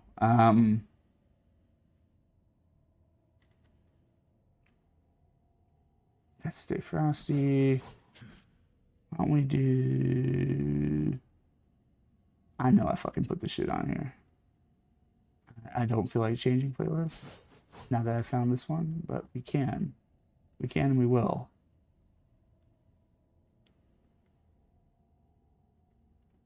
Do you want to play? Why don't we do... There we go.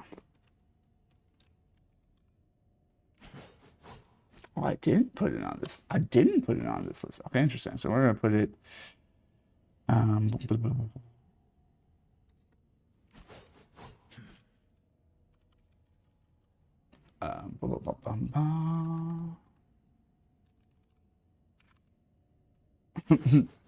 Spotify interrupted me to let me know that Jesse McCartney is live.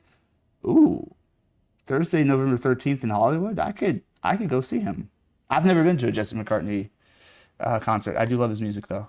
Shout out to Jesse McCartney. A.K.A. Roxas, A.K.A. Robin, A.K.A. Theodore. I'm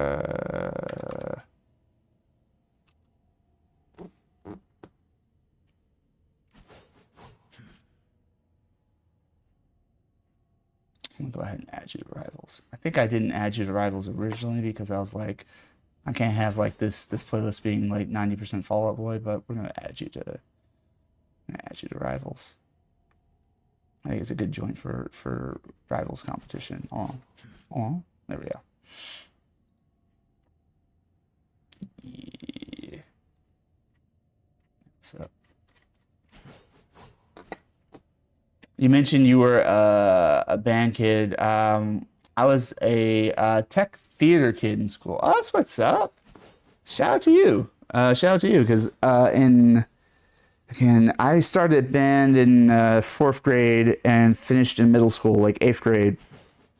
But theater, like, I started acting when I was probably like around 6 or 7, like, you know, little like productions at the church I used to go to when I was growing up or whatever.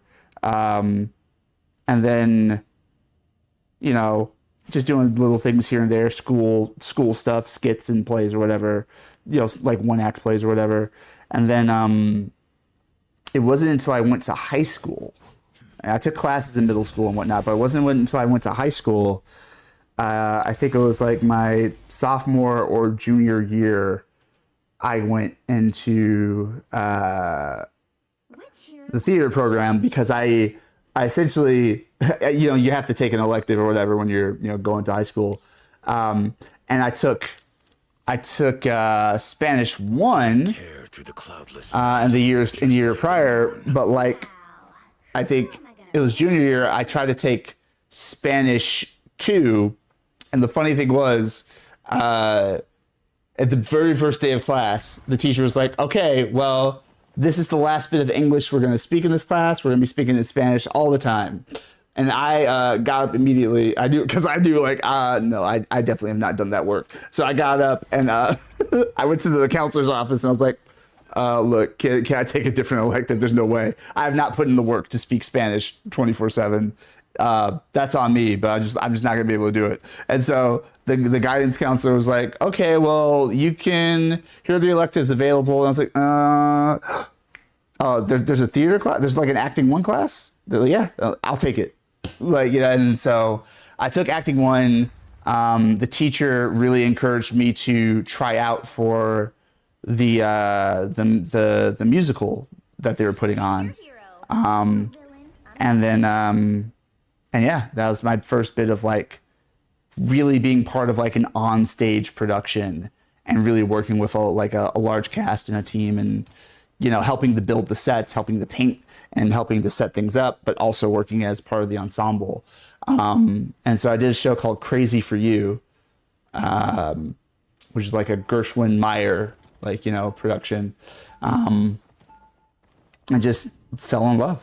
Just like, I had already loved acting, and I had already, like, I grew up watching Boy Meets World and like Batman the animated series and all sorts of movies and whatever. And like, I fucking always knew I dreamed of acting, but it was just so intoxicating to actually get to do it live on stage. And like, you know, more so than just the performance of it all, like, it was cool to just be part of a team, because I was very much a single sport kind of guy. Like, you know, I had played basketball, baseball, you know, flag football, street hockey, etc. I had played a bunch of sports, and they were fun. I liked the physical activity of it all, but I didn't necessarily like love, I don't know, the sort of competitive drive around it, and the way people got really like, kind of like in this game, get really toxic and shitty and backbiting. Like, I didn't necessarily want the pressure of like, oh no, if I mess up, then it messes up the whole team. Like, I wasn't as into that. So I did a lot of like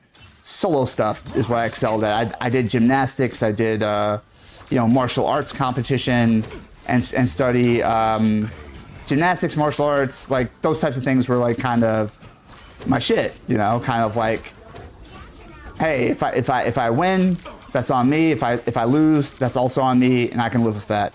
And I think part of the reason like doing the musical in high school was so powerful was that like it was like the first time I really kind of had a team sport. It was like, I don't really play team sports, but this is my team sport, you know, like.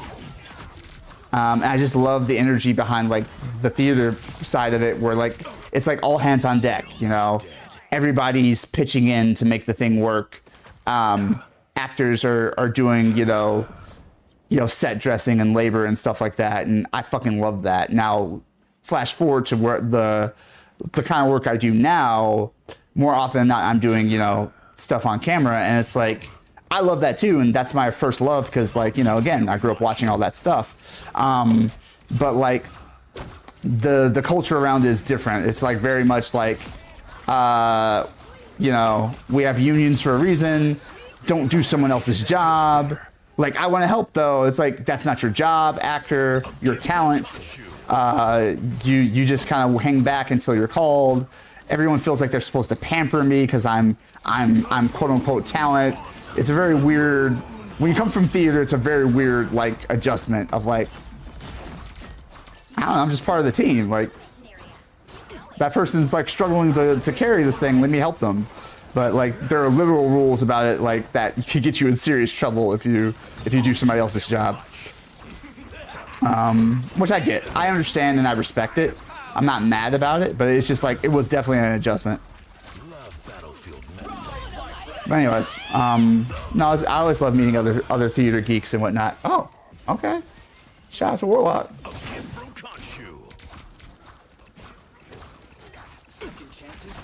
Okay, other Moon Knight's doing the whole I'm just gonna hide way back here thing. Which I get. Shrouded by moonlight.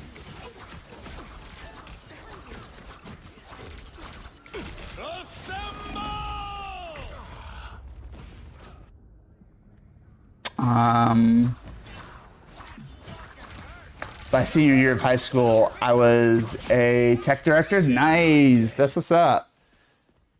That's fucking dope. No, shout out to crew, shout out to tech. Like, I mean, everyone works so hard to make this thing look, sound, and feel as good as it possibly can.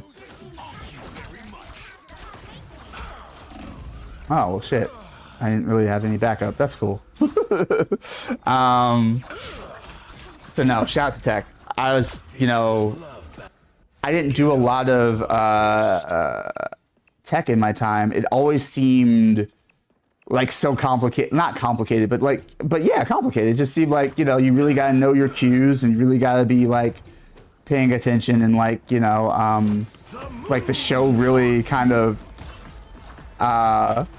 really, I mean, some shows are tech heavier than others, some shows you can kind of do black box, right? But like, depending on how involved the tech is, like that's like the pace of the show might really depend on, what you're doing back there. So no, mad respect for that. What got you into tech?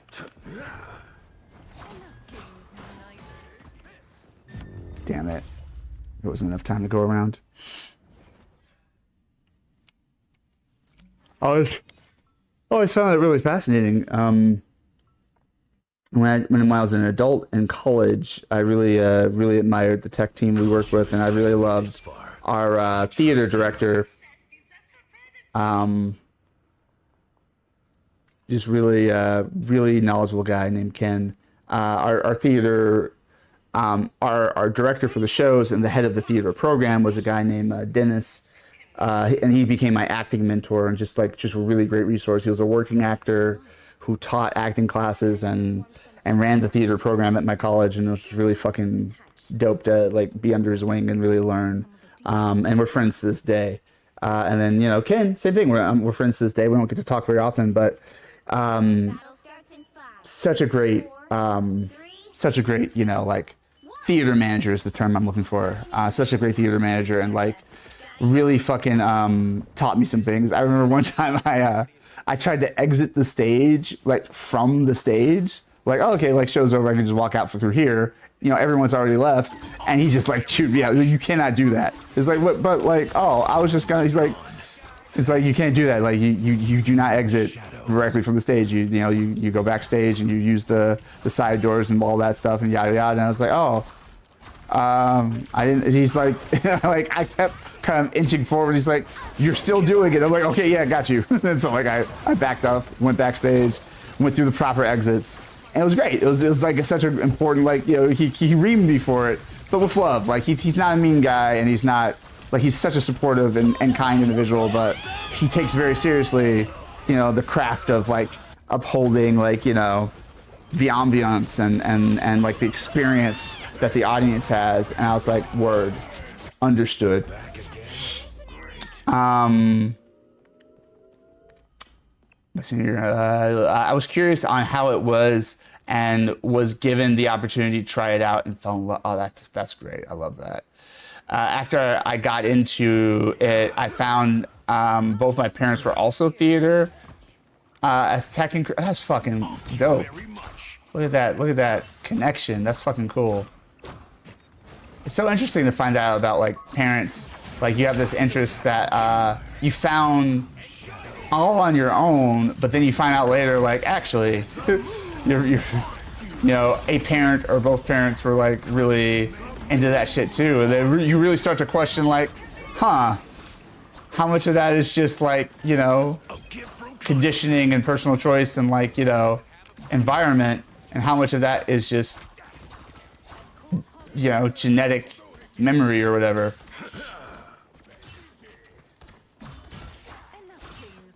Thank you very much.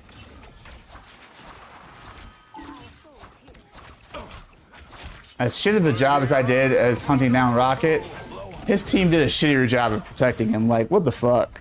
Like, dude was running from me for like forever and a day. They should have helped his ass out. Get up, my fist. My username is actually a nickname I got through theater. Oh, that's cool. I love that. Oh, that's the techie component. I love that. That's so fucking dope. What are some of your favorite shows? They can be straight plays, they can be musicals, like, but what are some of your favorite productions that you've either worked on, or what are just some of your favorite productions to watch or whatever? They fucked him up, damn. Sucks to be that Moon Knight, even though he's leading me in KOs and has one less death than I do. Rise and fall. Gone from sight.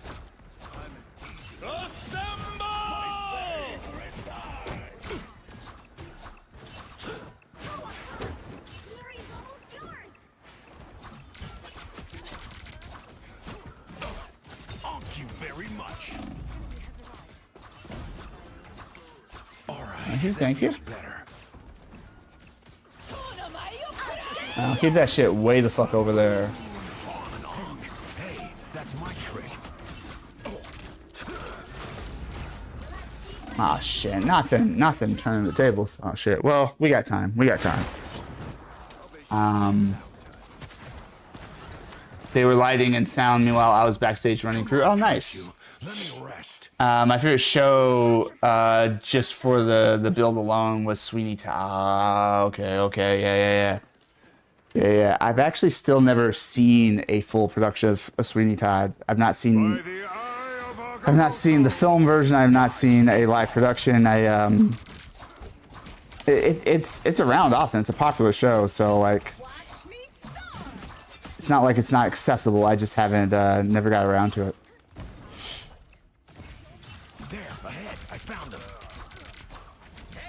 The moon haunts.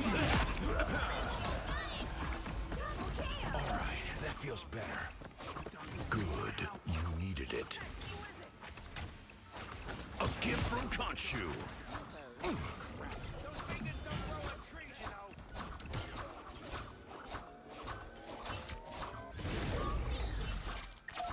You'll have to keep fighting until we have a winner. It's rocking his shit. Sick. We built the whole body drop barbershop. Nice, love it. That must have been a blast. Yeah, it's cool to see something go from like, you know, just like a vision inside of an art director or director's head, and like then see it like get built, like, and really build all these elaborate things, these ramps and these planks and these, like, you know, trapdoors and all sorts of stuff that, you know, you might put into a show. It's really cool stuff. Excuse me. So our chair had to turn into a slide and have padding underneath so the actor could fall on. I love that. Love that. That's so dope. My costume just kind of came with my powers, and I'm practically seething inside about how good I don't know why this generated this memory, but it reminded me when I did Crazy for You in high school. Again, my first musical production. My first production, really. There's a, you know, it's like a cowboy musical, and there's this like there's this section where basically like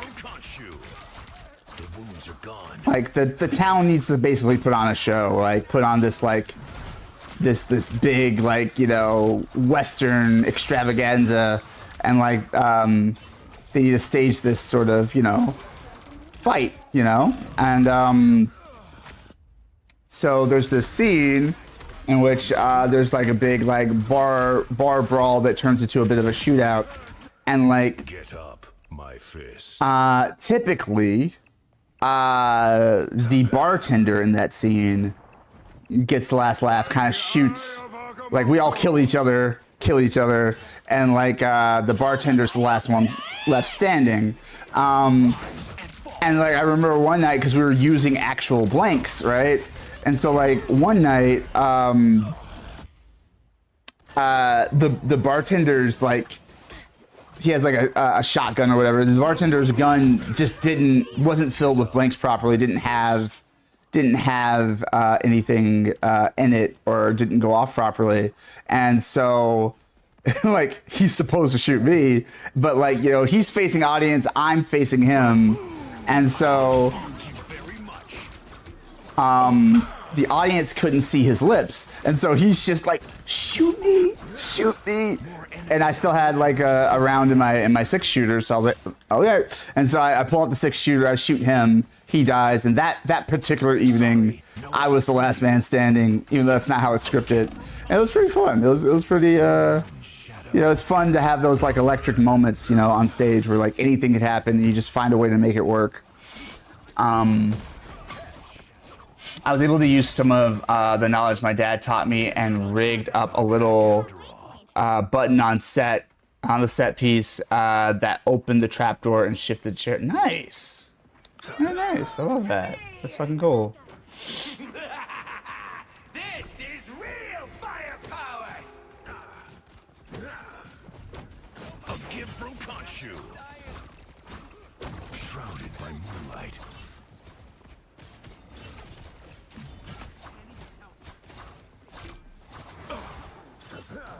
I'm not afraid of your damage. Why is nobody on the point, bro?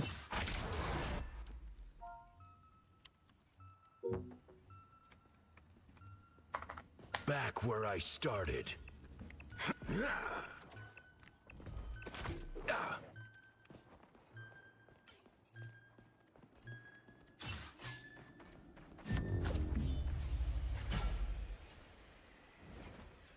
One show musical. Let's see. Wait, I worked on a 1960s version of Taming of the Shrew. Ooh. The one show musical I will go out of my way to never watch or work on is The Wizard of Oz. Interesting. Why the strong stance on Wizard of Oz? What is it about it that is unappealing? Jay Money, huh? I think I fought that dude before. Y'all a bunch of shitheads. I'm reporting.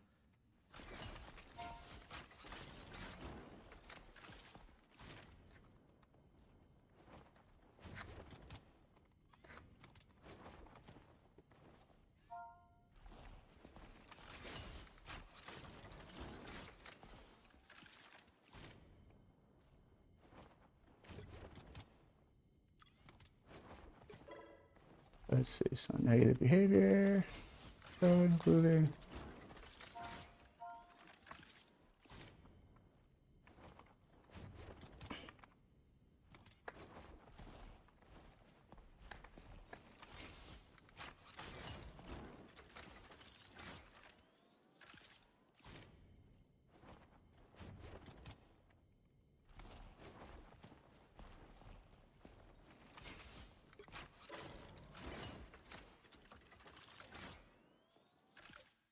And we'll just review the tape real quick. There's lore here. I worked on that show 5 different times and just got tired of the songs getting stuck in my. Oh, okay, that's different. I thought like maybe it was like something you had never worked on and just had no interest in. That's fair. I've also had one of the Munchkins throw their shoe at me because they were being a What the fuck, bro? The fuck? It's so unnecessary. So unnecessary. Well, anyways, I forgot to even play music. I was so engrossed in our conversation, which is a great thing to have happen. Won't we?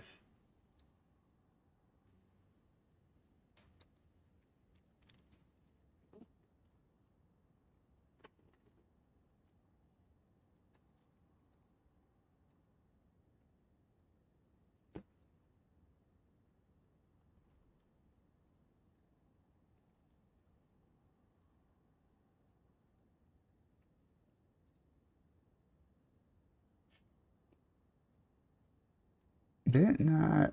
Oh, I don't know. Let's start this over. It doesn't seem to be coming through. All right, I got you. I got you. How dare you fucking disrespect me? We'll do that. And we will start this over. There we go. Yay. They got mad that they lost the lead female role instead of just accepting that they showed up, complained about it, tried to slander the actress's name. Damn. And when I told her to leave, she pelted the shit. What a child. That's fucking terrible.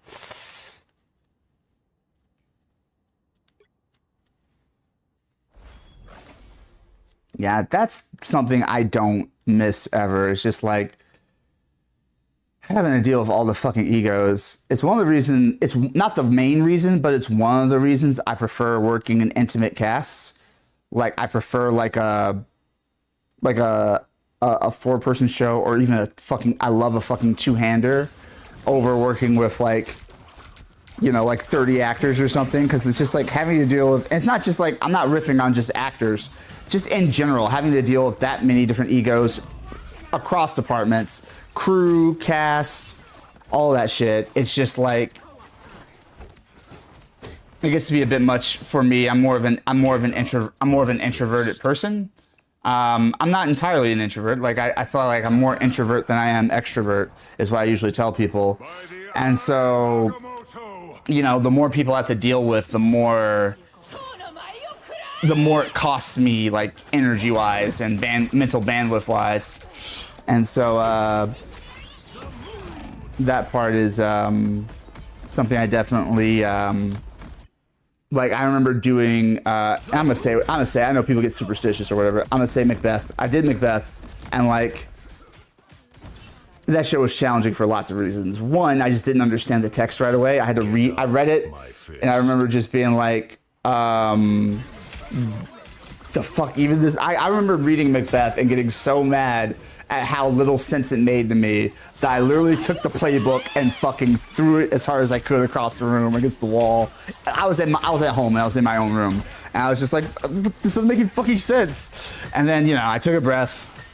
Eventually I picked it back up. I read it again, and on the second read through, I fucking understood. I fucking got it. I was like, okay, I get what I'm starting to get what they're saying. So there was that barrier, but the big thing was just that, like, again, it's just such a large, it was such a large cast that, like, there's all this drama. There were factions and cliques, and there were, like, you know, this person doesn't like it. Like, we had, in addition to Lady Macbeth, our Macbeth was actually also, at the time, identified as female. And so,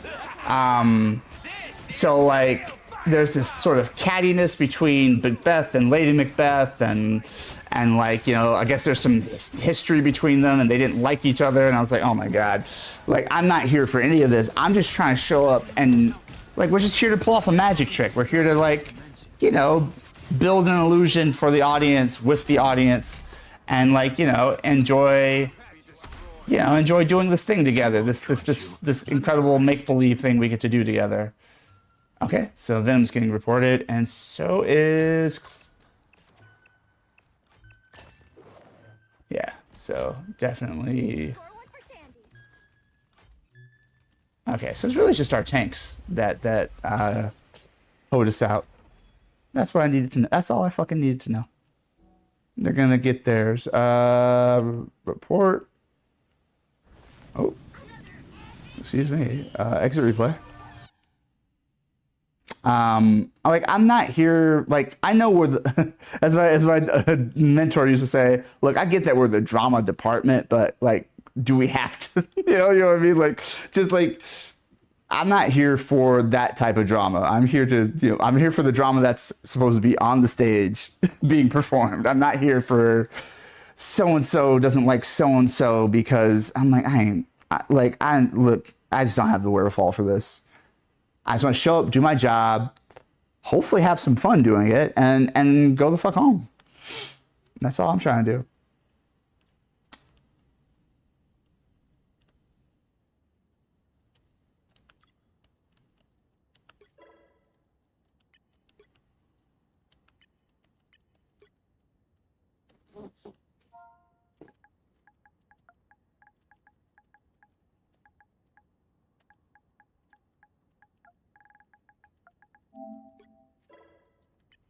Cool.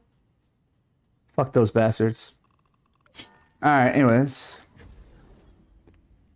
again, I don't mind just taking an ass whooping from a better team. Like, you know, if we're doing everything we know how to do and we just fucking lose, cool. But if you're just gonna pout and give up just because it's hard, I have zero respect for you, and I will fucking blast your name on the internet and report your ass every single fucking time.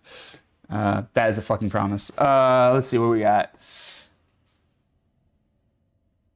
I had a show where the actor said the tech crew was lazy and we didn't do anything. Oh hell no! The director pulled the tech crew aside and told us to not do our job. The look on their faces was priceless. I love that. I love it. The actors couldn't figure out why the mics weren't on, the lights weren't on, why the set wasn't where it was supposed to be, and why the curtain was down. Nah, fucking W director. Fucking let's go. Let's go. Brilliant fucking move. Fucking, oh my god. Most impressive.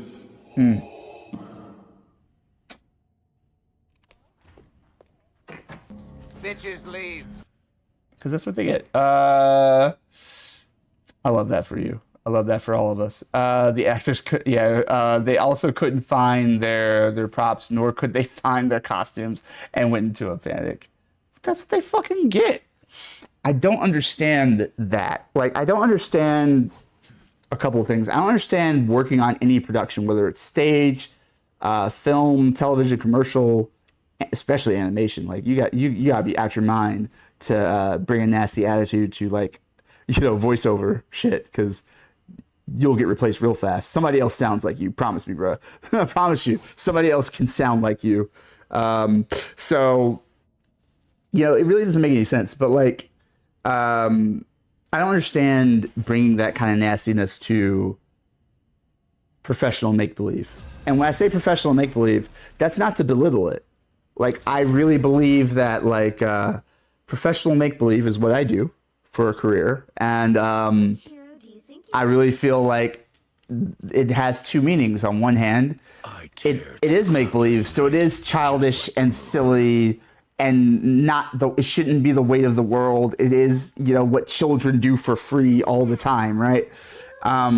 So it's important to remember that, like, to have that sort of ego check and be like, oh, like, we're professional make-believe. Like, it's not that serious. But it's also really powerful, you know, make believe. You know, you get a chance to take this audience arm in arm with you and the crew and choose to go together on this adventure, that this narrative, this safe exploration of emotional human themes. And, like, you know, it's not real, but we're choosing as a collective, audience and crew and cast, to believe in this thing and breathe life into it, and suspend disbelief,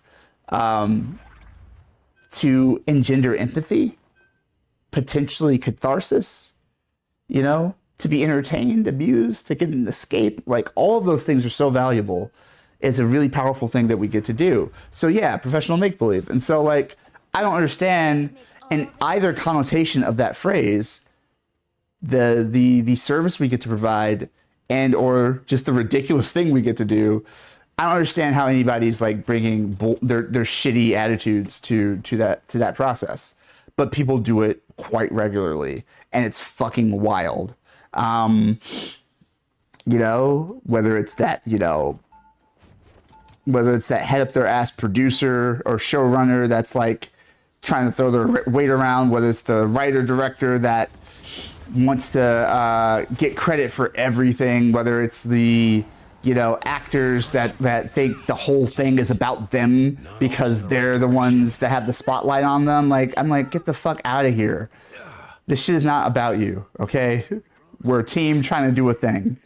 We're a team trying to accomplish something to offer some other people who are going to walk through these doors, whether it's a live theater or a movie theater.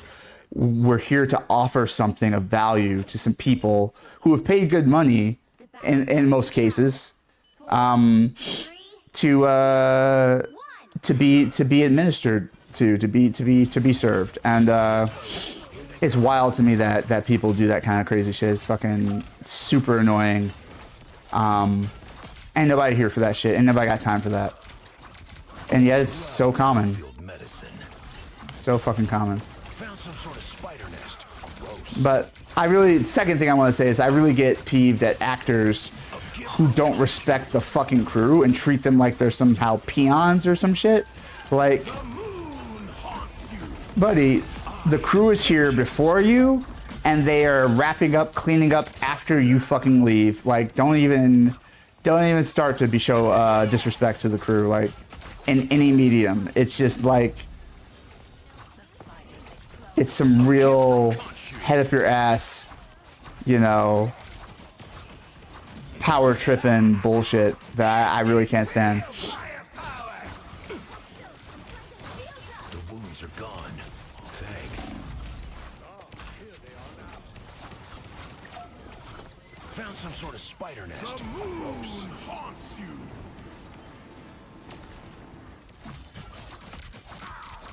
Thank you very much.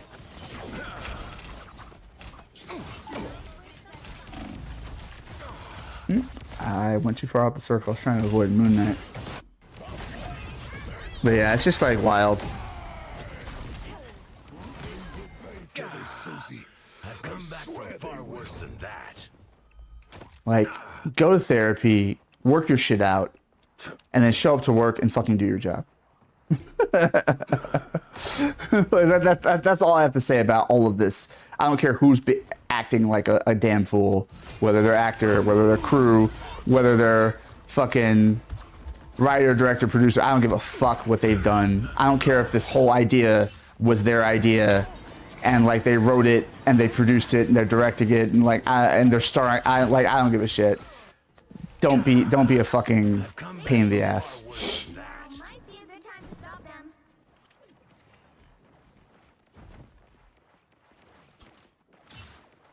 That's just kind of like a consistent thing with me in general. They're like, there's just never really a reason to mistreat a human being unprovoked, right? Like, just like,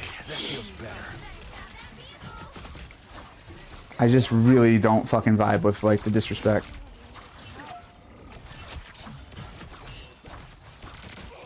Rise and fall. I thought I could jump out in time. And was like, gotta be quicker than that. God, it sounds like you have tons of stories. A lot of them cut corners and they say like, I'll try to catch them at maybe a break here, maybe in between rounds. You know what I mean? Like, but this is so much fun. Character development and growth. Oh my gosh! Like, The moon haunts you. Anybody want to like shoot whatever the nest?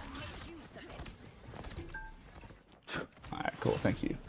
Hey, how come there are so many of them? I am the light in the darkness. Suckers. Okay, Phoenix didn't like that. Phoenix really ain't trying to play that right now.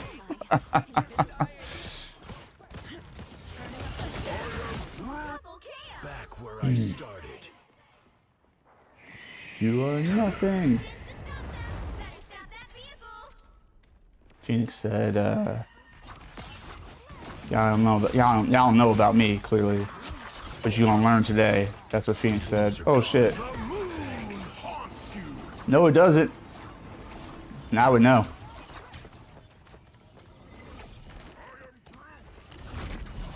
There, ahead. I found them. That's fun.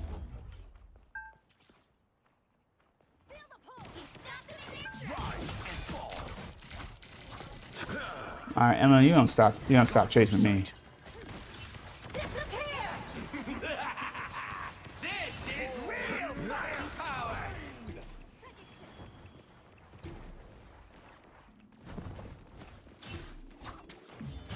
I blew out Rocket's amp. Rise and fall. The moon haunts you. Khonshu demands vengeance. Help! Help me! Phoenix is out here. Somebody. What the fuck are y'all doing back there? Okay, at least fucking Dagger showed up. Like, what the fuck, bro? They probably already gave up. They're like, oh, they're just gonna get this point. No, just get your ass out there. Far worse than If somebody's holding them up, get your. Don't let them go another inch. Go, you. Oh my god. Now might be a good time to stop them. I don't know who you are. A little pick me up. I'm gonna lead them straight to you. Oh, too bad. Hella. Oh no, I feel so bad about that. Rise and fall. Better stop that vehicle. Shrouded by moonlight.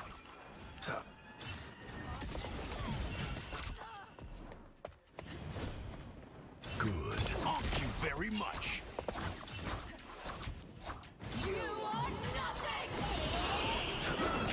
Ooh. A gift from Khonshu.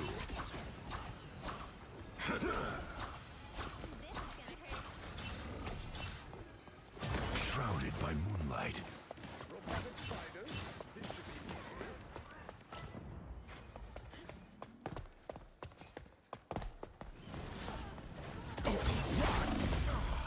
Ah, damn. I thought my uncle would kill her first. At least I held her up, though. Still. I have an ad coming in about a minute, y'all.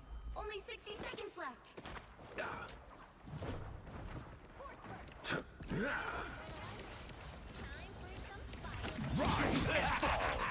This is real firepower! The moon haunts you!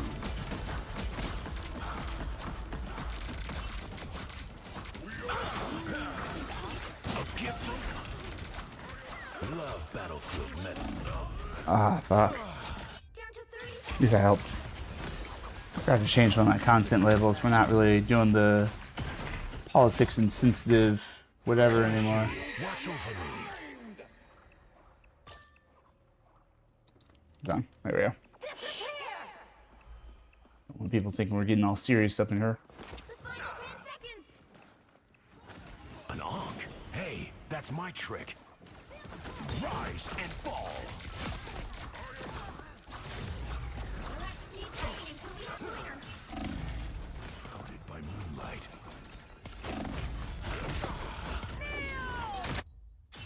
Oh, really jumped off the point just with my ass. Interesting. Worked out. She was able to get back on in time. Come on, Khonshu. Let me rest. Shields up! Rise and fall. Wait.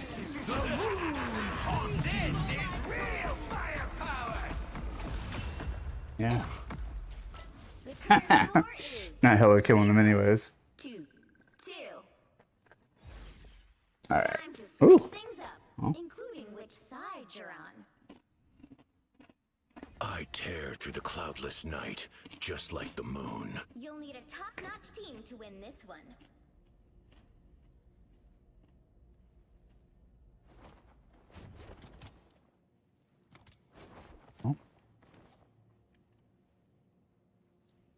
Around the ad break.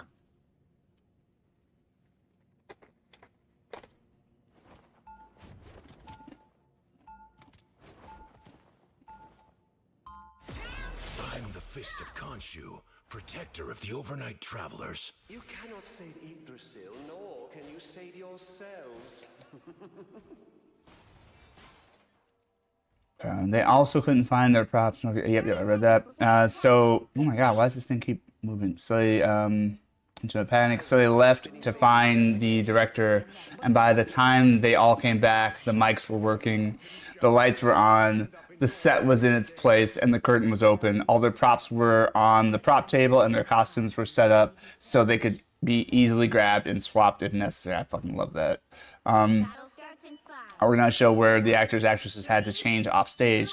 Well, of the one of the extras didn't go to the changing. Oh no, I have to put it down on pause. Either you're on my Sounds good side, though. or you're next in line to fall.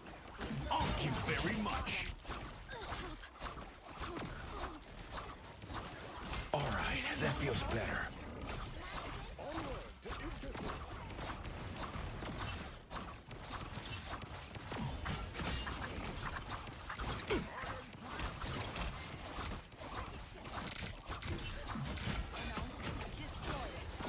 Thank you very much.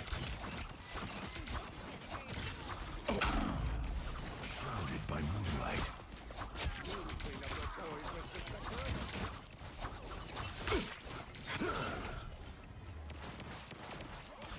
Rise and fall. Oh, wait. I didn't put that off there, did I? This is real firepower! You needed it. The moon haunts you! It was just spiking me like a fucking football. That shit was crazy. I didn't even see her grab me. With authority, just like, get fucked. I hate you.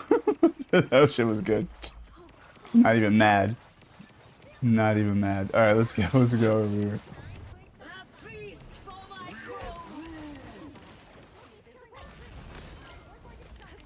Rise and fall. Yeah, nah, Sue. Nah. You can't hide from your destiny. Oh yeah, right. Rocket revived her pretty quick, right? You are nothing. Interesting. Protect this conveyance. Little divot here. Be mindful of that.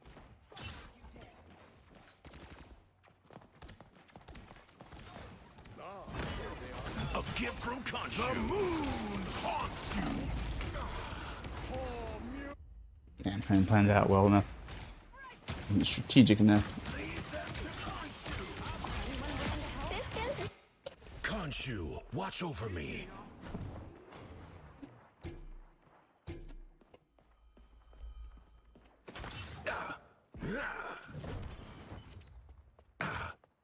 Force burst. Help. Get that vehicle moving again. Sue, why were you starting shit before the team was out here? That's crazy. Rise and fall. Gone from sight.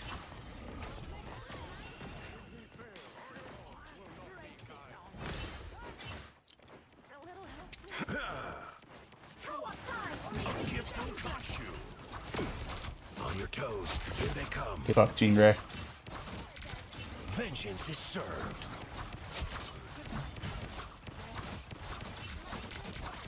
It's party time! Alright, that feels could use some healing, Khonshu.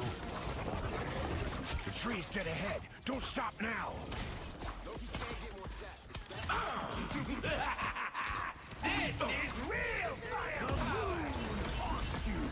That cosmic amplifier could use some healing, Khonshu. Disappear.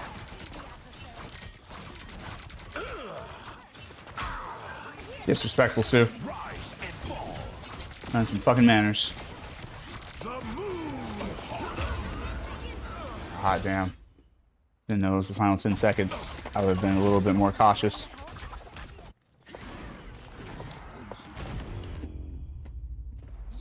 Final score 0-2-2.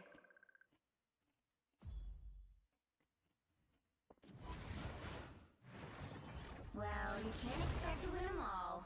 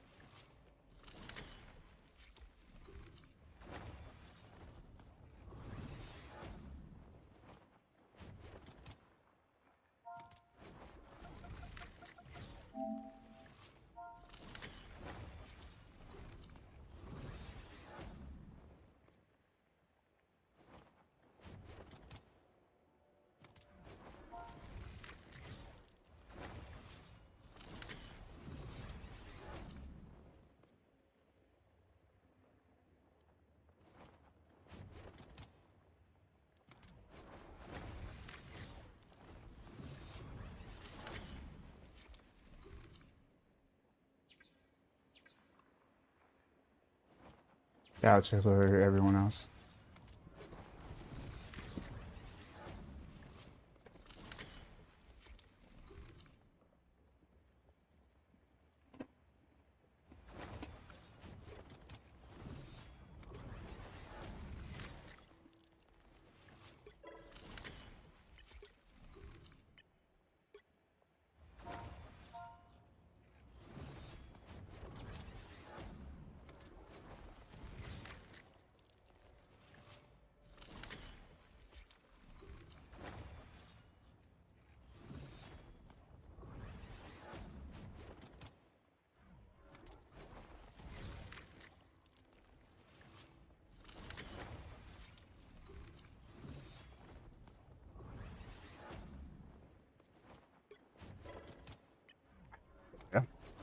All right, let me get these. Let me get these stories.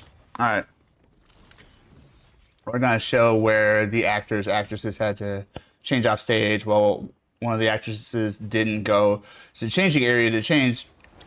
I dressed in full black, including a mask, face oh my goodness, paint, and gloves. So she accidentally got changed in front of me and threw their first costume onto me. When I say change off stage, I don't mean change in the changing room. I mean like right off stage where the tech would chill during the show. So when she came back to collect her costume, that was still on top of me because I was told not to move. I scared her by saying hello once I was uncovered. Oh, that's fun. I love that. Look, quick changes are a thing, but quick changes have to be coordinated with the crew. Like, you don't get to just decide you're going to do a quick change off stage, which some shows absolutely require. But that's a coordinated effort. You know, the crew knows you're going to be immediately going off stage and just changing as quickly as possible, and you know, throwing your clothes wherever you're throwing, or most likely handing your wardrobe to somebody who will be responsible for it. Like, that's a team effort. And the fact that she just decided like whatever and just threw her shit and totally ignored that you're a person standing there, that's on her for sure. For sure.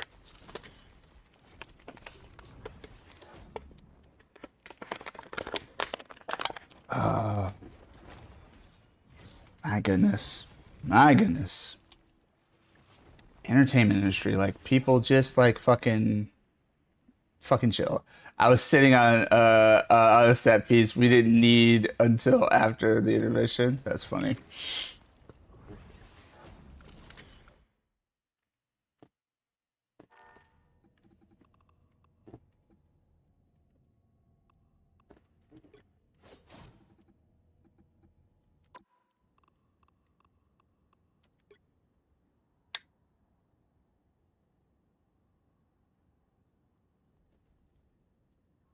What, Glizzy 69? That's crazy.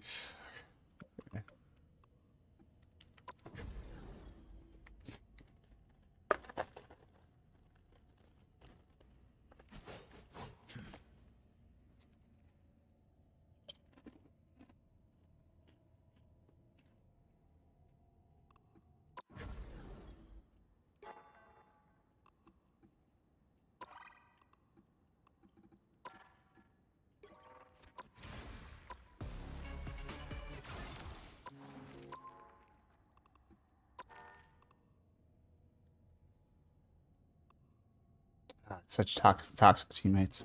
I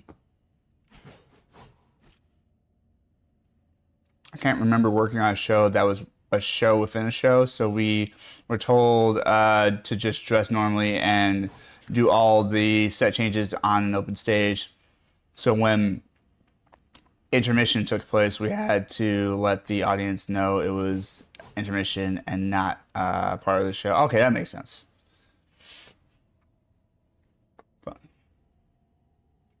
That makes sense. No, show within a show type stuff is really kind of fun. I don't think I've ever done one of those, but they are fun to watch. I mean, take that back. Crazy for You technically has kind of a show within a show, but like, you know, it's very obvious. Like, it's not like opening night or, you know, one of those type of shows where it's just like, you know, the whole thing is a perspective on the show being put up.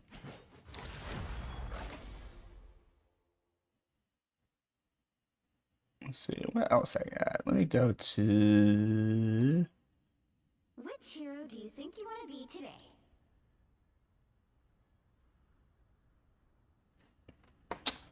Jumping back a topic or two. So anime. I never got to list to any of my favorite anime. So,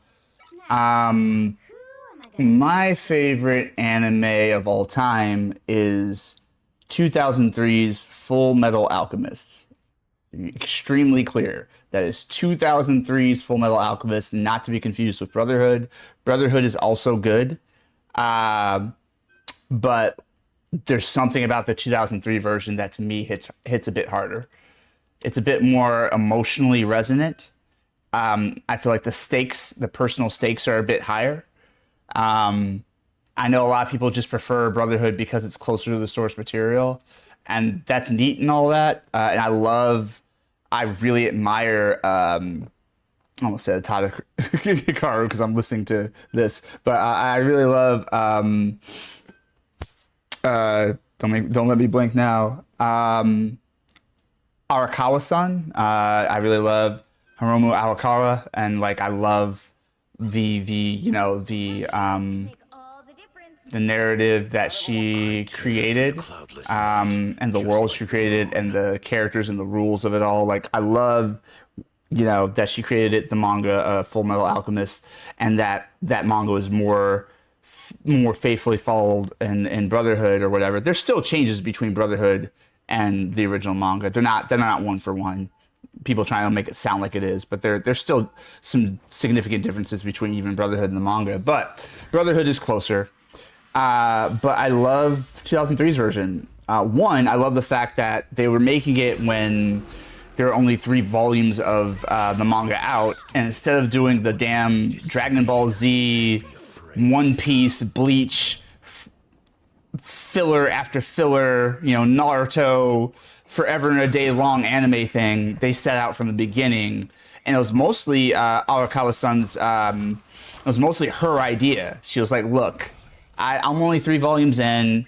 I want y'all to make this show. That's great. But I know where I'm taking my version of the story. I don't want you guys to do that. I want you to do something different."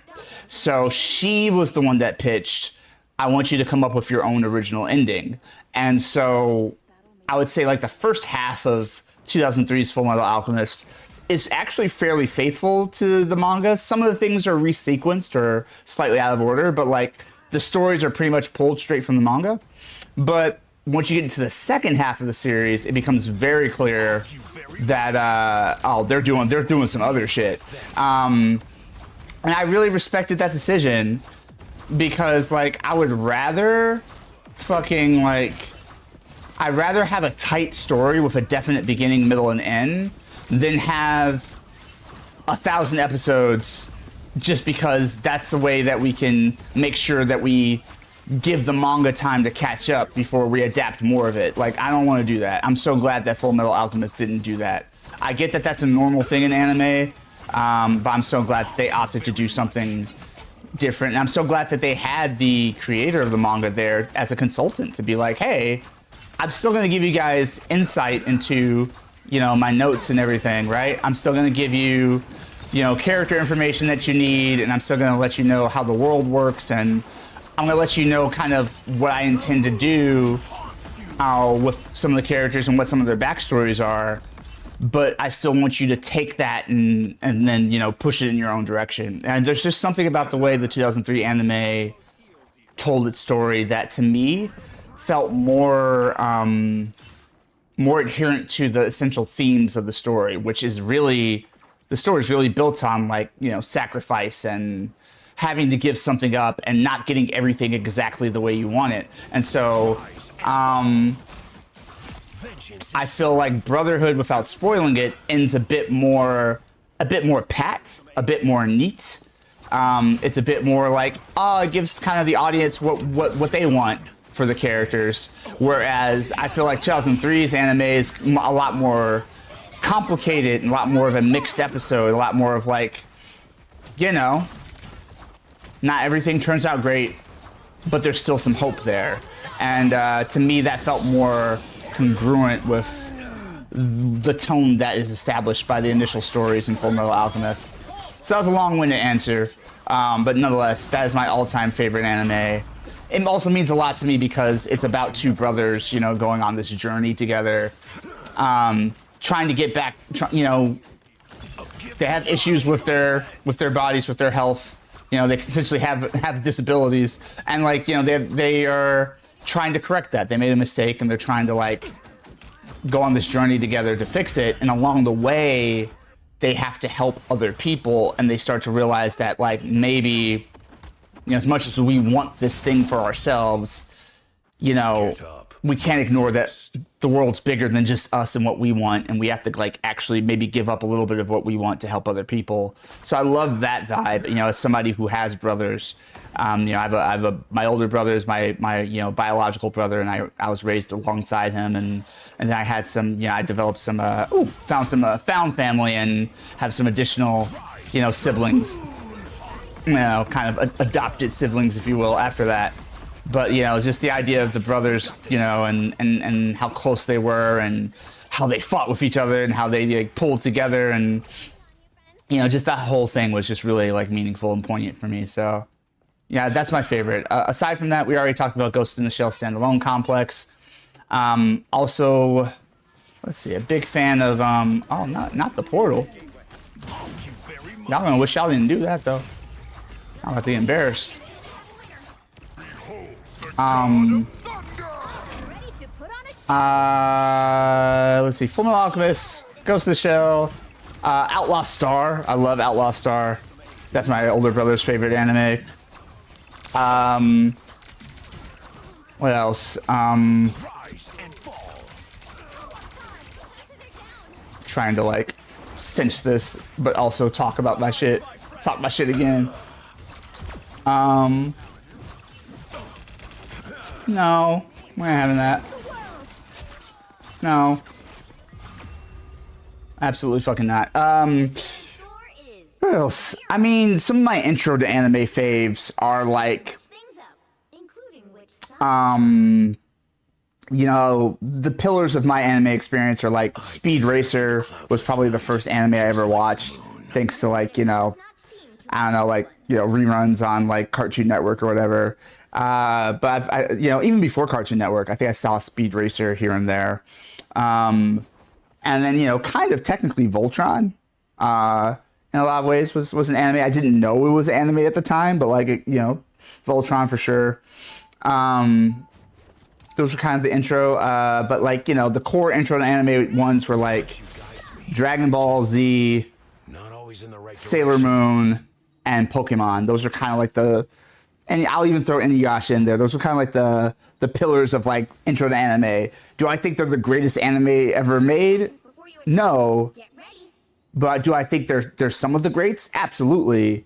But they're very important and integral to my experience and falling in love with anime. So shout out to like, I'll forever and a day love Dragon Ball. I'll forever and a day love Sailor Moon. I'll forever and a day love, you know, Pokemon and, you know, all that. And Inuyasha. Inuyasha is one of those shows that just like, if it's just on, I just feel comforted. There's something about that world and the beautiful artwork, that watercolor world that they develop, that really just makes me feel peaceful.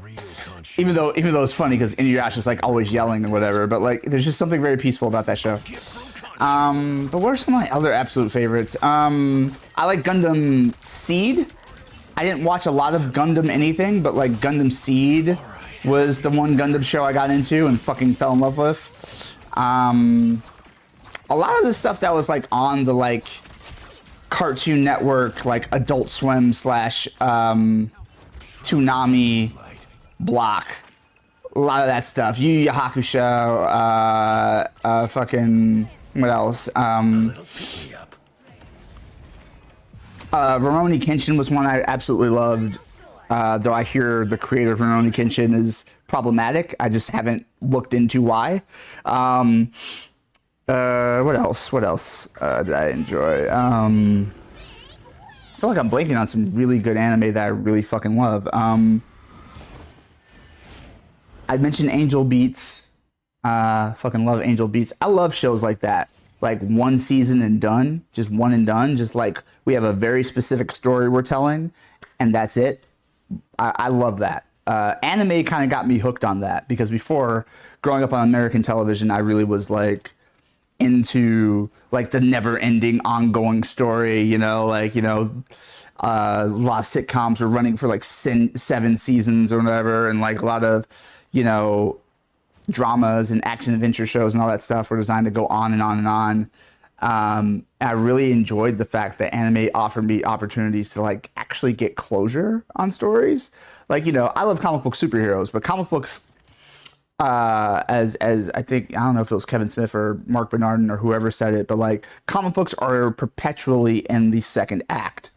Like in an ongoing monthly comic book, it's not designed to end. It's supposed to be, all right, and then this happens, and then this happens, and then this happens. And that's cool. I love that because it's like comforting. It's like you get to kind of hang out with these old friends and keep going on adventures with them. But in, a televised medium and then even on film, it's like nice to have that sort of like beginning, middle, end.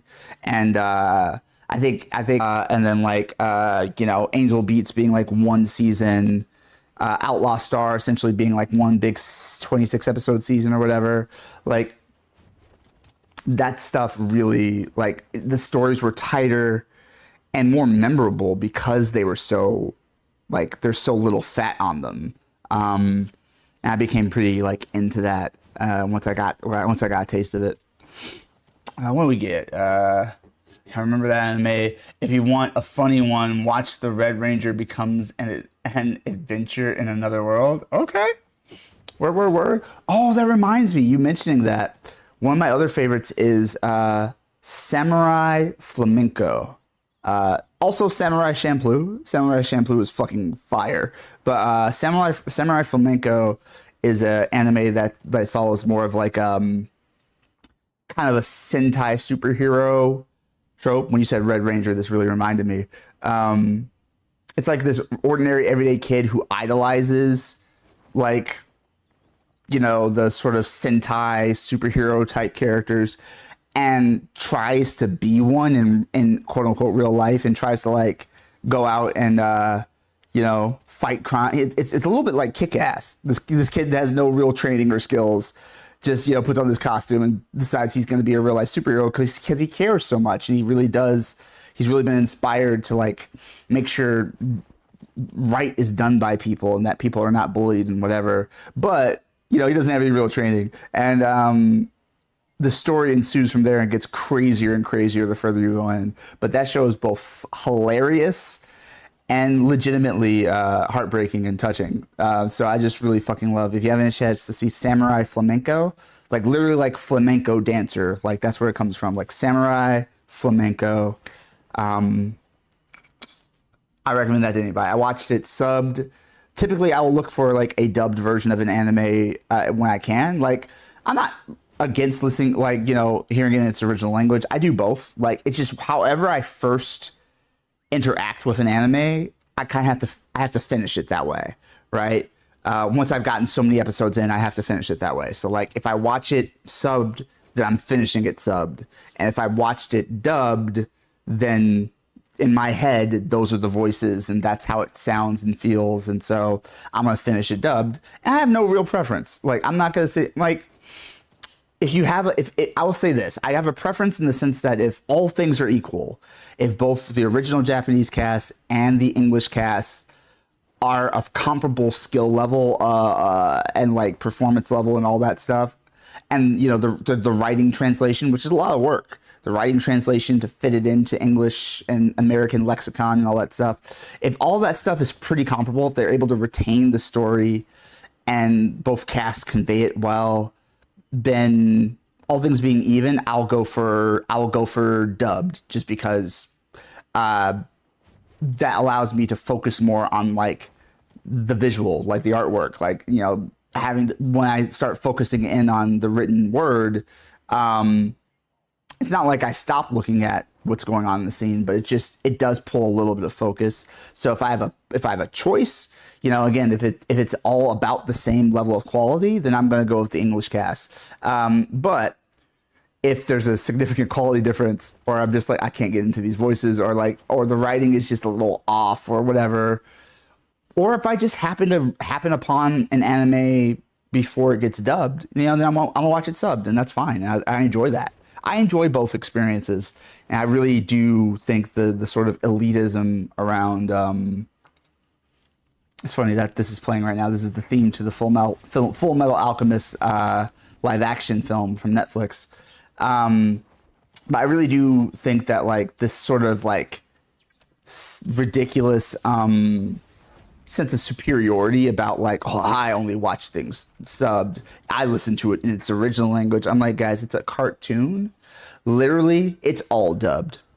I don't know how to break it to you, but like it's always dubbed because they're drawn characters. They don't have voices of their own. An actor comes in and, you know, brings that to the table. So for me, I can enjoy both experiences, and I don't really think it needs to be this weird status gatekeepy thing about like, oh, I'm better because I watch it this way. Like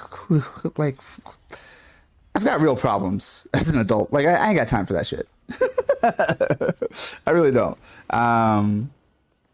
Now, live action films, as I've talked about in the podcast we run on Hard Mode Selected, live action films are different. Like I'm not trying to watch like a live action, like, you know, Japanese or Chinese or East Asian individual sound like the whitest white boy that ever did a thing. Like, you know what I mean? Like and plus the mouth movements are off. Like it's distracting when it's live action for me, you know? So I will always I'll always go for like, you know, subtitles in original language when it comes to live actors. But when it's animation, like, you know, just as long as it's good, like, you know, as long as I'm not distracted, as long as I don't feel pulled out of the story, then fuck it. You know, I'll watch it either way. If you want a funny, oh yeah, I read that one. I do want to. I have the VOD of this. I'll go back to the VOD and find these recommendations. That's pretty fucking sick. Thank you for that. I got bills to pay. I don't care that you would rather watch a show in the native language kind of vibe. Exactly. Like, this is not one of the things that's gonna keep me up at night. This is not something I'm gonna give my energy to. Like. And as I pointed out in, we did a review, Drado and I of Hard Mode Selected, we did a review of Full Metal Alchemist, the Netflix film, the first one. And as I pointed out in that, we did like a non-spoiler section, and then we did the full spoiler section as well. And as I pointed out, I think in the non-spoiler section, it's just like, look, no, I think it was actually, it may have been in the spoiler section, but either way, in that review, I talk about how like you really can't fucking pull superiority for watching something subbed. Because here's the thing. Yes, you're hearing the original voices. So if you speak and or understand Japanese, then hey, I get it. But if you don't speak Japanese and you're relying on the subtitles, well, here's the thing, smart guy. Like, the subtitles aren't a one-for-one translation of what's actually being said. The subtitles have to move at a certain pace and have to be easily digestible for an American English-speaking audience, which means sometimes liberties are taken and shorthand is used to just get the general idea across, right? One big example of this is if you watch the live action Full Metal Alchemist film, Alphonse refers to Edward, his older brother, he refers to him as Nissan. And when in the subtitle it says Edward.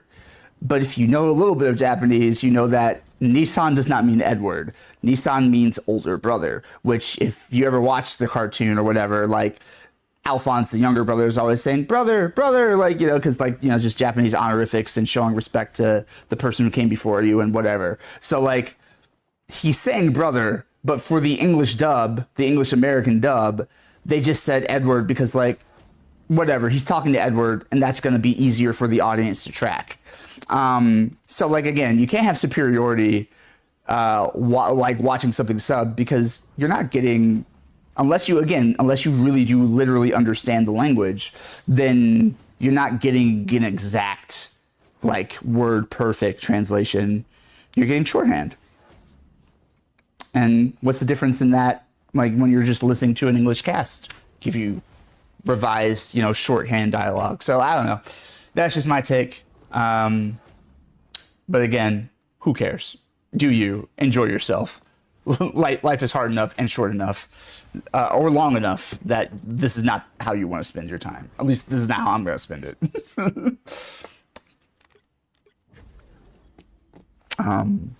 No, I love anime. It's such good shit. There's so much good. What is it?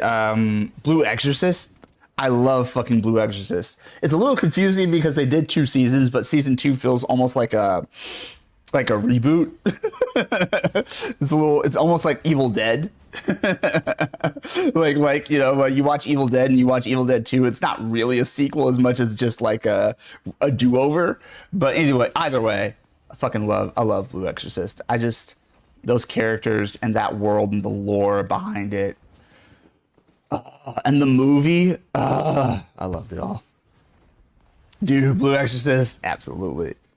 That reminds me, Full Metal Alchemist was also the first time I saw an anime movie that was actually canon to the anime. Like, I don't know why it's such a popular thing in anime to make the movies non-canon, because I kind of walk away feeling like, that was dope as hell, but what was the point? Because it doesn't actually fit into the actual story. I love the fact that Full Metal Alchemist Conqueror of Shambhala is legitimately the official ending of the Full Metal Alchemist 2003 anime. Like, it's part of the story. And I thought that was beautiful. That doesn't happen very often in anime, but it's dope when it does. I liked dubbed or subbed because I don't want to read... dubbed over subbed? Because I don't want to read while 2 characters are fighting each other. Yeah, no, absolutely. Absolutely. Again, like, I have to sort of give up certain details, and, you know, it's a visual storytelling medium. It's an audio visual storytelling medium. And if I have to focus in on keeping up with the words, and I'm not gonna front, I don't read particularly fast. But like, if I have to focus in on keeping up with the words, then I'm going to miss some of the subtle details in the animation, a look on the character's face, you know, a motion that they do with, like, their hand, like, or whatever. Like, all of this is information that's meant to be transmitted to the audience for them to absorb the story. Not, you know, a lot of storytelling isn't verbal, you know. So to have to, like, kind of pay attention to the words scrolling across the screen, I will give up a little bit of, it does mean I do give up a little bit of just, like, being able to follow along visually. It's the same reason that why, like, when I'm watching a movie, you know, or something, you know, in English, right? Like, when I'm watching, like, an American film, like, I don't want to be on my fucking phone. I don't want to have it on the background while I'm doing other shit around the house. Like, that's not how I watch movies.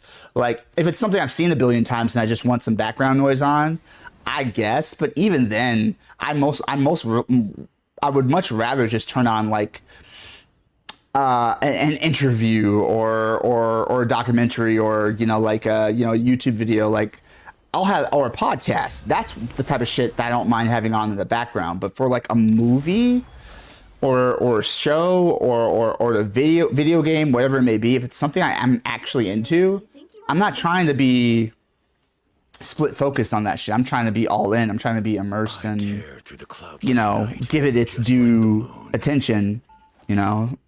So again, I know everyone's built different, but that's just kind of me.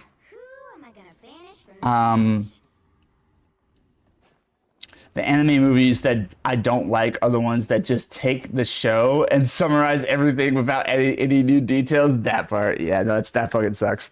I feel like there's a little bit of that with like Dragon Ball Super. It goes both ways. Sometimes it's like the movie comes out first, and then you get the same exact thing in the show, but just like split up into 5 episodes or whatever, and with some additional scenes or whatever. And it's just like, I watched this shit already. Why are we redoing this? Yeah, I'm not the biggest fan of that either. Again, you said without adding any new details, so like, you know, technically Super would be an example of like, they did throw in some additional stuff, but man, I'm not judging. it just feels like a recap at that point. It's like, no, like, I want everyone to be in it, you know? Feeling the vibe, enjoying the vibe. I want everybody to be able to like feel like they're getting something out of seeing it, in like seeing 2 different versions of it, or even just seeing it once and just having that be, just let everybody know, hey, the movie's canon. If you missed the movie, I don't know, maybe throw a recap at the beginning of the series, or go the other way, have the series start and then have the movie come after, whatever you gotta do. But just like, nah, it just seems like a waste to just be like, we're just gonna like do the exact same shit. And we're just gonna take this movie, cut it into 5 parts, and say, hey, we did a thing. This is the beginning of season 1 or season 2 or whatever it may be. Excuse me. I love the recap episodes that happen after like 2 episodes. Anime is a funny medium. It really is. Or the fact that like, or the fact that like, you know, Dragon Ball is like 90% recap. Last time on Dragon Ball Z. You know, takes like 8 episodes for somebody to land a punch on somebody because they're building the drama of it all. It's like, get the fuck out of here. I love Dragon Ball as well, and shout out to the late great Akira Toriyama. Like that dude was amazing, and he gave me so much joy by creating what he created and putting it out there for me to absorb in my adolescence, right? But forever and a day I fucks with Dragon Ball, but like, it's wild the way that show is like 90% recap, a little bit of like a fraction of a fight, and then the episode's over, and then it's like, next time on Dragon Ball Z. I'm just like, what the fuck just happened? What the fuck I just watched? Shit's so weird. So funny though. Thank you very much. Glorious damage to this place.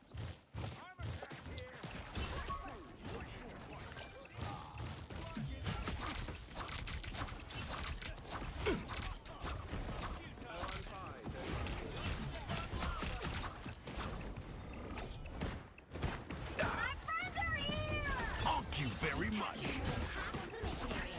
The wounds are gone. Thanks. Uh-huh. Just like my brother to leave when we need him most. Rise and fall. Low on power. Need healing. The squirrels get the win? Could use some healing, Khonshu. Oh, thanks, Rocket. I appreciate you. I thought I was about to be toast. Thank you very much. The moon haunts you. Come into this car.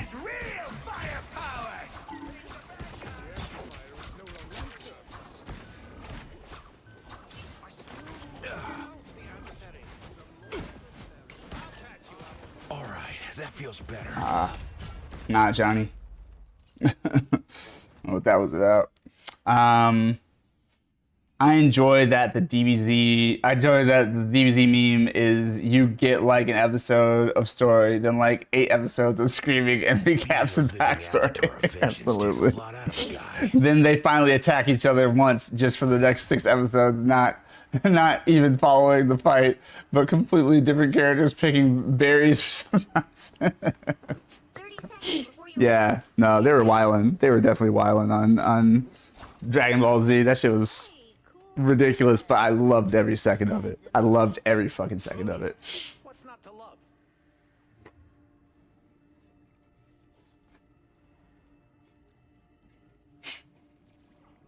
The battle starts in 5. Dragon Ball Z went hard. I especially loved when Toonami would do the midnight run, All you need to do is capture the mission area. Got it? which is partly how I titled the stream, I think, today.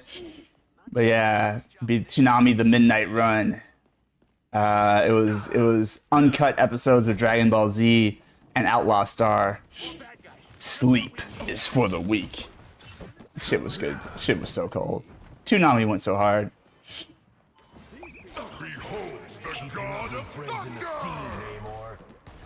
Looks like the mission area is very much.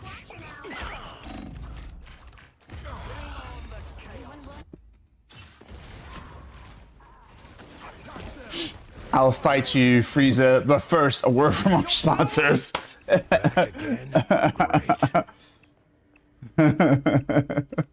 Absolutely. Fucking Dragon Ball. I miss Toonami. I do too. Just trying to remember more of the lineup. Yu Yu Hakusho, Outlaw Star, Dragon Ball Z, Ghost in the Shell standalone complex, Full Metal Alchemist was part of that. What else was on Toonami / Adult Swim? The anime block specifically.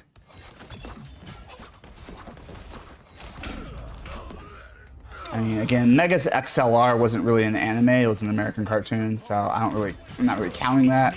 But it was part of Toonami. And it did lean into like Japanese culture with like the giant robot shit and all that. Shin-Chan, I guess, was on for a bit. Gundam, yes. Gundam Seed especially. Big O, yeah, Big O. Yep, Big O was in there. Rurouni Kenshin, Samurai Champloo. Inuyasha. Eureka 7! I fucking love Eureka 7. I never finished it, though. It's tragic. I need to go back and actually finish it. But, like, my older brother and I loved that show. And that was one that legitimately, like, I already knew Johnny Young Bosch was like a very talented voice actor, but when he did Renton and he legitimately sounded like a prepubescent boy, I was like, hot damn, like, this is so different from everything else he's done. This is not like, Ichigo. This is not like Nero from Devil May Cry. This is not like, any Vash the Stampede. This isn't like any of that stuff. He sounds like a middle schooler, and this is wild. So I really appreciated what he was able to do with that fucking role. I was already impressed by his work, but like, I was really impressed with that one. That was crazy to me. Shout out to Johnny Young Bosch. Also, it circles back to our Power Rangers discussion. Shout out to Adam, the Black Ranger.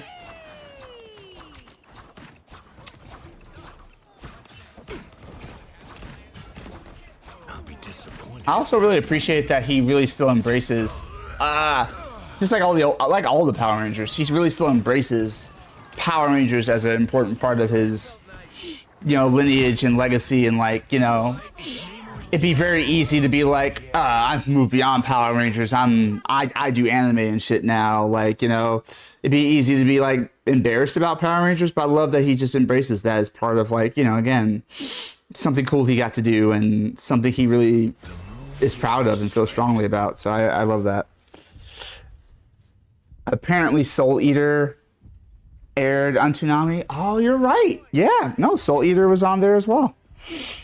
That was a later edition, but absolutely it was there. Yep. Get ready. I feel like there's still some, maybe a couple I'm missing, but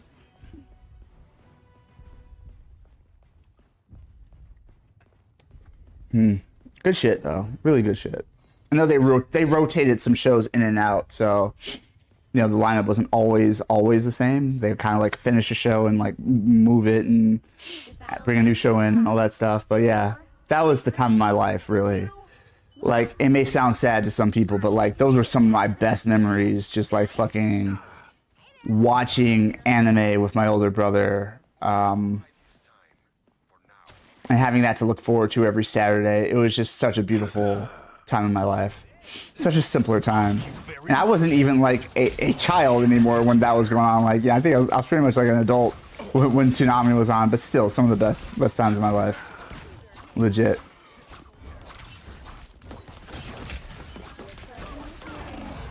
Nice, good save. Now him still beating my ass inside of her ult.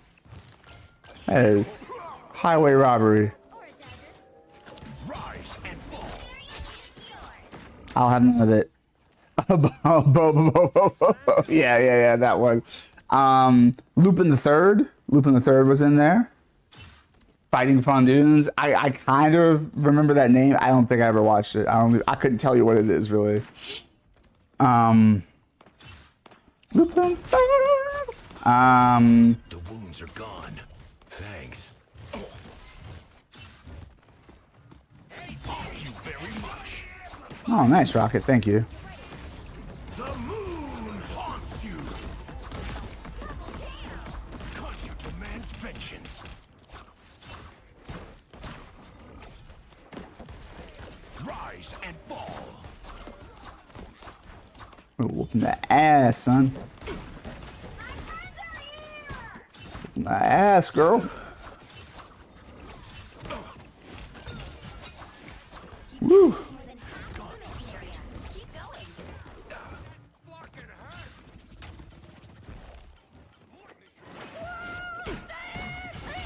Damn, I couldn't get my Ankh back in time. I went up there too soon. Oh, wow. Rocket is on it, bro. This Rocket is amazing. Let me help him out. Let me help him out. Love battlefield medicine. Oh, damn. I tried, Rocket. I'm sorry. I'm almost as squishy as you are. I've come back from far worse than that.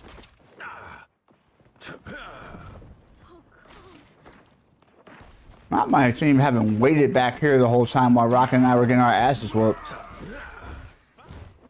Fucking terrible. Rise and fall. Behold the god of thunder. It's better just to wait for them to revive and then come back with full health and then go in as a team. It's like sometimes you just gotta go in and help. Like if we're holding the point, go the fuck in and help.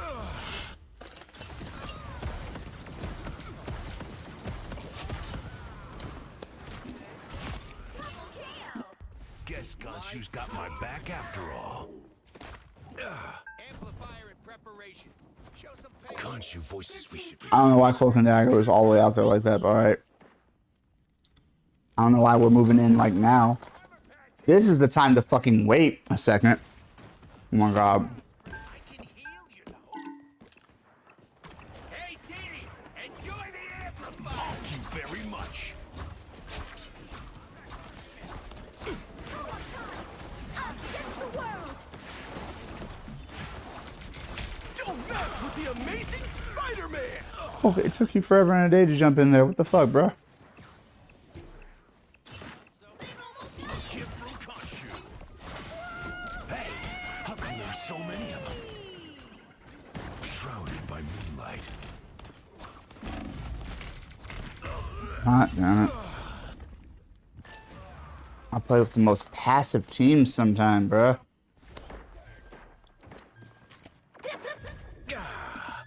I've come back from far worse than that.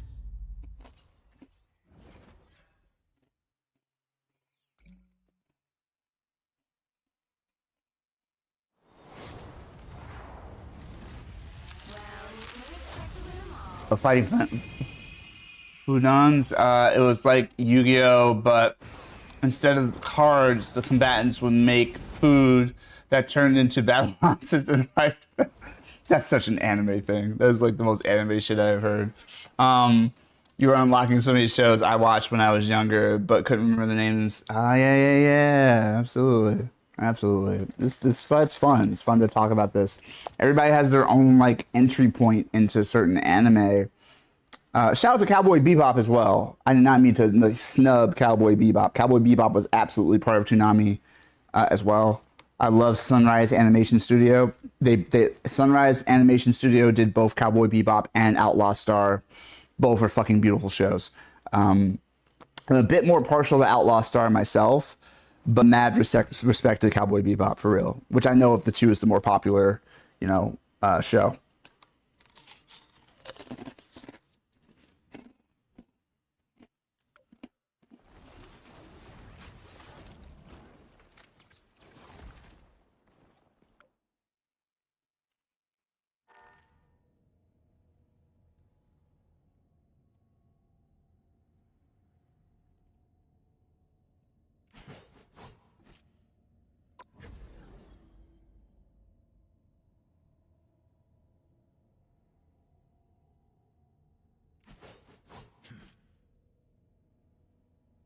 I was more into cyberpunk and mecha animes growing up. Word.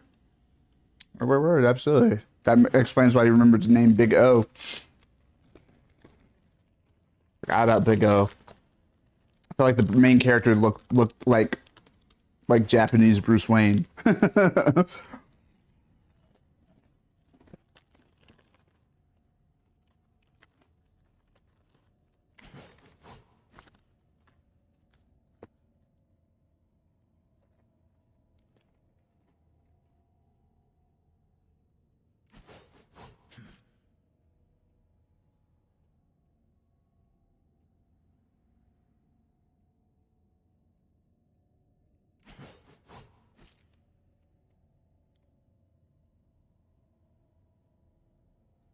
Big O was Batman, but instead of spandex, it was a giant mech. Facts.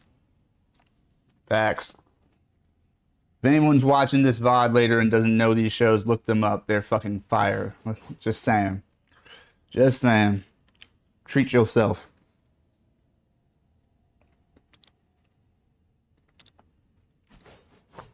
Oh. Big Bro sent me some videos I think I missed.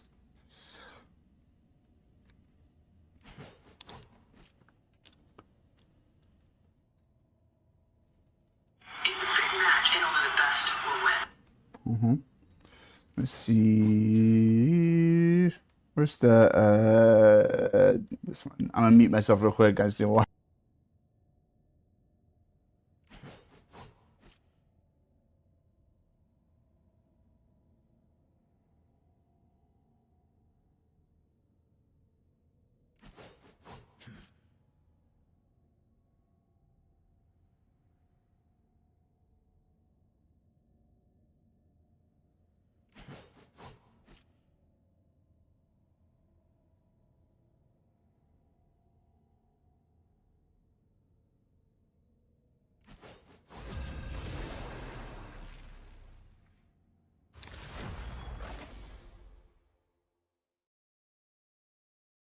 Which hero do you think you want to be today?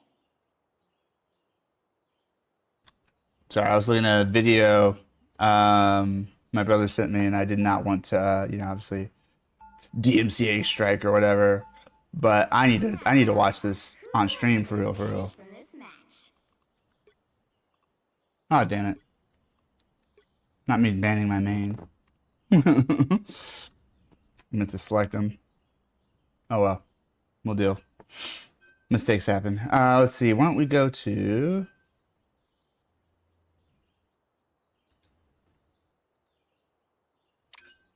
Oh, thank God.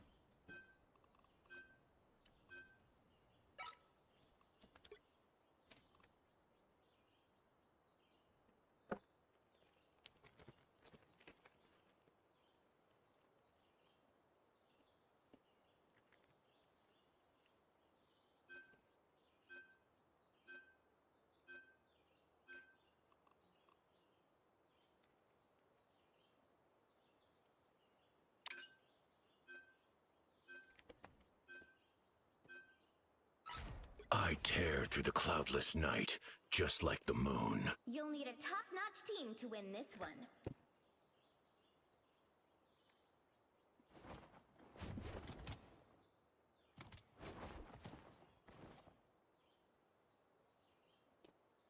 I'm sorry.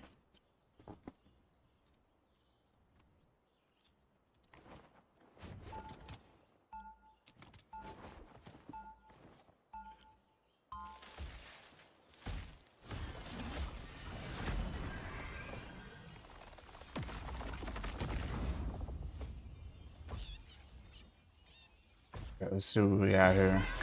I think it's a very quick ad. Yeah, it's a really quick one. We have time to watch this before the match.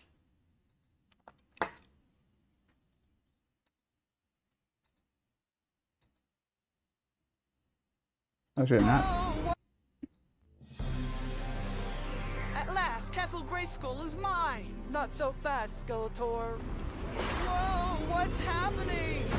He-Man and the Masters of the Universe, Dragon Pearl of Destruction coming soon to all platforms? Yes, it's He-Man and the Masters of the Universe, Dragon Pearl of Destruction. Wow. Intense beat-em-up action that puts the power in your hands. Hey. Grab a friend and fight for Eternia with 4 playable heroes. Was She-Ra in it? Was She-Ra in it? Pixel perfection for your gaming console. He-Man's my guy, but He-Man's really my older brother's guy. Masters of the Universe, Dragon Pearl of Destruction, coming soon. So like we're definitely gonna play this. We're definitely gonna play that game. And like He-Man's like my older brother's like favorite one of his favorite characters of all time, right? Like the reason I love He-Man so much is because my older brother loves He-Man. So when we inevitably play this game, which I did not know was coming out, that's fucking crazy.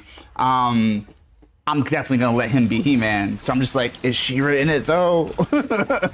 Because that would be sick. At least as DLC or some shit, you know, add her as a DLC character later on. I'm just saying. But no, that's shout out to He-Man.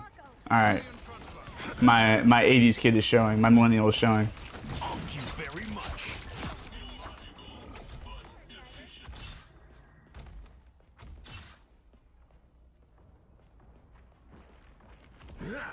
I throw it up there, causing trouble.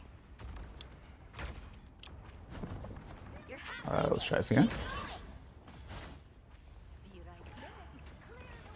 Well, you know. Thank you very much.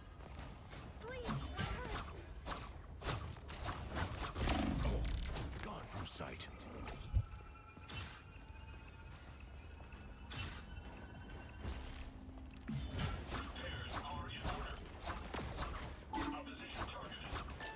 Thank you very much. Ah, they blocked it. Son of a bitch. Kind of worried there.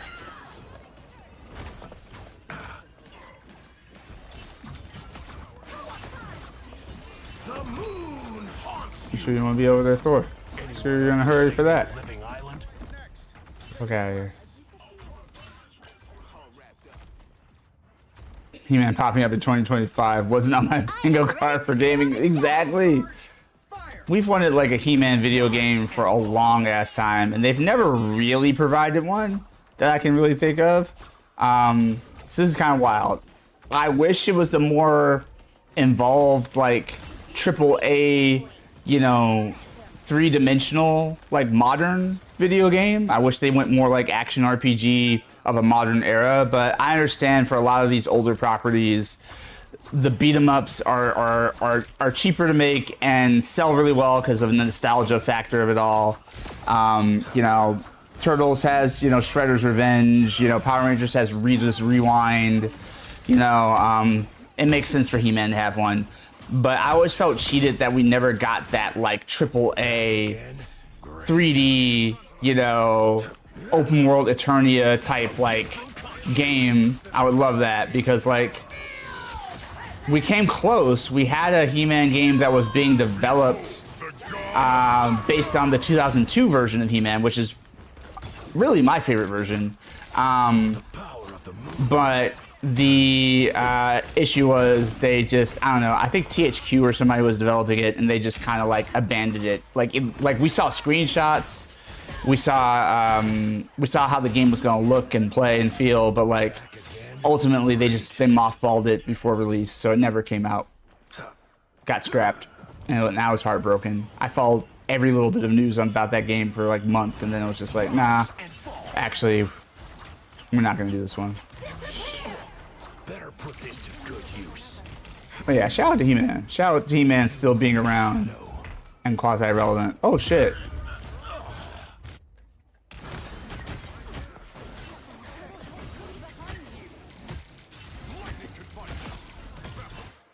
Back again? Great.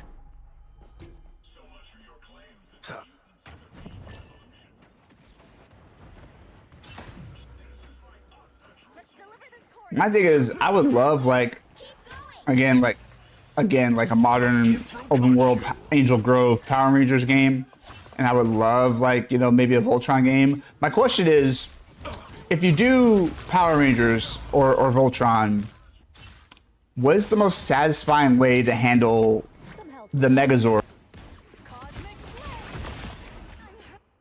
Back again? Great.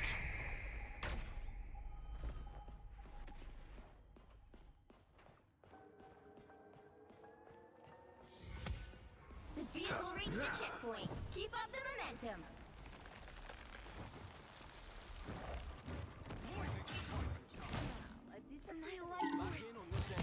The moon haunts you.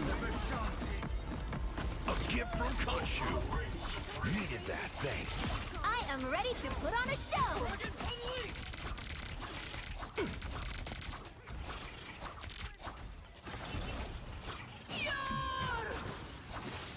A little picnic shrouded by moonlight.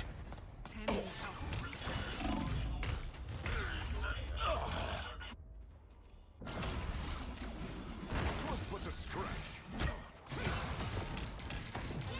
Moving again. I've come back from far worse than that.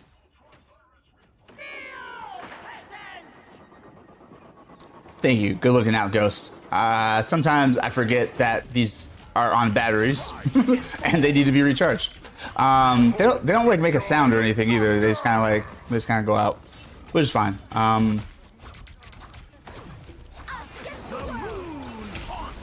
They were ready for that shit, but damn it! I wanted to get the two that were isolated.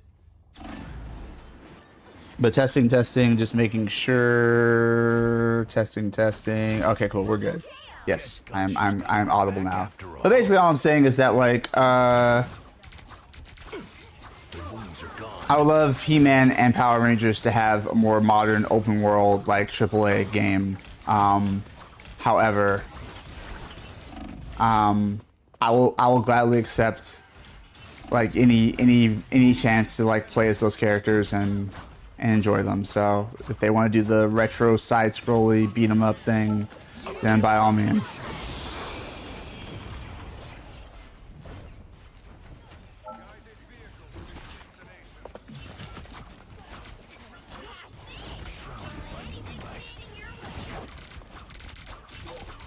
On your toes, here they come. Not the teamwork. Not the team attack. I heard you would hang on. Yeah, then silence. Yeah, I'm just like curious, how do you do a satisfying Megazord battle? Oh shit. From a co-op perspective. Obviously if you're single, oh shit. If you're single player, then one person just controls the Megazord like you would any playable character, right? But like if you're playing co-op, like what's the most satisfying way to do Megazord shit? So it doesn't feel like you're just watching one person play, or it doesn't feel like some sort of jank, I control the left leg, you control the right leg, weird shit, like, you know what I mean? Because ain't nobody trying to do that. I forgot Strange was blocking that. That's great. Love that for us.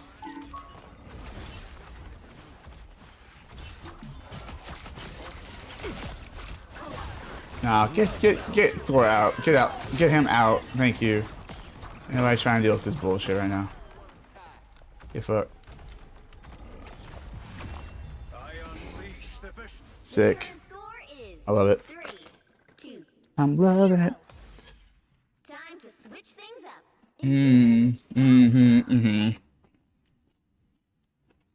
I tear through the cloudless night, just like the moon. The right heroes could make all the I difference. think like multiple Zords makes sense to a point. Like, you know, obviously it'd be great to have everyone controlling their own Zord. You know, if you're Blue Ranger, have your Tyrannosaurus. If you're, you know, Red Ranger, have your, I mean, your Triceratops. If you're Red Ranger, have your Tyrannosaurus. If you're Yellow Ranger, have your, you know, Saber-toothed Tiger, etc., right? And like roll around, run around, and do that thing for a while. But when it's time to actually form the Megazord, like, then what? Or do you use that like an ultimate ability or something? Each player has their own Megazord. Coming in 30 seconds. Stay strong. Like, I get it, but I also feel like that breaks the canon for me. Like, I know there are multiple Megazords in the Power Rangers lore, and sometimes they do summon Megazords from the past to be used in combat, but like, if I'm trying to play like specifically Mighty Morphin era or any one specific Power Ranger era, then in theory they would only have the one Megazord at a time. 3, 2, 1. I don't know. I don't know. I don't have the answer. I'm just like spitballing. I'm just trying to figure out like what is a like satisfying version of that doesn't feel like it like takes you out of the immersion or whatever.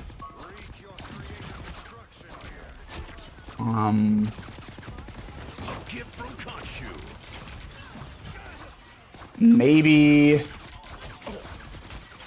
part of the Megazord battle is like a series of like quick time events or something.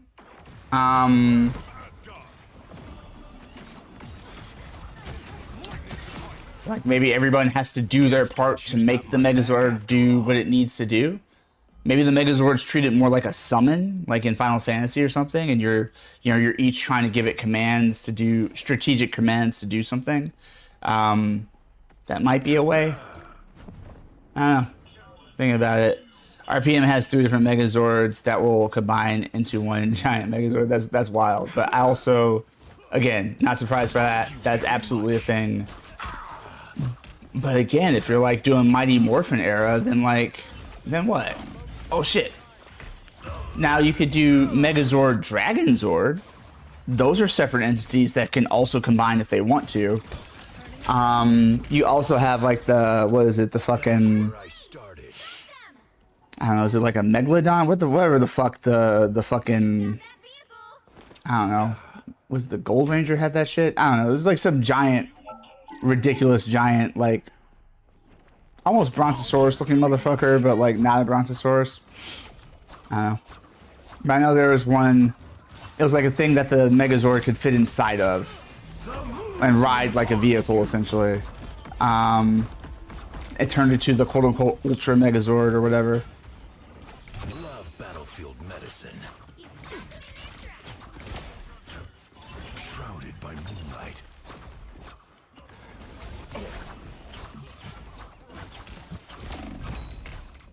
Oof.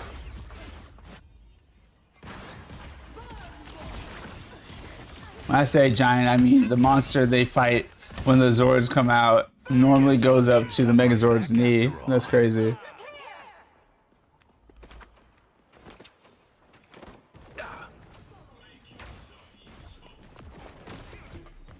Okay.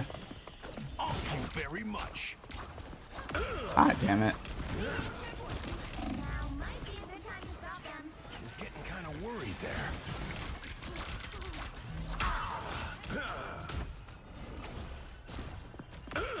A gift from Khonshu. 7 minutes 3. Come on. Ah, shit.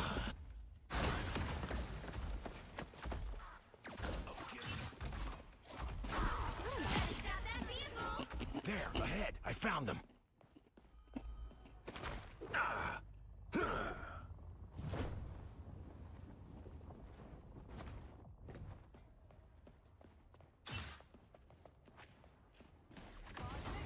A gift from Khonshu.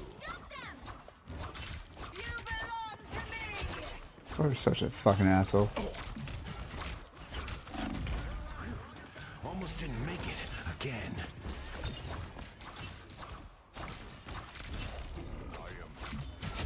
Yeah, get the fuck out of here. Take all y'all.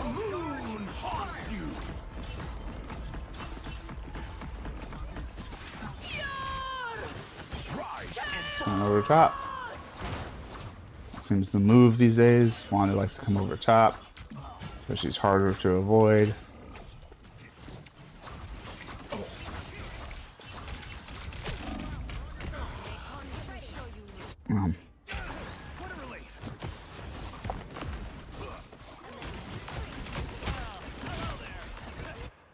Come on, Khonshu. Let me rest.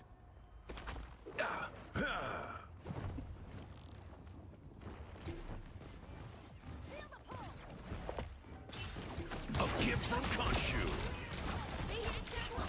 Now might be a good time to stop them.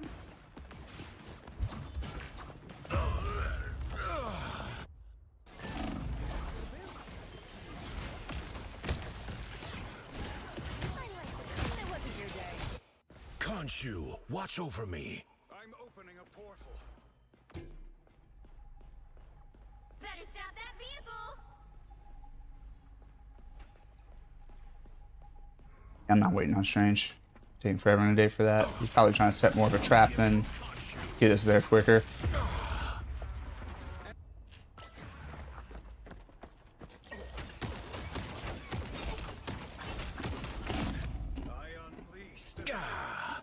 I've come back from far worse than that.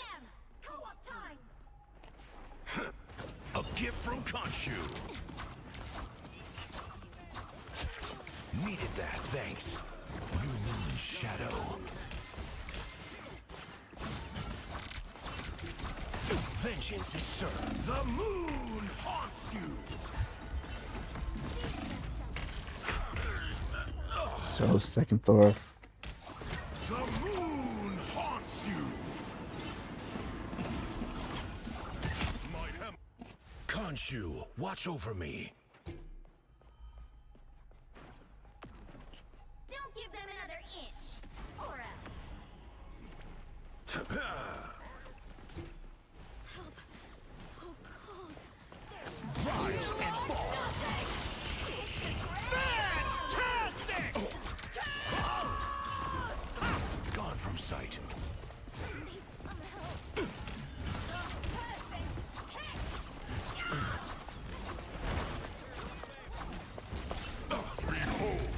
Holy shit.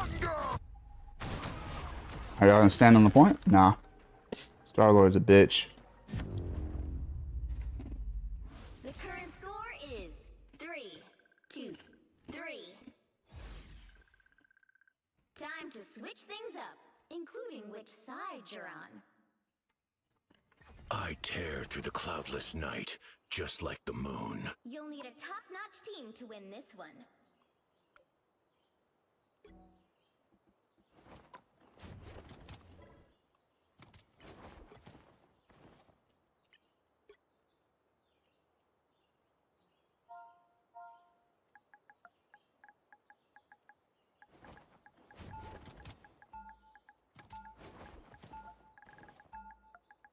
Round 3,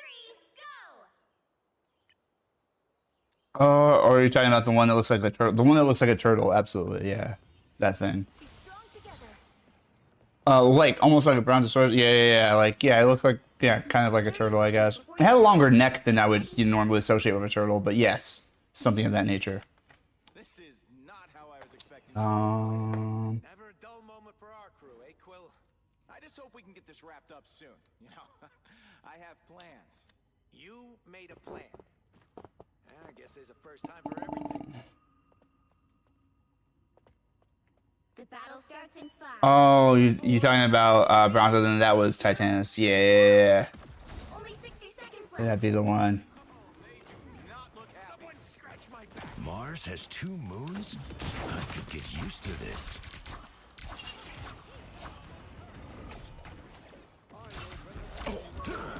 Oh.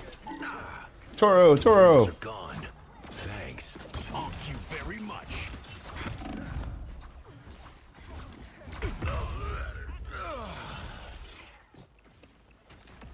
Help would have been nice, but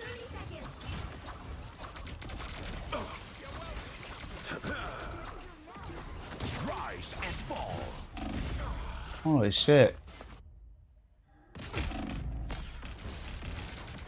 suppose that helped. Khonshu, watch over me.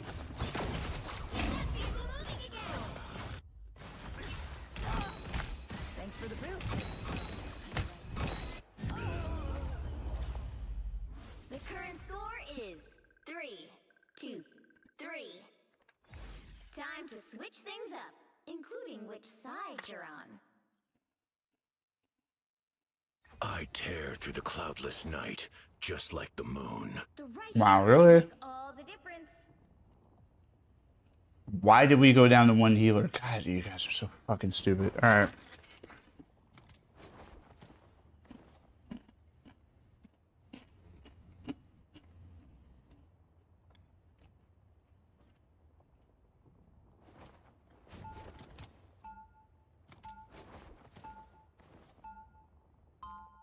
Khonshu's guided me this far. Anyway. Alright, let's go.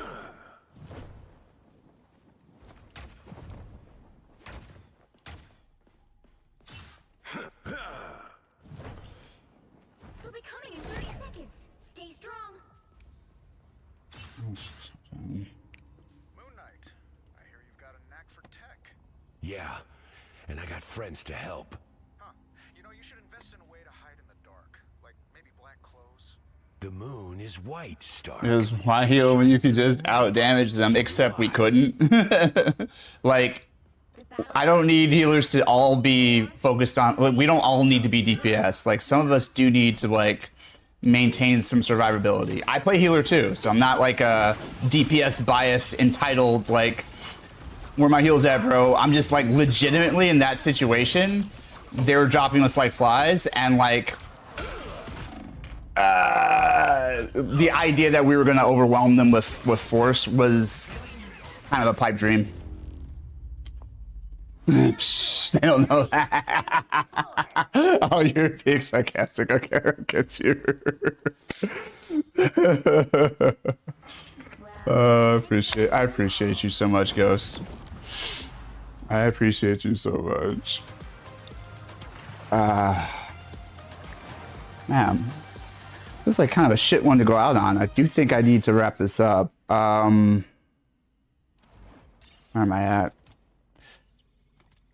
No, we're gonna do one more. We're gonna do exactly one more. You know, if I get knocked out of fucking, you know, this particular rank, then so be it. But yeah, sure. And we out.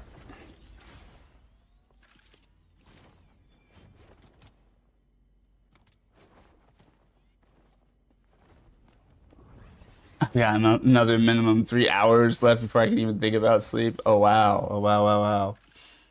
While we have a second, are you at work or are you? I don't know what you're up to at the moment. I don't know what your situation is. Let me see.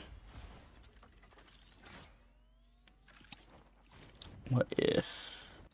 But yeah, this is the motherfucker I was talking about. So I think you're right. I think it's like the Bronto situation. Like, this is the Ultra Megazord. Obviously, it's got the like Dragon Zord elements and the regular Megazord elements, but then there's like the thing it's riding on top of that Zord. I'm home, but I work nights when I do work. Oh, interesting. So around, yeah, that's Titanus Ultra Zord. Oh, okay, cool. Ultra Zord, yeah. Thank you. Just making sure. A little rusty on my Power Rangers lore.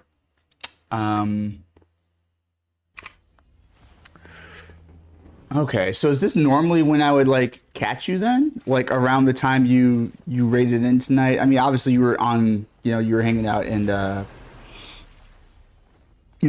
previous stream. So I don't know, like, yeah. So I would say, so I would start my shifts at 1:20 a.m. Are you, what time zone are we talking? Which hero do you think you want to be today? I'm Pacific time, so just wasn't sure. man, I gotta go out and not even be Moon Knight. This is less than desirable. Unless I fucking steal it from him, which I might. Let's see, who are we gonna ban? Let's give it a score roll. Let's get fucked.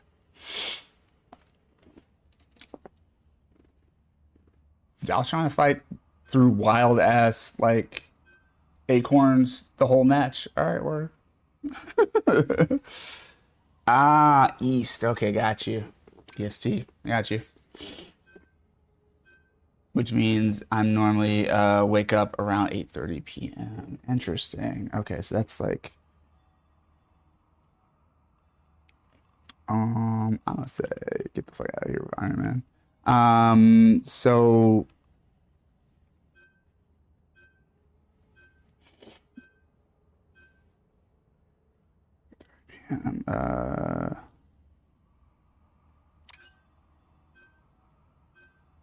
so that's 5:30 p.m. for me. Okay. I tear through the clouds. Haha. Just like the Dick moon. move, but I just really not trying to go out trying to cover another position or play with a character I'm less good with. This is just like not this is not it. Now there's a chance that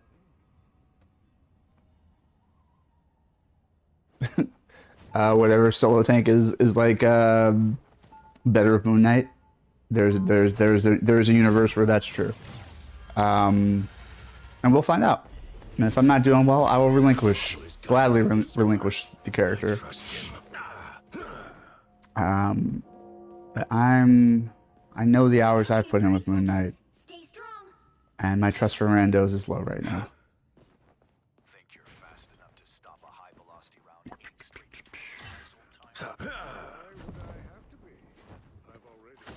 All right, here we go.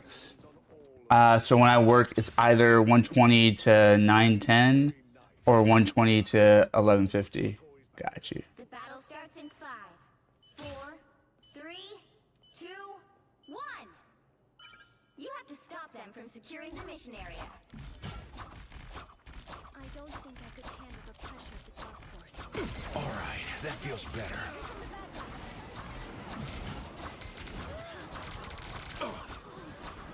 A gift from Khonshu. A little pick-me-up. Gone. Nice fucking Thor. Good medicine.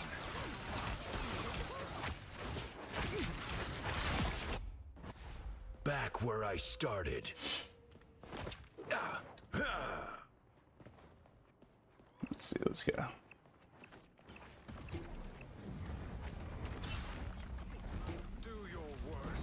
A gift from Khonshu. Oh, more enemies out there than voices in my head. Time to make them pay. New Moon Shadow. I'd know that book anywhere. You gonna go in or No, we're gonna stand outside and stare. Alright. Do your thing. You need to stop that vehicle in its tracks.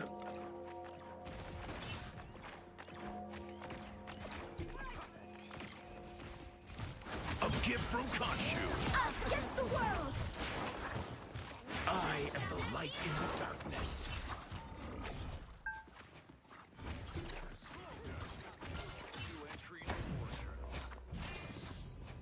The moon haunts you. Worth it. Whew. Almost didn't make it again. A gift from Khonshu. Oof. I was ready for him. Judge, jury, executioner. I've come back from far worse than that. Behold the god of Agamotto. Disappear! The moon haunts you.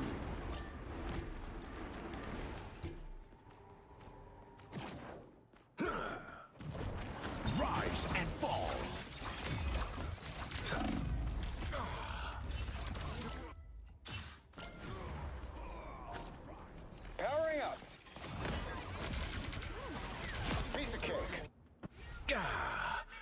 I've come back from far worse than that.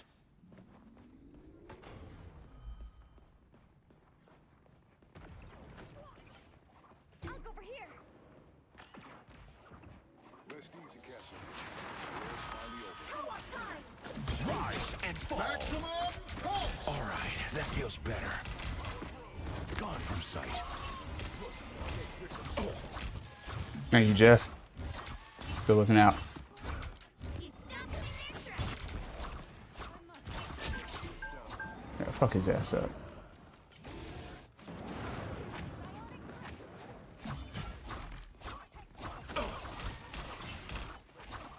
Guys, you gotta shoot the onks. You really. Thank you very much.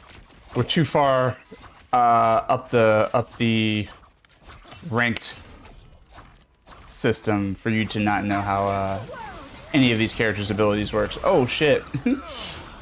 Like if you're, like, silver 1 and below, like I get it. Maybe there's some characters you're like, oh, I didn't know they did that.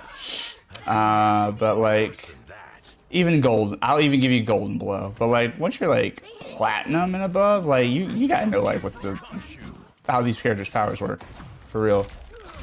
The moon haunts you.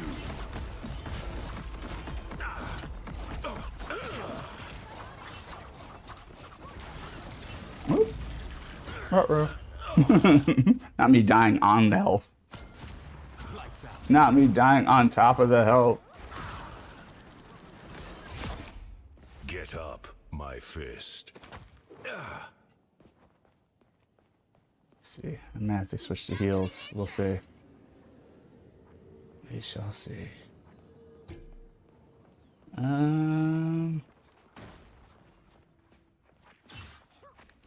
Rise and fall. Still got an edge. The moon. Nice try. I saw that shit come. I heard you coming a mile away, motherfucker.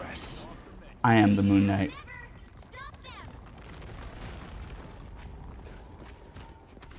Thank you very much. Don't pick a fight with vengeance personified. Gone from sight.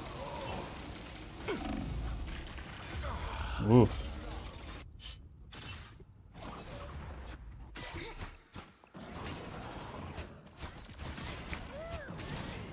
Back where I started.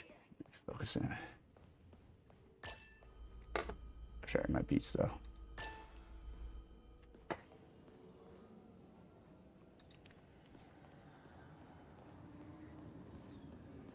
He stopped them in their tracks. Disappear! A gift from Maximum Khonshu. pulse. Get fucked.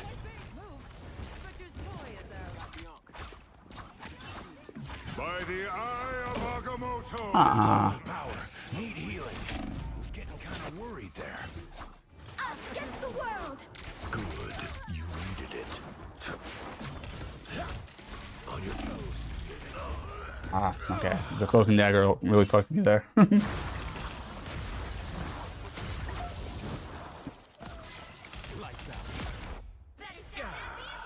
I've come back from far worse than that. Jeff's like, get a fucking Vanguard out here. Punisher's down. Crazy. Rise and the moon haunts you. Low on power. Need healing.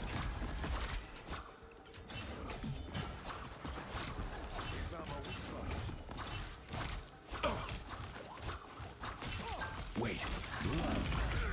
Damn it, I went in for the bubble and got onked.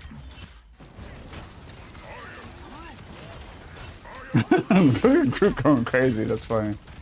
Hilarious. Guess Khonshu's got my back after all. Nice. Jeff was right. Needed a Vanguard. You belong to me. Groot was a better option than anything I was going to bring to the table. I mean, that could have been strange. He stopped them in their tracks.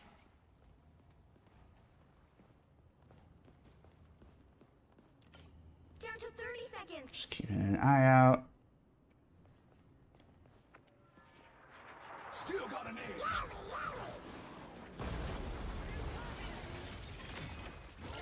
Rise and fall. Behold God of Thunder! The final 10 seconds. Disappear! I ain't having that shit today. A gift from The Khonshu. moon haunts you! Khonshu never rests. I'm doing this my Rumors are gone. Thanks. Against the world! Thank you very much.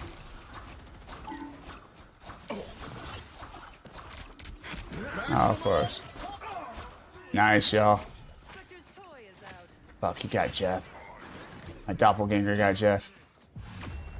But it didn't matter. The current score is 0-2. Good shit.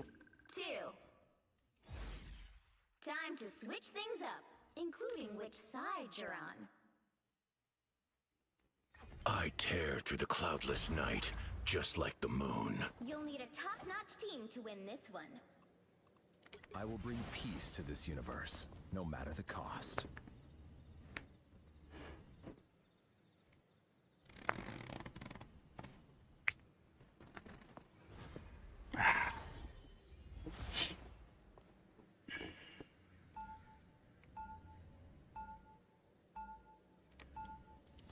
Round 2, go!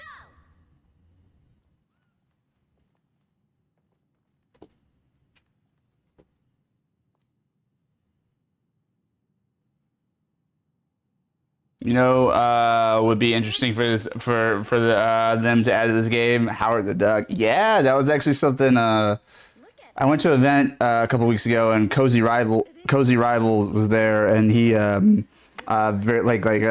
he's like a content creator for Marvel Rivals and stuff, and I was like, you know, asking us who we'd like to see, and like, you know, people threw some names out, and he's like, what? No Howard the Duck? And people were like, oh yeah. Like, so I think we would be pretty hype about a Howard the Duck entry in this game. That would be fun. I don't know a lot about like how he operates, but I would love to see what they do with him gameplay wise. I'm sure his dialogue would be fun as fuck.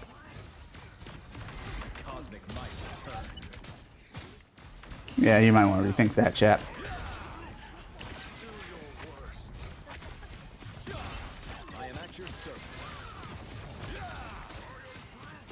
Guys, he's like why do people not shoot at Iron Man? I do not understand. It's crazy to me. Like, he's right there. You know that big ass beam is shooting you in the back of your head. Like, why are you not reacting? That's fucking wild.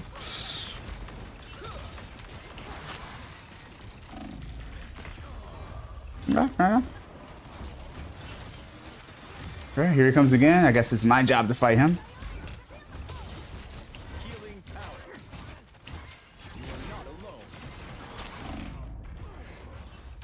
And the whole team. At the very least, having him as an announcer would be cool. Ooh, that would be dope. That would be dope. Who knows? Maybe they'll plant him in the background of the stage like they did Blade. Like, tease him for a little bit.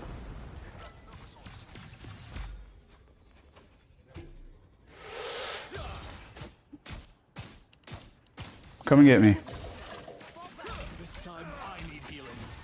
Come and get me.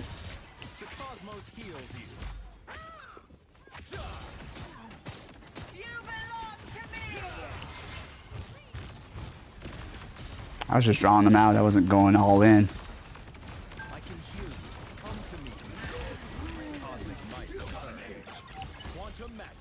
And now it's fun to chase me when I'm not Moon Knight, huh? When I can heal myself.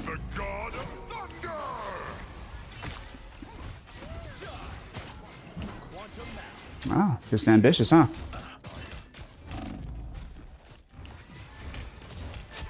So satisfying.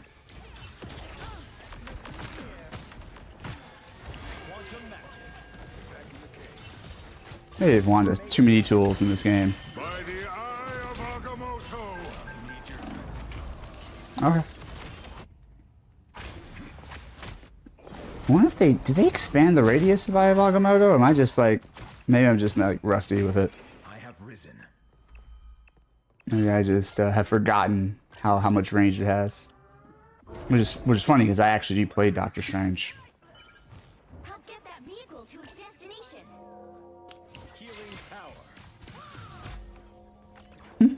Jeff sounded so happy. Okay, but like again, is somebody going to shoot? Like, thank you, Jeff. Thank you, Jeff. I guess it's up to us. Got the fucking strategist fighting Iron Man. What the fuck is going on here?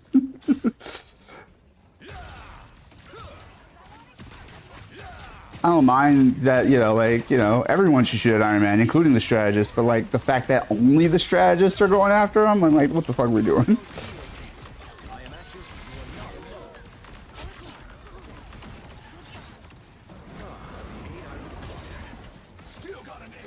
Probably has his ultimate or close to. But he's not going to live long enough to use it this time.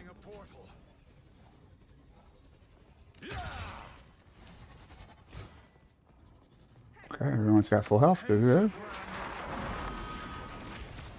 Not bad portal placement, I gotta say. I knew it.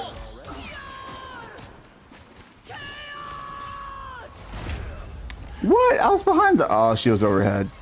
I always forget about that.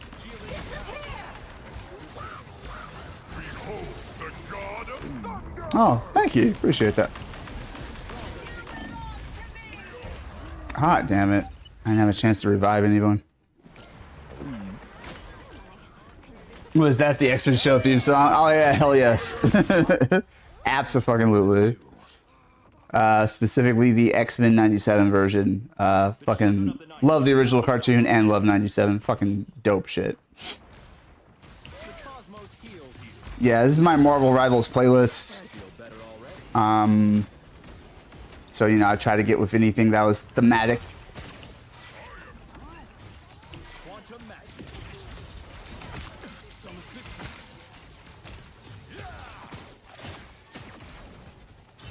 God damn. I'm about to say, if it got me that time. One tree falls. Born again. Mm-hmm. Fuck.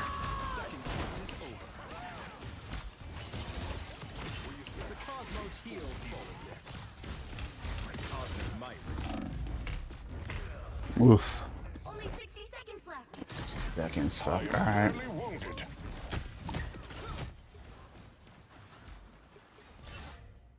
on, we'll get you to the castle, Fuzzball. Get that vehicle moving again. Iron Man. Yet again.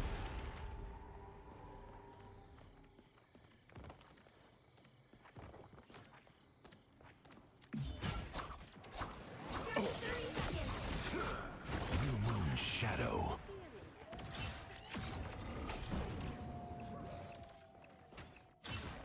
Forgot how dangerous this place is at night. Rise and fall. Maximum pulse. All right, that feels better. This is real firepower. A gift from Kashu.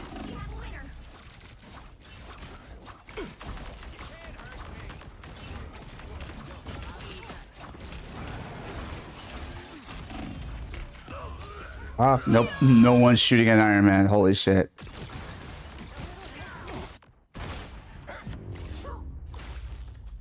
Final score 1-2-2.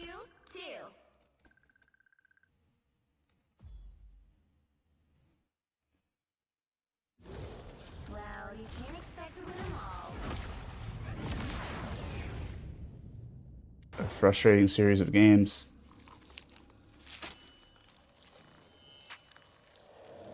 It's always cool to see a Rocket be MVP, though. That doesn't happen a lot.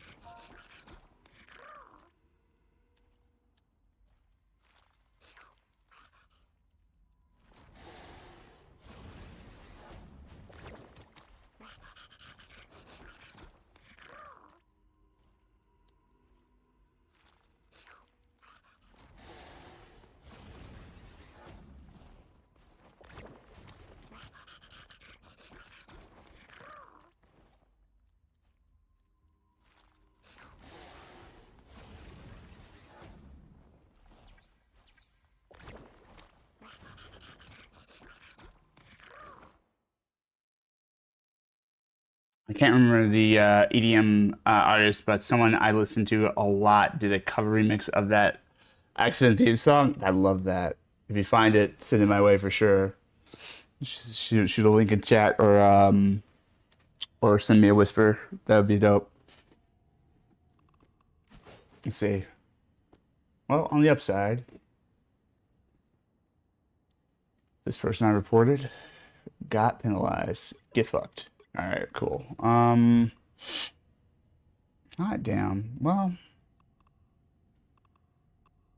all right. Well, we'll honor our word. We'll call it there. Where's my phone? What are we looking at? Okay, so it's like almost 7 a.m. It seems fitting. It seems like a great place to stop.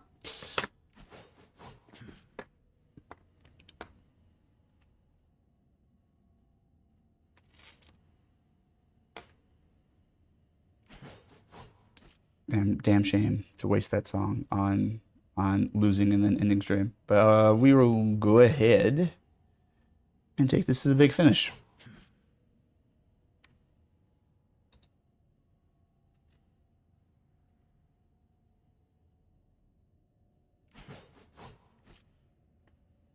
What am I gonna go out on? What do I want to go out on?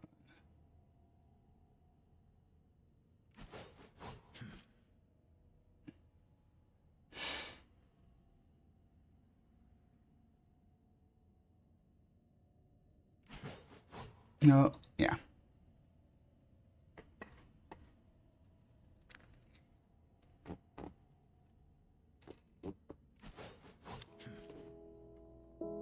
I'll do a search here shortly and send you the link. Yeah, I appreciate you, Ghost.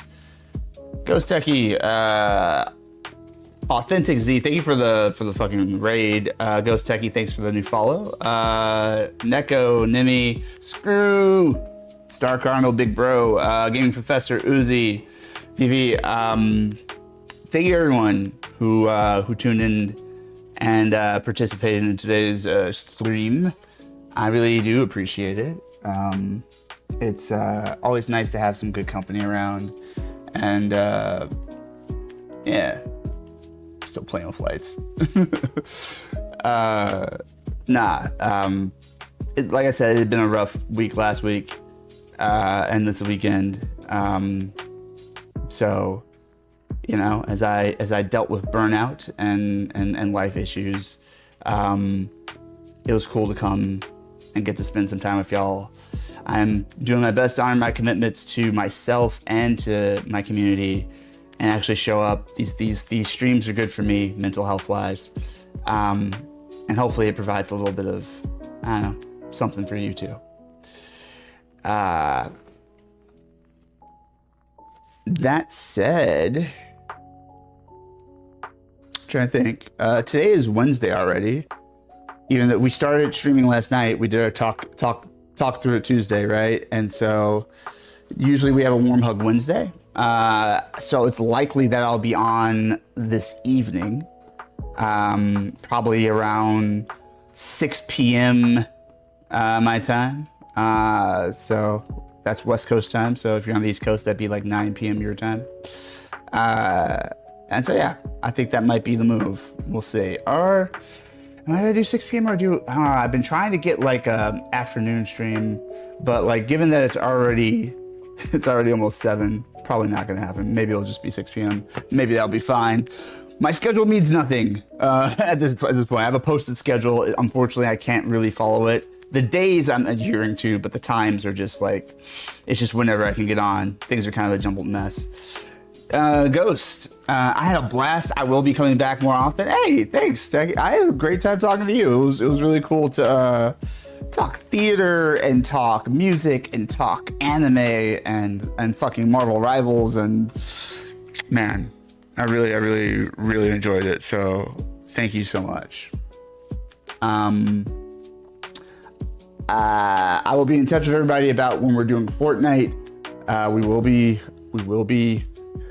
It'll be morphin' time before you know it. It'll be morphin' time before you know it. We'll hop into Fortnite, get me back into action, as it were. But yeah, everybody, please, take it easy out there. You know, life is life is always life, and life's doing what it does. And all we really have is who we are, what we are. All we have is our lives, and we are the only thing that we are able to offer the world. And more importantly, we're the only thing we have to offer ourselves. You know, how we take care of ourselves dictates like what kind of experience we have here, what kind of life we have here. And like I said in the previous stream, like you don't want to get to the end of your life and be like, oh man, like I did this whole fucking thing wrong. I didn't take advantage of any of the opportunities. You don't want to have that on your heart. Please value yourself, treasure yourself, put yourself first. You know, not in a complete head up your ass piece of shit kind of way, but in just a healthy boundaries kind of way. So with that, I'm gonna tell you, I'm gonna ask you, I'm gonna implore you to do the things I always tell you to do. First and foremost, thank you for doing this with me. It's this silly thing we get to do together. Brings me a lot of joy and purpose, and I like to think that I give a little something of a good vibe or a good time to you all as well.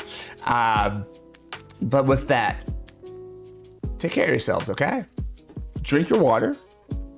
Nourish yourself mentally, physically, and spiritually so you can be the healthiest version of you. Surround yourself with people who refill your meter, not take away from it. And always, build something into your schedule worth looking forward to, because you'll be surprised how much it really does make a difference. Y'all have been the coolest kids at the prom, and I have been Phil Special Meter.